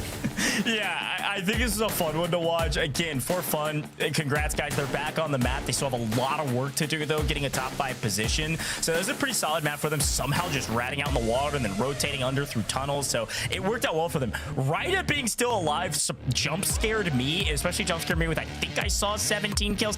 I don't know if that was real. Somebody will have to fact check me later. I'll let the analysts take care of that one. But Twisted Minds did a very good job. What we didn't see before we got to this moment was Twisted Minds actually playing with PBJ, third party up towards Gen G at HQ, and that's what allows Twisted Minds to even get over to this side of the map to begin with. They have been able to move through HQ, PBJ gets cut down, and they're able to come out of prison and then make this play. And like we talked about, Tiff, once VP decided to make a play for the Falcons, they then had to back off. Twisted Minds swooped in, grabbed the kills of the Falcons, wiped them, and were able to get the win. So overall, really well done from Twisted Minds to net a win and still have a decent amount of kills this time around. Yeah, and as you kind of see the last stand here portion of the fight, I feel like Destroy was looking for another stim there as he jumped onto that pile of loot, hoping that he could grab one and then maybe try to maneuver. But when you're hearing the comms from Almond and Shifty and the way that they approached it, Shifty's like, hey, you know, I'm going to put some plates. Almond's like, okay, I've got your back. Don't split up. At any point in time, you do never want to leave an opening for 2 individual 1v1s to clean that out. So just cleaning up some more wins for Twisted Minds. Hey, but by the way, I think the main story of that game is Virtus Pro dropping 27 kills and getting a 1.4. That's 37.8 points. Holy cow. Let's get back to the desk and see what they have to say. Thank you very much, Goshen Tiff. Yeah, big win for Twisted Minds. Their third one of the day. The rich get richer, but it is the story between Virtus Pro and the rest. Virtus Pro had a couple lackluster maps, yet here they are with another big game, putting them comfortably up in the top 5, you'd have to assume, Dan. I mean, yes, I would be very surprised if it wasn't, right? And it all starts here with basically this control contest, right? This is just going back and forth. And finally, here, feels like Virtus Pro is able to have a very clean drop, a very easy contest, and that's how they can start to snowball into these 27 kills that they have, that they eventually are able to end the game with. So finally, you're able to see that contest goes a little bit clean, at least one team's way, and when it does, you're able to see how it can be impactful in the rest of the map. A lot of sharks in the water, though, Enigma, as UJC fighting for their life. UJC, a team that has been, you know, hot and ready sometimes. This time around, they get 11 eliminations. How was For Fun looking? I mean, they're another team that were happy to swim in the waters, shall we say. They walk away from this map with 17 kills. I'm going to argue that maybe half of those are just them picking up little guppies out there, having a great time, Juju himself in particular. But Blatant, they have themselves another win out there by Stronghold. They push forward. Not as many kills this time as their ridiculous one last time, but it's still 11, and that's what I'm talking about. Raise that floor. If you're not going to have that massive game, you're still keeping yourself in the contest. Oh, there's Virtus Pro, obviously taking over to the left of control. Nice shots. We get down to our top 8, and Grimy is slaying out, Dan. Yeah, I mean, this is, yet again, this is why you pick up Grimy on this roster, right? You needed a hardcore fragger, and Grimy's going to be the guy to answer the call. But it's also just some of the positioning from everybody else. Like, Destroy's only on 3 at this point, by the way. So majority of those kills are just from Grimy and Adrian. And when you have just 2 players on your team that can have a takeover map, it is wild. But it's, Enigma pointed it out, it's this back wrap from Twisted Minds. We see them kind of taking that fight, and it's all the way out through Industries, and they're then able to pop out and be able to run through the rest of that map. Twisted Minds taking yet another win, their third of the day. Big moves coming out from them. Again, very comfortable where they're currently at, a team that is already going to be competing at EWC. This is the cherry on top. Going to Atlanta, earning some money, right? They already did so at Birmingham. They're looking to do it again in Atlanta. And it looks like no one's going to be able to shut them down, at least at the moment. Talk to me about BRS, though. 3rd place, Enigma, a big move for them. Yeah, and the weird thing about this is that we know the potential that this roster has. Brack's going to play in as their anchor. Ryder's going to set up himself up in support. Scopes is the guy that has been known to take over lobbies in the past, or entire tournaments at will, it seems. And he's the one that everyone's kind of placed the spotlight on. Forget that. Ryder comes out and drops 17 by himself. Reminder, he's older than pretty much everybody on this damn desk, and he's still putting up performances like that. Ridiculous stuff. Lovely to see. Hold on. How old is the guy? I swear he's in his mid-30s. No, he's younger. He's younger than us, dude. No, he's not. No, he's not. Yes, he is. 29, Yes, 20. Well, who did we have at World Series of Warzone Global Finals in London? There was another guy who made it, and we were talking. He was one of the old heads. Oh, I cannot remember. White. Tony something. White? Yeah, Tony White. Oh, yeah, That's Tony, my yeah, guy. yeah. Tony White. We got somebody else taking the reins. There's always somebody else, man. That's awesome. Old heads making it happen. BRS, shout out to you. Big game, though, obviously. That's another Rebirth Island. We now have Havens Hollow coming up next, which for some is not good news. Before we get there, though, let's take a look at our bubble team, Stan. Overall scoreboard. Who's on alert? Well, Virtus Pro, they do make their way back on into the top, and now we're also kind of seeing, for the first time in a while, they're kind of flirting with third and fourth as well, right? Only 11 points behind Twisted Minds and Gen G, and this is where the gap starts getting created. Now they have a 17-point gap over Blatant, and when you're kind of looking at the rest of the leaderboard, you're like, is it possible? I mean, we saw what Gentlemates could do yesterday, but dear Lord, are we starting to see a battle for this 5th place spot? As we expected, right? So Blayton's still in the conversation, although there is a bit of a gap. Elo Lamb still hanging on, Enigma. They've been in the conversation here and there throughout our maps. Yeah, these are a lot of those teams that if they go and have that one big map pop off, they can certainly shoot themselves into that 5th position. It's just a case of when, and you are starting to run out of time. Meanwhile, we look at the rest of the leaderboard further down. There's some big names, Godlike, Vitality, and even BRS right now. Despite that monster performance from Ryder in that last map, you're still going to be way down from your previous maps. Got to build yourself back in. 2 more drops to make it happen. 2 more drops. That's all we get. We're moving into Havens Hollow. Dandro, according to you, man, Virtus Pro, can they hold on? That's really the question here. It's all going to come down to the zone pull. It's going to come down to exactly where they can win that contest. Are they going to go train? Are they going back to research? Who knows, man? But it's 1 map of Havens Hollow, 1 map of Rebirth Island. That's it. 2 last chances to get those points.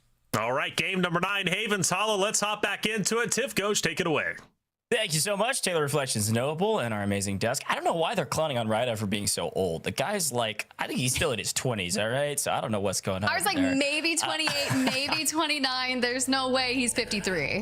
No, overall, really good conversations from the desk. I think they highlighted a lot that I wanted to talk about as well. This is also a great time to remind you folks, as we're moving into the final 2 maps of the day, that, hey, if you're expecting teams down at the bottom of the leaderboard to be out of this competition, you're dead wrong. Yesterday, we saw the Gentlemates turn things around in the final 2. We're already seeing teams turn things around, you know, in the last 2. So these final 2 have got to be bangers, Tiff. I can only imagine. Oh, dude, I'm ready. I am ready. Like, who wants to be in the top 5? Who wants to secure their ticket to the finals at DreamHack Atlanta? Who doesn't have to fight through the open? You have to be flawless here, because the desk said it, y'all. Even though that 3rd or 4th place, it's still really close. Anything could happen. And Virtus Pro, your biggest nemesis, Havens Hollow. What's wild about Virtus Pro, by the way, is that they scored their biggest game of the day and they maintained their position. They didn't move on the leaderboard at all. They went from 5th to 5th. They just have a little bit more room right? to work. It's because Blatant.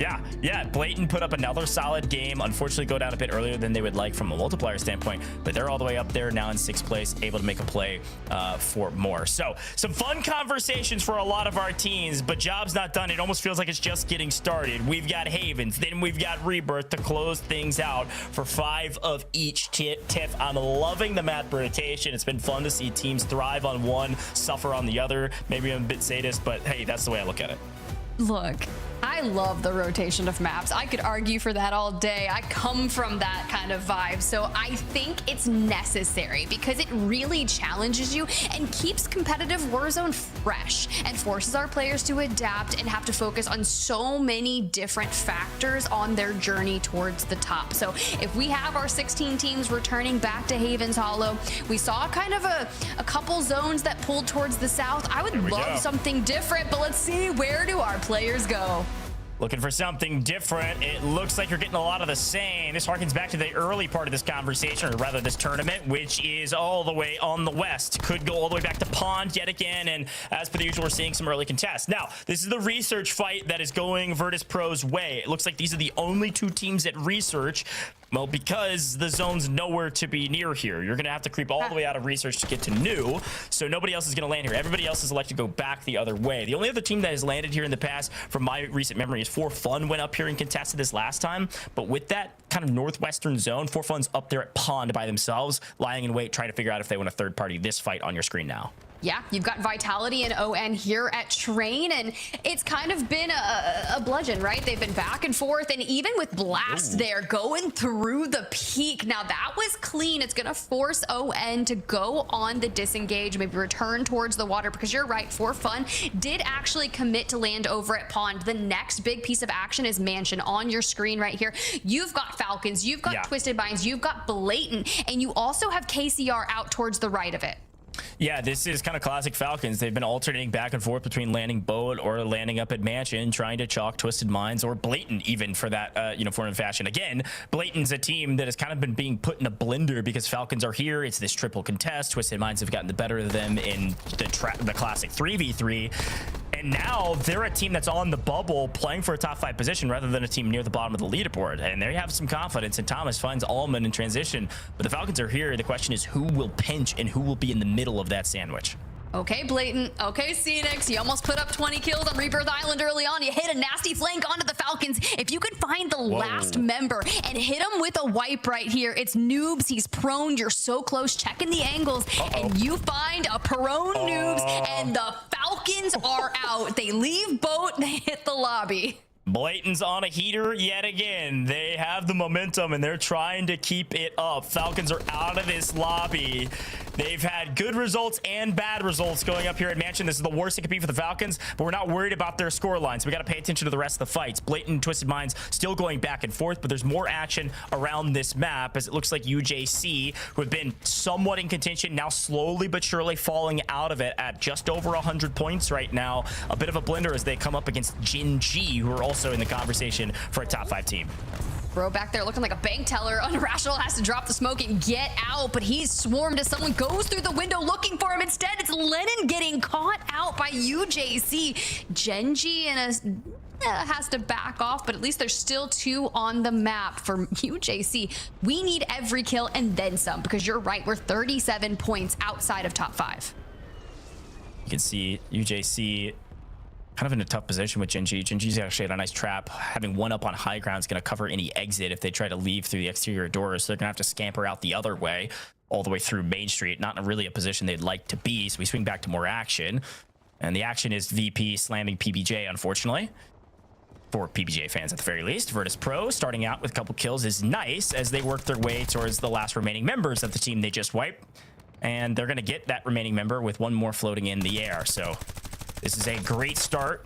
And frankly, I honestly, the way these maps have been going, I think it's better that the zone's pulling towards Train and Virtus Pro still elected to go over here at servers. Because as a reminder, they were triple challenging at Train on these types of zones. This time, they're just winning their POI and rotating in. It's working. Unfortunately, G2 there. No, not unfortunately. They also take down Scythe, who was trying to get a piece of the pie.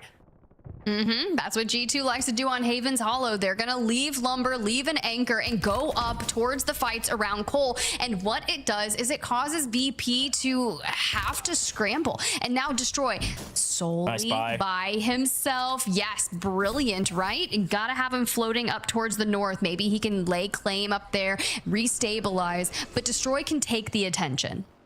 Yeah, I mean, this is the one problem with this direction of flow of like, if you want to land all the way over at servers and try to rotate in, you basically have to go through Mansion or go through the teams on the south side of the map, which is usually like 6. And you can see them on your screen, G2 holding south. You also have team 11 holding south. You also have team 12. I mean, all these teams are right there into the mix, potentially holding you if you try to rotate this direction, which is why Virtus Pro is in a bit of a blender. Now, PBJ has been forced up to Mansion, but talk to me about what you're seeing. Well, VP's back up to 3. So sure, Adrian gets bought back, right? Goes up towards the north, swings down, and G2's out of here. Yeah, and that's FaZe, by the way, kind of holding the low side of Main Street, frankly, kind of getting held by their opponents, but they don't have to rotate all the way in. Does look like Sosa was wiped, which means O in I think is out of here, by the way. We'll double check that in just a moment, but it does look like our teams have knocked down. So I think they are out, and that is confirmation from the team behind the scenes. So that is bad news, because that's a team that a lot of folks wanted to see do well, and they're kind of out of the question right now going into what will be their final map in the next one. VP been chilling over here, but in the meantime, as they've been patiently waiting to rotate in, Tiff, it looks like G2 was also wiped with the help of FaZe holding, and a couple other folks looking their direction. G2 out means VP can move in. Yeah, and it allows, you're right, VP, they kind of were one of the people that took out one of the last members of G2, but I keep seeing on my screen, I know we've got a lot of action across the way. Train Station has been action-packed since the start of this map, and someone's got to come out on top eventually from over there.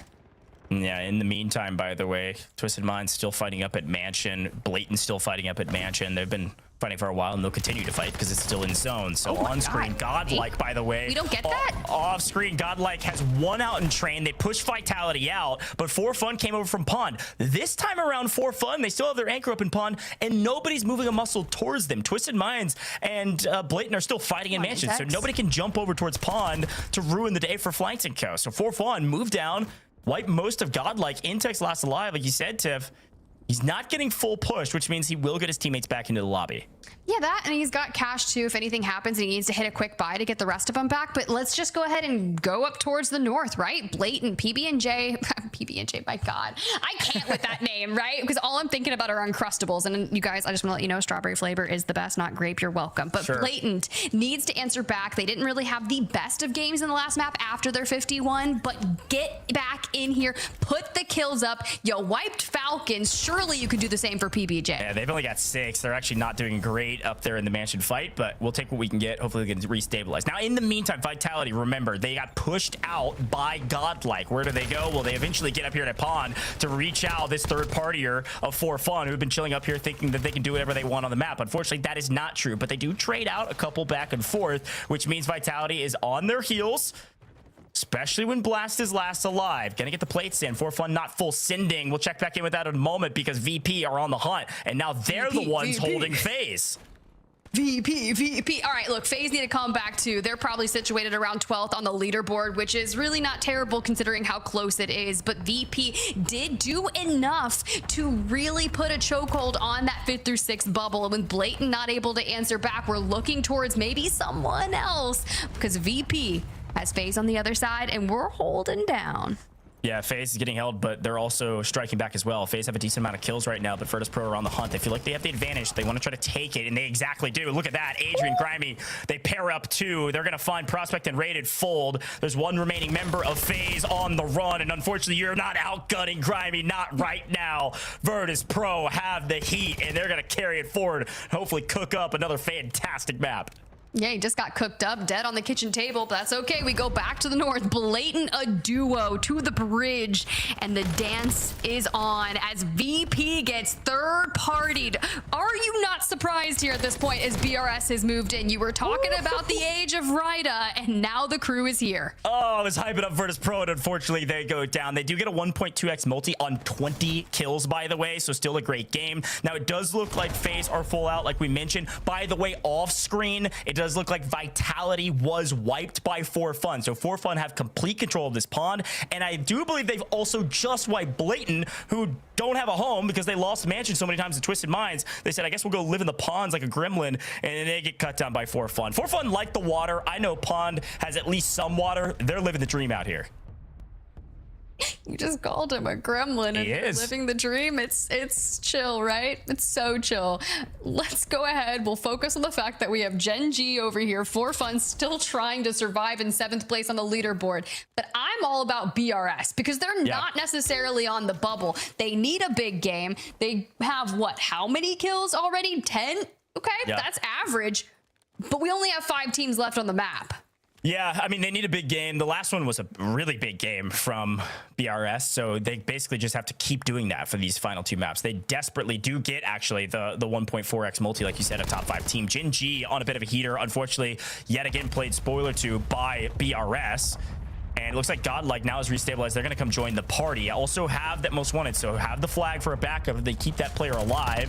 And Scopes is trying to get a handle on how many people are here. Well, it looks like now only one team because Gen G get cut down. They had 16 kills. They do get the 1.4, which is nice for them. So they're not going to be too sad about that one, but they probably weren't expecting Godlike to get involved in the mix.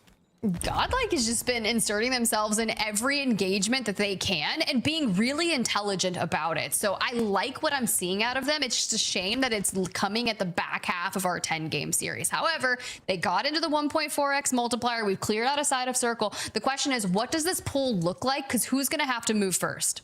Yeah, I mean, Twisted Minds have by far, by the way, the best spot until this zone pulls and For Fun say, wow, hey guys, we still have it. We've been just hanging out in pond, chilling, and we're still getting the zone, and we're fighting everybody off that tries to come to our pond. This is like Shrek in his swamp, okay? Just shut the door, get everybody out before he has like a full turnaround moment. So For Fun in a great spot. Twisted Minds have one mansion. They've got a nice position to potentially play for Fun early. Well, on the opposite side of the map, it's going to be Godlike actually engaging with BRS right now. If we can swap over, thank you, production. Nate Dogg getting aggressive, coming from zone, trying to rat out these BRS players. At least we got a little bit of cover there with the horse trailer, but we put our back to another player, but the timing saves him as we get into the cover. Intex behind the kitchen gets traded out as well, and the stims are real. They're out in the circle. What we self? I need a playback on what this final remaining player of BRS is doing out in the zone. Just hanging out, trying to he's not playing for placement. Maybe I mean, he's not going to be his zone pull. I don't know what he was doing. Just a little bit slow to the party. Maybe didn't have the cash to get the buy at the barn. But in the meantime, For Fun, I told you they had a power position Tiff. They got the zone pull. Twisted Minds trying to make a play, and they lose a player. It's going to be a 3v2 for the final fight. Oh, give it to me, right? 15 kills here, looking to take down Twisted Minds, who have netted themselves so many victories across our game series. And now you've just got to find the remaining. So knowing that they're coming to you, the circle pull will favor For Fun, and you're using the map terrain as the cover. You can see the different levels that For Fun has pulled out. You still have one on the roof looking for the cross, but that fence line is only going to be good for just a bit longer, and you pick up Shifty. Juju with a fantastic read. They had to know they were going to try to rat through the gas around, especially in the stim meta. A great read to make it a 3v1. It's just a matter of time. Going to sit one in the zone, send the two out to hunt, and they're going to find all three of them. Twisted Minds go down, and For Fun Esports are not done yet. They were at the bottom of the leaderboard. They were so quiet for the entire 6 maps in the middle of this competition. They started hot. They are ending hot. They still got a chance to be a top 5 team. Let's listen into their celebration. I'm going back. I'm going back. I'm going back. Yeah. Million stims here, bro. 3v2. Rock, absolute. Let's hold this. It's 3v2. One might hit deep left, bro. In a storm. I'm trying to watch it. On the wall. Get back up, bro. We can't let them get that right, bro. He's gonna make a route. Somebody's making a route, bro. 100%. Might get back here, bro. Have the left. Yeah, in the bridge. I knocked the bridge. Wall bouncing. He cuts out bridge. I'm chasing him, okay? I'm chasing him. No, he's not stopping again. I'm chasing with you. I'm with you. Okay. Over here. Dead. Nice, good shit, boys. Come on, we're fucking back in this shit, baby. Let's go. Let's fucking go, bro. Bro, bro. The one thing that's been really similar to all of the random wins that we've been getting is we're back in this. It's not over. And I think that's incredibly important, knowing there's still one game left. Yeah, no, I totally agree. It's giving them a chance, right? Especially with Virtus Pro dropping a 20-kill game. I know they went out top 10, so it's only 1.2. You see a 17-kill win, that's going to put you at 27.2 points. Like, there's an opportunity, but you still have a lot of work to do if you want to take down the team that's kind of holding the line in a top 5 position. But with this final fight, I really liked what Fun was able to do. That map, For Fun Esports, they just played Pod the entire time. And I think they learned from some of our earlier Havens Hollow maps that we don't actually have to play that aggressive to find kills on the map when the zone comes to us. Some other teams learn that we have to play aggressive. For fun, though, know that with Pond, everybody wants it. So when people start regaining, they're coming to us. It feels like this is the team that just shoots all the guppies, whether they're flying in, whether they're in the water. For fun is finding the free kills on the map. And frankly, that is a very important skill in Warzone, is to know where the free kills are. And then when we get to this moment, they get the zone pull, so they're able to set up well on Twisted Minds. They don't let Shifty make a hero play. I think without that read, it's very possible, Tiff, and then they just seal the deal. Can we just go back to the point of the free kills? Look, let me just tell you, a free kill and a hard kill are worth the same amount of points. So true. Do what you got to do. Do what you got to do to get top 5. Yeah, if they're swimming by themselves and you've got 3 people in the water, that I'd call that a free kill. Let's see what the desk has to say about that map. For Fun manages to get a win. You know, earlier we're talking about Blatant shaking things up in the top 5, or at least the top 5 race. Now it's For Fun doing the same thing, a big win. But was it enough? Because Virtus Pro also tore it up, Dan.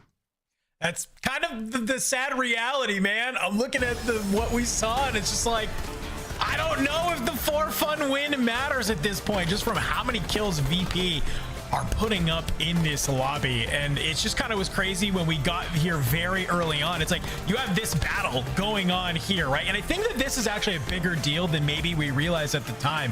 Like being able to take out the Falcons here from Mansion this early on, I just feel like opened up the map so much, Enigma, to allow VP to kind of just run rampant. Oh yeah, without a shadow of a doubt. I mean, VP, they're straight slayers. They're happy to get mixy with things as it is, but you do free up so much space for them. They do a wonderful job off towards that research side, that call side, but it's then when they're trying to get out, they run into FaZe who are trying to hold them at mill. So what they decide to do is actually going to wrap up through G2 and play down through towards the front of Mansion. You don't really get that space if Falcons are still going to be there, because Twisted a bit essentially on that recovery game, they managed to then work their way into a hell of a lot of kills that might have just made that win from For Fun entirely irrelevant. Yeah, this is Blatant on your screen. You know, a team, again, that we hyped up, had one of the biggest game, actually the biggest game of the day, almost the biggest game of the entire Warzone Resurgence series, dropping off earlier than they wanted, therefore potentially not setting themselves up for top 5. But Twisted Minds, who've been highly consistent today, get into this battle in the end. It was For Fun who lock it in. And Dan, I'm hoping you're wrong. I'm hoping this was enough for them to shake up the top 5. I would love to be wrong. I like this roster a lot. It just kind of feels like maybe a little too late, but that's why we'll let the scoreboard do the talking. Right. And we still have one more map, right? That's the other thing. We still have one more map. We've seen times today where Virtus Pro has faltered early, so still some Warzone left to play here that's there. But I love that we're seeing some good split across kills for Fun. 27.2, but this was kind of the problem here, Taylor. Is I'm looking at Virtus Pro, and they have 24. So it's like you crawl back 3.2 points on the leaderboard. Yeah, so the big story here, right, is going to be Virtus Pro. Can they hold on to top 5? And it looks like they might be comfortably doing so. For Gen G, Twisted Minds, you know, getting those points is great. That secures their spot in top 5. I don't foresee anyone passing them up. So now the race for the 5th place spot is where we have to focus our attention to for those bubble teams, right? Because FaZe dropping the ball once again with only 4.8 points, simply not going to be enough. Elo Lamb also a little bit too slow. Vitality, yeah, I hate to say it, but they're also out of the race, and they did not have a good day. So they're going to have to go through opens over in Atlanta. So again, now it's all about those bubble teams. And I think even not for even all the bubble teams, but those who are right behind that of Virtus Pro. That's kind of the reality of it, Enigma. It certainly is. I think right now, if I'm trying to think about what the picture probably looks like, obviously we're going to get a look at that overall leaderboard soon, but I think there's a bit of a gap, actually. I think your top 5 is going to be relatively cemented in, and anyone in behind is hoping for an absolute flu game, a miracle game, and also a couple of teams above them to do them some favors. And I doubt it'll be VP. They love Rebirth, and that's where we're going next. Well, let's take a look at our overall standings heading into the final map. And Virtus Pro, no surprise, lengthens that gap between 5th and 6th, Dan. Yeah, I mean, you have 153 to then the next is 126 and 121. I mean, that is just 25 points is a lot, right? We just watched For Fun. They just had to win a map to try and get close to that. VP didn't even have to come close to the top 5 to try and put up that type of number, right? So I think if you are For Fun, if you are Blatant, either maybe do it yourself, get part of that control contest, or be crossing your fingers that VP goes out early and that you're going to be able to put up the numbers. Yeah, these teams who are on the bottom end of the page, pretty much a GG. So now our focus, our attention has to be on Forefront and Blatant. Those are going to be the two miracle runs to pass up Virtus Pro. Now, the interesting question is, and we don't see this too often, does Virtus Pro get challenged by Forefront or Blatant, or is that something that just shouldn't happen and they need to just bank on the fact that their good games are good enough to pass them up normally? Well, I leave that question to Spider, Tiff, and Goj. The final map of the day, map number 10. Let's head into Rebirth Island. Thank you so much, Taylor Reflections Noble, and our amazing desk. Great breakdown, great excitement. And I think what's wild to think about is what Virtus Pro has been able to do with such terrible placement until recently. Let's take a look at why, by the way. Individual kill leaders. Who is it? It's the man, the myth, the legend, Grimy at the top, Tiff. Grimy, okay, yeah, 72 kills, that's massive. When you've got Dongy from the Falcons and 68 just underneath you, Anxiety representing G2 there, Shifty at 55, Gabe rounding out top 5 with 47, and of course everyone else is pretty close. Honestly, Riyadh in there, flanked from 4Fun inside the top 10. It's really not too bad. I like to see Scenics over in 12th, considering he had almost a 20 bomb that one Rebirth Island game there for Blatant. So look, with the final map upon us, VP has everything to lose, right? Because if they go down early and someone drops a banger, that's gonna hurt. Especially, I would be more worried though if we were ending on Haven's Hollow for them. Yeah, I think that's actually a fair point. You know, this is so funny because it's been such a nail-biter competition, and everybody outside the top 5 are actually very close to each other. But for the first time in a while, the spread between 5th and 6th is a lot of points. I mean, that's what, 26.8 points? I mean, that's a ton. So we basically, I think it's the first time I've ever said this on broadcast. Defense kind of might win you a spot to land. I think some of these teams can play defensively and sneak their way to a win. You just can't drop in 16. That's pretty much it. As long as you're just alive on the map to like a top 10 position and have at least some kills, you should be fine. Now, you never know, Tiff. We could have a 50-ball Jamal. Like, we could have something insane. I don't know. What's your take on it as we get into the game? Okay, well, I'll say the same thing that I did last time that we moved into Rebirth Island. All VP had to do was wipe Vitality and, you know, carry on with their game. That's true. They could easily get wiped by Vitality. So look at Control. What is happening there? They know this fight's already happening, and look, Twisted Minds have joined them, and they're not alone. Yeah, ON is here as well. Things are getting wild. Twisted Minds wanted to send it because they're looking to take some folks out of here. There's no reason for Twisted Minds to play anything but this. Like, just go chalk somebody. I'm surprised to even see the Falcons off screen just hanging on Kim by themselves. We do have our anchor still at Factory. We know we've been uncontested, so curious to see if Twisted Minds can get the better of anything here. And unfortunately, it looks like they're just getting cut down. Grimy doesn't care. He didn't ask, and he wants everybody to leave. Now, he is alone, at least for now, with one on the roof. Yeah, and Vitality's not even there. They went Turbine. So, like, we've got a complete shakeup for our final match of the day, and the only thing you can do is focus on the fight that's at your hand. For Grimy, he's on 2. Does a little bit of a do-si-do there, and down goes Sosa. Yeah, this is insane. Grimy is just unstoppable right now. Look, when he's hot, just let the boy shoot, and that's exactly what's happening. Catches a glimpse of one. He's going to try to chase him down. We'll see what it does to them as we swing over. Blatant actually losing out in Stronghold for the first time in this entire competition. PBJ, in their darkest hour at the bottom of the leaderboard, win out in Stronghold. And I think Blatant's off this lobby. Is that correct? Yes, they're out of here. Blatant is out of this lobby. They were a fringe team, and they have no chance now, as we see a lot of folks dying in the kill feed as well. As Control, it looks like it's going to go to, at least for now, still a split between VP and ON, but ON having a majority of their players inside the building. It's actually going to be a 2v2 with one floating for each. That's going to hurt. ON being chased here by Adrian. Sets his sight on him. Only hitting for plates, though. Not going to give up as Grimy chases down Sosa. ON really struggling here, but we do have FaZe out. We have UJC out. We have Blatant out, but keep your eyes on the bubble because VP is holding the line, and Gen G at 162, Twisted Minds at 163. Who's going to be the one that takes one of these people down? I don't know. I don't even know if Virtus Pro is going to be the team actually holding the line. It might be Twisted Minds. I mean, take a look at the top right-hand corner of your screen. Yeah. Virtus Pro's already closed the gap on everybody else on our leaderboard besides Falcons. This is nuts. But the action on the screen is important because who knows what could happen for a team like Gen G if they get wiped early and somebody else is just banging out a crazy game. Regardless, they're going to be holding the line here with Godlike down below. Twisted Minds have restabilized back at Factory where they're used to playing. Falcons are getting really aggressive inside of Prison. Here are the two on the hunt. That's going to be Noobs Doggy swinging for the fences in the middle of the map, looking to spoil a couple people's days. All right, well, LLM, they've been on the cusp throughout the majority of our series.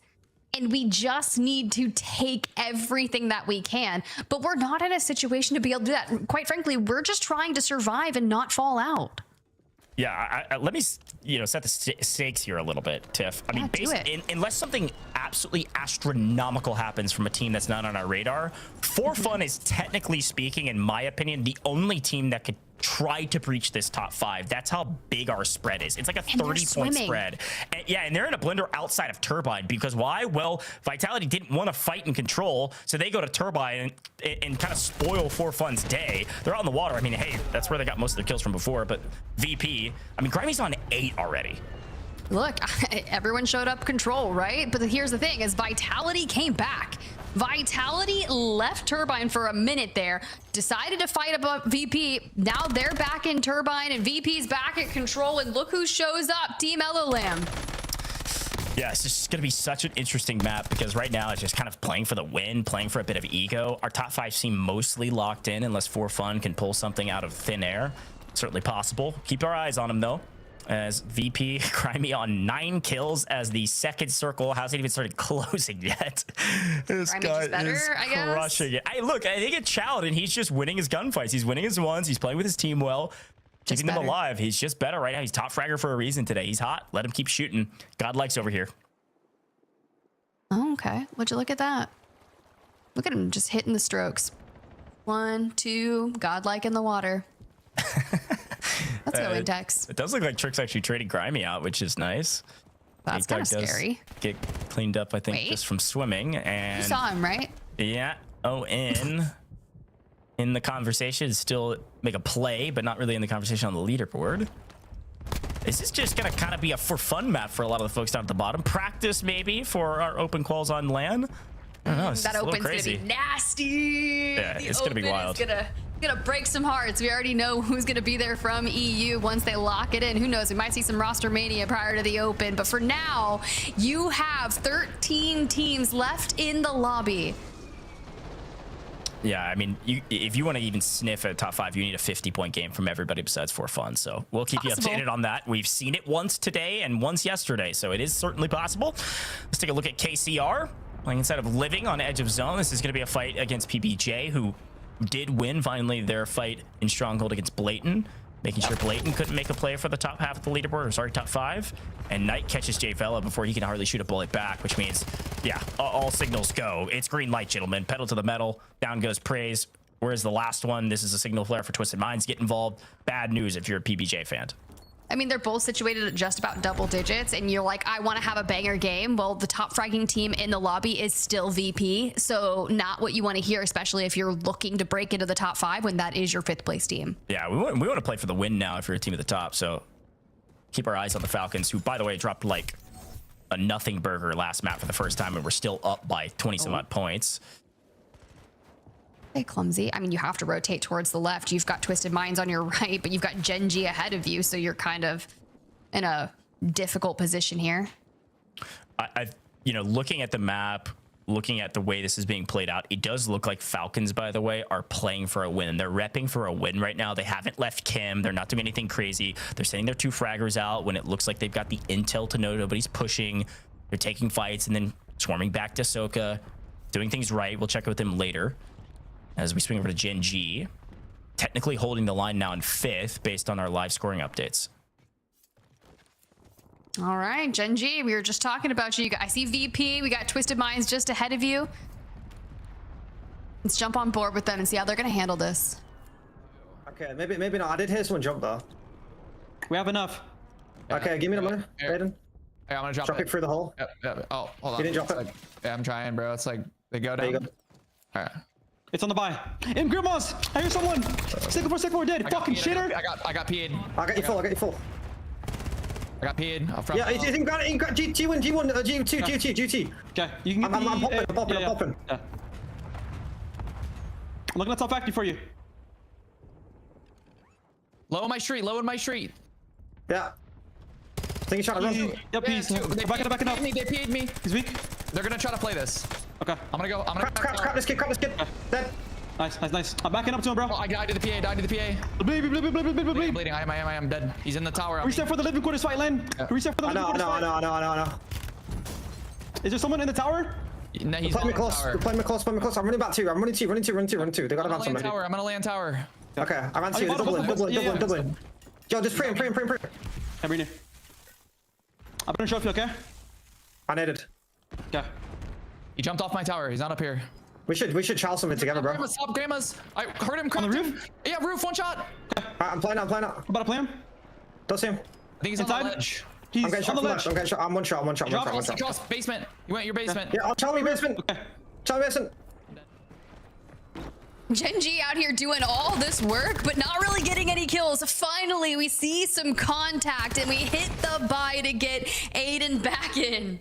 Yeah, this has been a ballet of sorts. They're just dancing around each other, just dropping cash for each other, trying to get people back, get the weapons that they need, everything in between, while also battling for position back at HQ. It's where they drop. It's where they like to stay. It is technically going to be outside of zone, moving into new. This next zone will dictate a lot. Now, the Falcons, in the meantime, by the way, have wiped G2 off screen. We didn't get a chance to see it. G2 is just chilling up in bio. They had 14 kills, but the Falcons full sent them. Meanwhile, Virtus Pro are at the bottom of prison, trying to wipe everybody in between, including Vitality.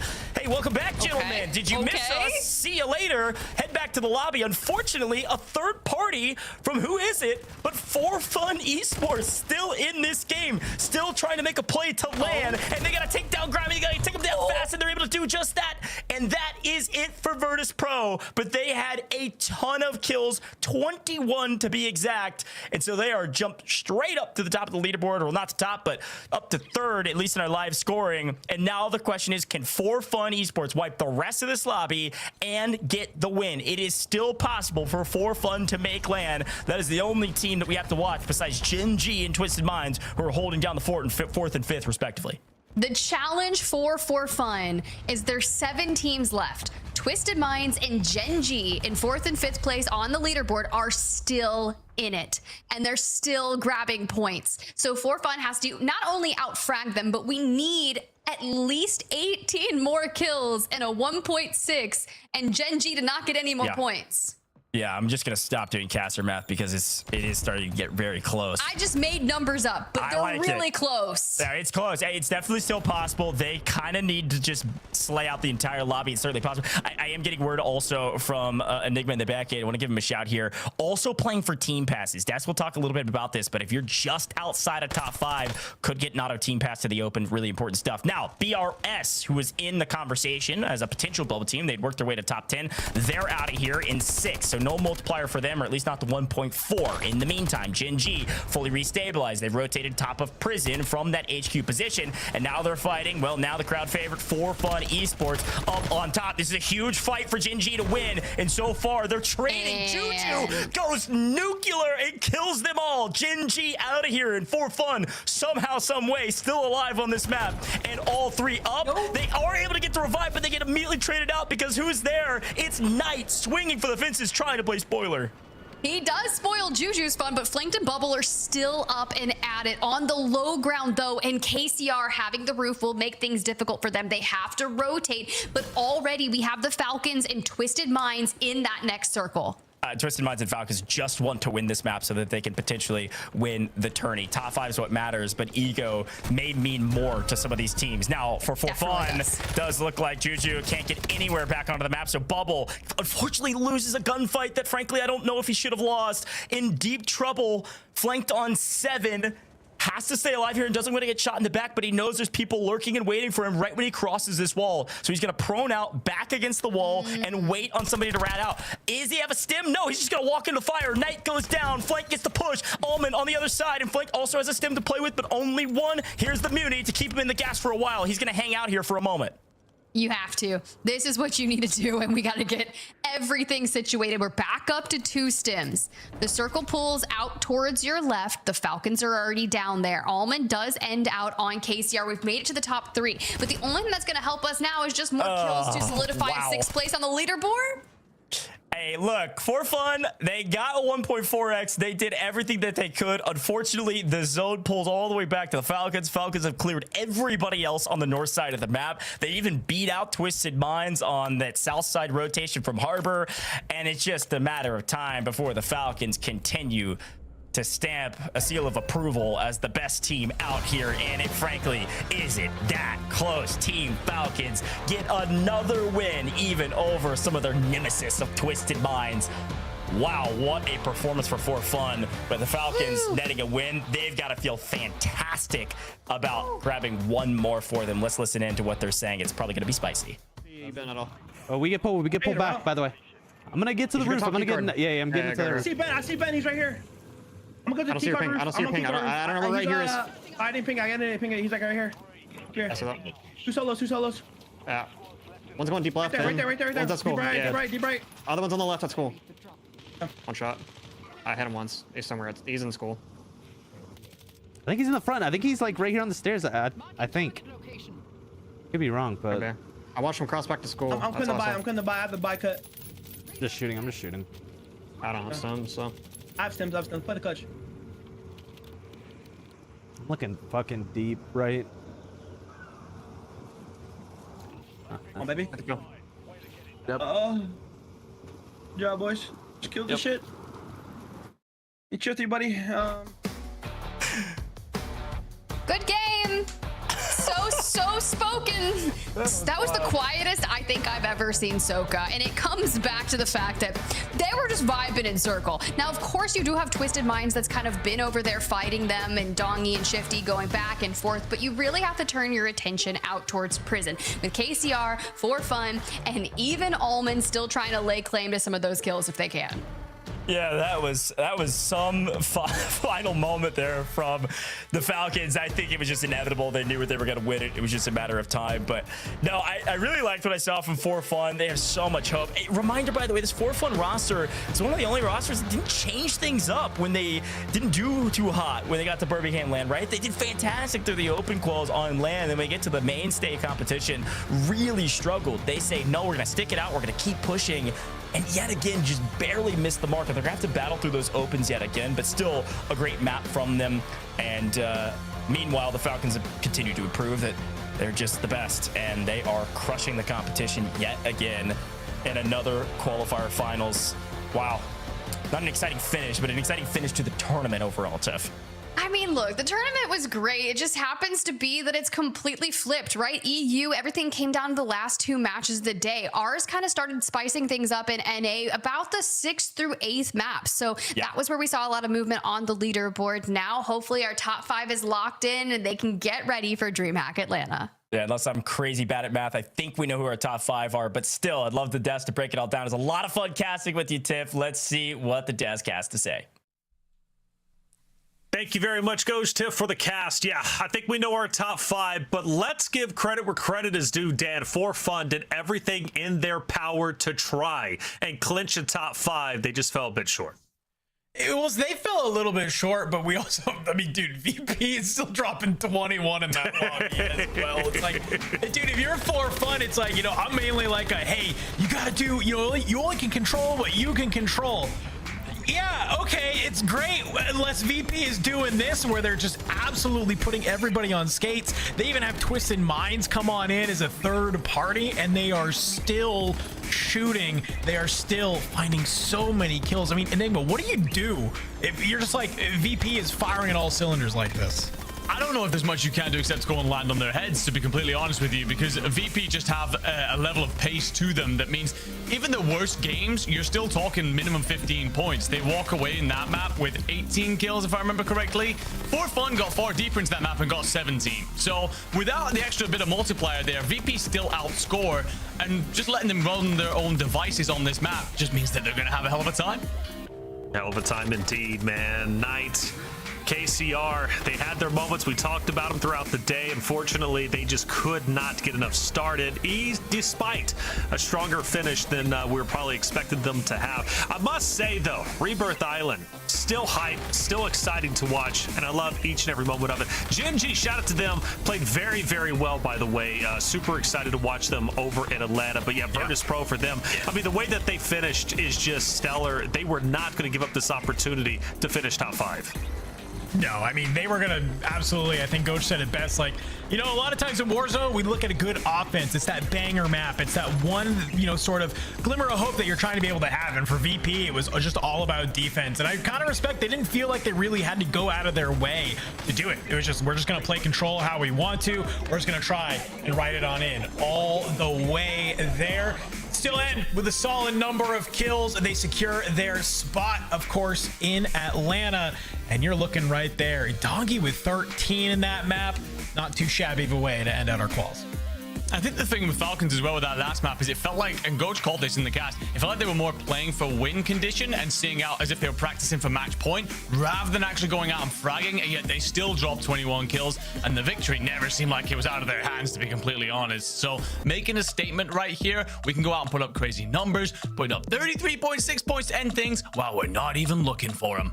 Man, it's so fun, isn't it? You got Falcons, they take, what, 2 games for the day? You got Twisted Minds who take 3, Gen.G take 2. The point is, you've got a lot of teams, they get on match point, they can close out. They are proven, tried, and true.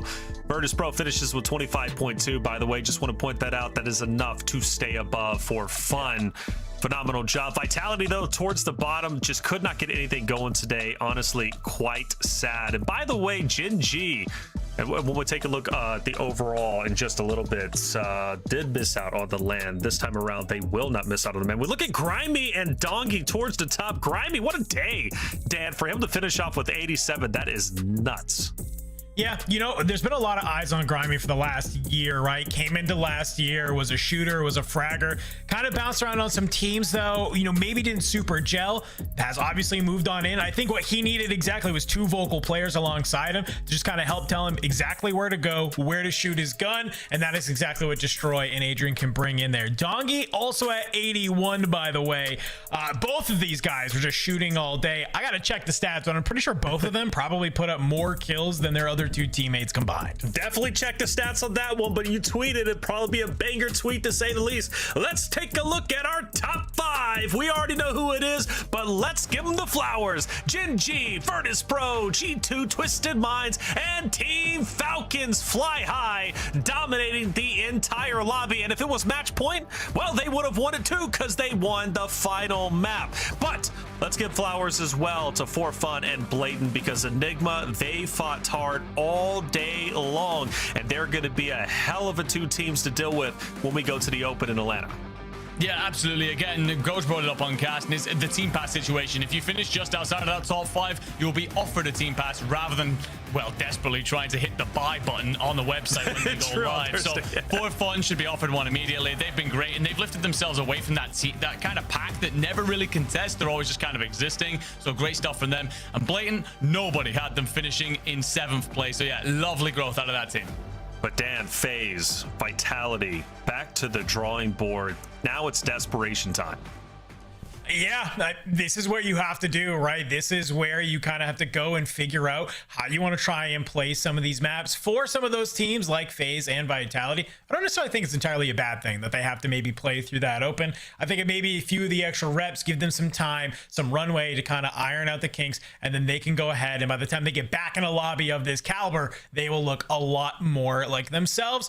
You know, for Vitality, I think it's hard, man. You're getting triple conned on both maps. That is just so tough to play on out of. But the thing is that guess what? The other teams had to deal with the same thing, and they still managed to qualify. The other teams had to deal with one thing, and that was Team Falcons. Man, let's get Hisoka in here. You already know it's going to be an exciting interview. Hisoka, my boy, first and foremost, how many times are we going to do this? How many times are we going to get an interview after the day is done because you guys have dominated? I don't know. I'm blessed by God, you know, that Father Time. I'm not old enough yet, so, I mean, we'll see. I'll do it again in Atlanta. That's it. Do it again. Man, Hisoka, You've accomplished more than the majority, actually 99.9% of Warzone players out there. You continue to drive that you still want to be the best. This year, though, especially for the Warzone Resurgence Series, you've been on fire with the trash talk. You seem hungrier than ever. What is driving you in this Warzone Resurgence Series? Because every time you get a win, I'm hearing you pop off. Yeah, it's just to prove a point. You know, this year's for legacy. With my two teammates, they make my job very easy. You know, all I do is pop UEs. I just hold their irons, and I'm playing with the best fragger in the game, the best support in the goddamn game right now. Whew. Well, man, I gotta ask you, because obviously you had some words to say to a certain maybe Twisted Minds player. You know, I don't need to call out who it is that's there, but why are we challenging Twisted Minds at Mansion game number 1? Is that a strategy thing? Is that an ego thing? It's a bit of both, but I say more ego. Just show them that if we want their house, we're gonna run in your trap and take your trap. So if we want it, we got it. Okay. Yeah, certainly looking comfortable out there, man. And, well, as always, leaving us with plenty of entertainment up here on the main stage. But I will say, obviously, you guys went out in Birmingham, right? We then come into the Atlanta split. You guys will be in those LAN Finals. Do you think the gap has widened, or does it feel kind of the same going into Birmingham? Because obviously, Birmingham was incredibly close in terms of seeing it out. You do get there in the end, but maybe took a little bit more of a risk than you'd have liked. I can't lie, just blacked out Enigma, but it is the gap. I think we definitely put a target on our back after Birmingham. I can't lie. I think a lot of teams have been trying to focus a game plan to try to grief us, you know, and I haven't really watched EU like that, so we still got to take that into account and study those rosters and study the rosters that are going to qualify from Saturday on in Open in Atlanta. So, Ahsoka, hopefully don't black out for this one. Talk to me about legacy, man. You said legacies. What does that mean to you? What do you, other than just trying to be the best, what does it mean to you personally to have a legacy in Warzone competitive? It's just trying to do something great, you know, in life. And, you know, in my life, God bless me with the talents to be the greatest Warzone or greatest Warzone player and try to be, you know, and I'm trying to prove that I can win with whoever. Doesn't matter. You know, like obviously at the Dynasty 2024, but I have a feeling that me, Dongy, and Eddie, we can beat that legacy. We can be better, stronger. We win these lands. You know, we focus on Atlanta. Inshallah, we win it again. And we win EWC World Series. So just one step at a time and try to be great. You know, I think why we're so good at the game is because we play with each other. We play for each other. You know what I mean? And we just want to win for each other. So I love my teammates. They make my job easy. And I'm just blessed that they're surrounded by me and just show me so much love. So, yeah. That's incredible to say that you want to beat the legacy team that was already set before that you were on. Powerful words from you, Ahsoka. What are your final words, man, to your fans as we get off this interview, man? Because it's been a pleasure watching you all day. It's been a pleasure for you guys casting us. You guys are my boys. You guys know, hey, when I see you in Atlanta, we're going to get a drink, first and foremost. But let's do all it. The Falcon fans, let's do it. All the Falcon fans, all the Warzone fans, I'm really just trying to entertain y'all. But, you know, I might seem like a little cocky bastard, but I'm really not. Really not. I'm really a cool dude. You can meet me IRL. So, yeah, we're ready for Atlanta. I love you guys. All the Falcon fans, inshallah, we'll bring it back home. Thank you, guys. Much love, Ahsoka. Thank you so much, man. That's Team Falcons. That's Ahsoka, the closer himself, closing out the day with a big win. I love the energy. I really do. What? He wants to beat the legacy that was already set by him and his other roster. That is powerful as power can be. Just absolutely incredible. Here's your top 5. Falcons, Twisted Minds, G2, Virtus Pro, and Gingy get the job done. But for the others, you haven't seen the last of them. I'm sure they'll be playing in the open. They'll be desperately clawing their way towards EWC, Dan. Yeah, and I think that's what has me most excited. Obviously, when we went over to Birmingham and through that open, there's a lot of EU teams that were playing through that. Guess what? It's a whole different beast in Atlanta because there is a region that has been chomping at the bit for an opportunity like this. There's going to be a lot of Latin American squads at that Atlanta Open, okay? This might be an entirely different beast that you have to deal with if you are some of these teams who weren't able to qualify here today. It's not going to be easy. It's not going to be simple. So hopefully you can go back, hit the VOD review, come back with a new strategy because I have a feeling that those Atlanta LAN Finals are about to be spicy. Yes, they are, and they're coming up quick. And speaking of coming up quick, team passes are on sale this Thursday. Enigma already said it. Look, you've got to press that button quick. These tickets are going to sell out fast. I can guarantee you that. So if you're any of those teams that ended up missing out, well, now you have a second chance. For those who might not even have played online, but you want to make a miracle run on LAN, you can also have that opportunity. On sale this Thursday.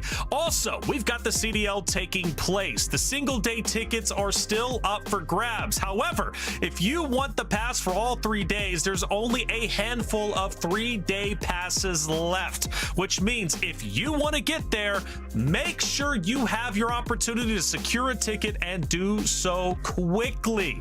Okay, CDL, always a great time to watch. The Pro-Am is going to be incredible. We get to see if some of those teams that have been talking a little bit of trash outside of the CDL can actually compete with those CDL rosters, and I'm sure it's going to be an exciting time. Hey, been a great day for sure. North America never disappoints, and we now have more of a clear understanding of what Atlanta is going to bring for us in the Call of Duty Warzone Resurgence Series. Enigma, off to you for your final words.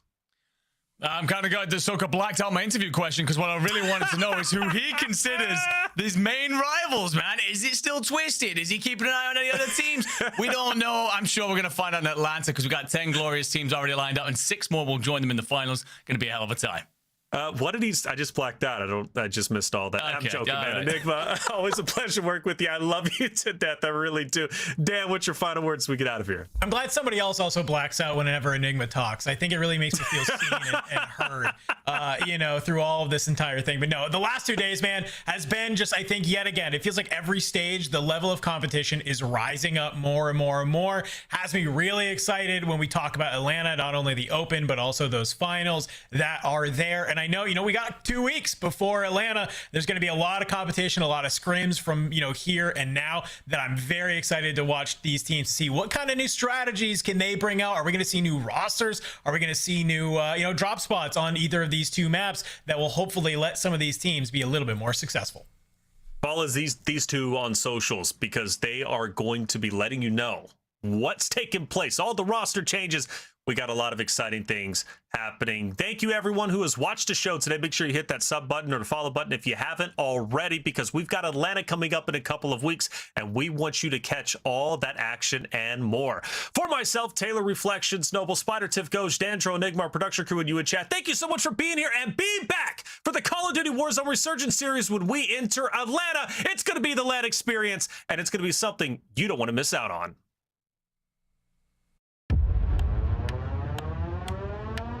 I'm ready for war. I'm ready for war.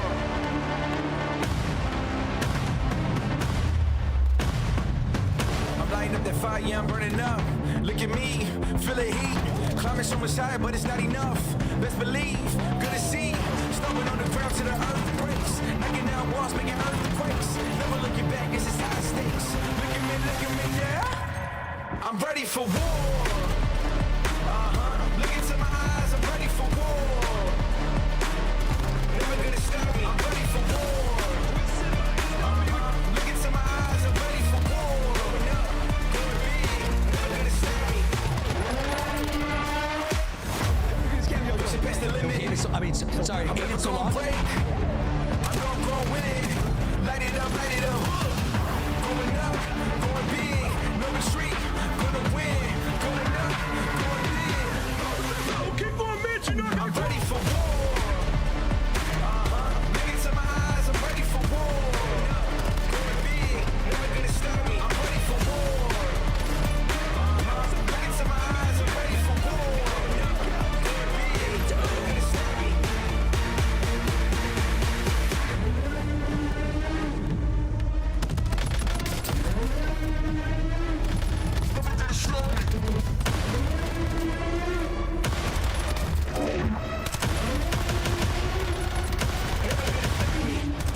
I'm ready for war.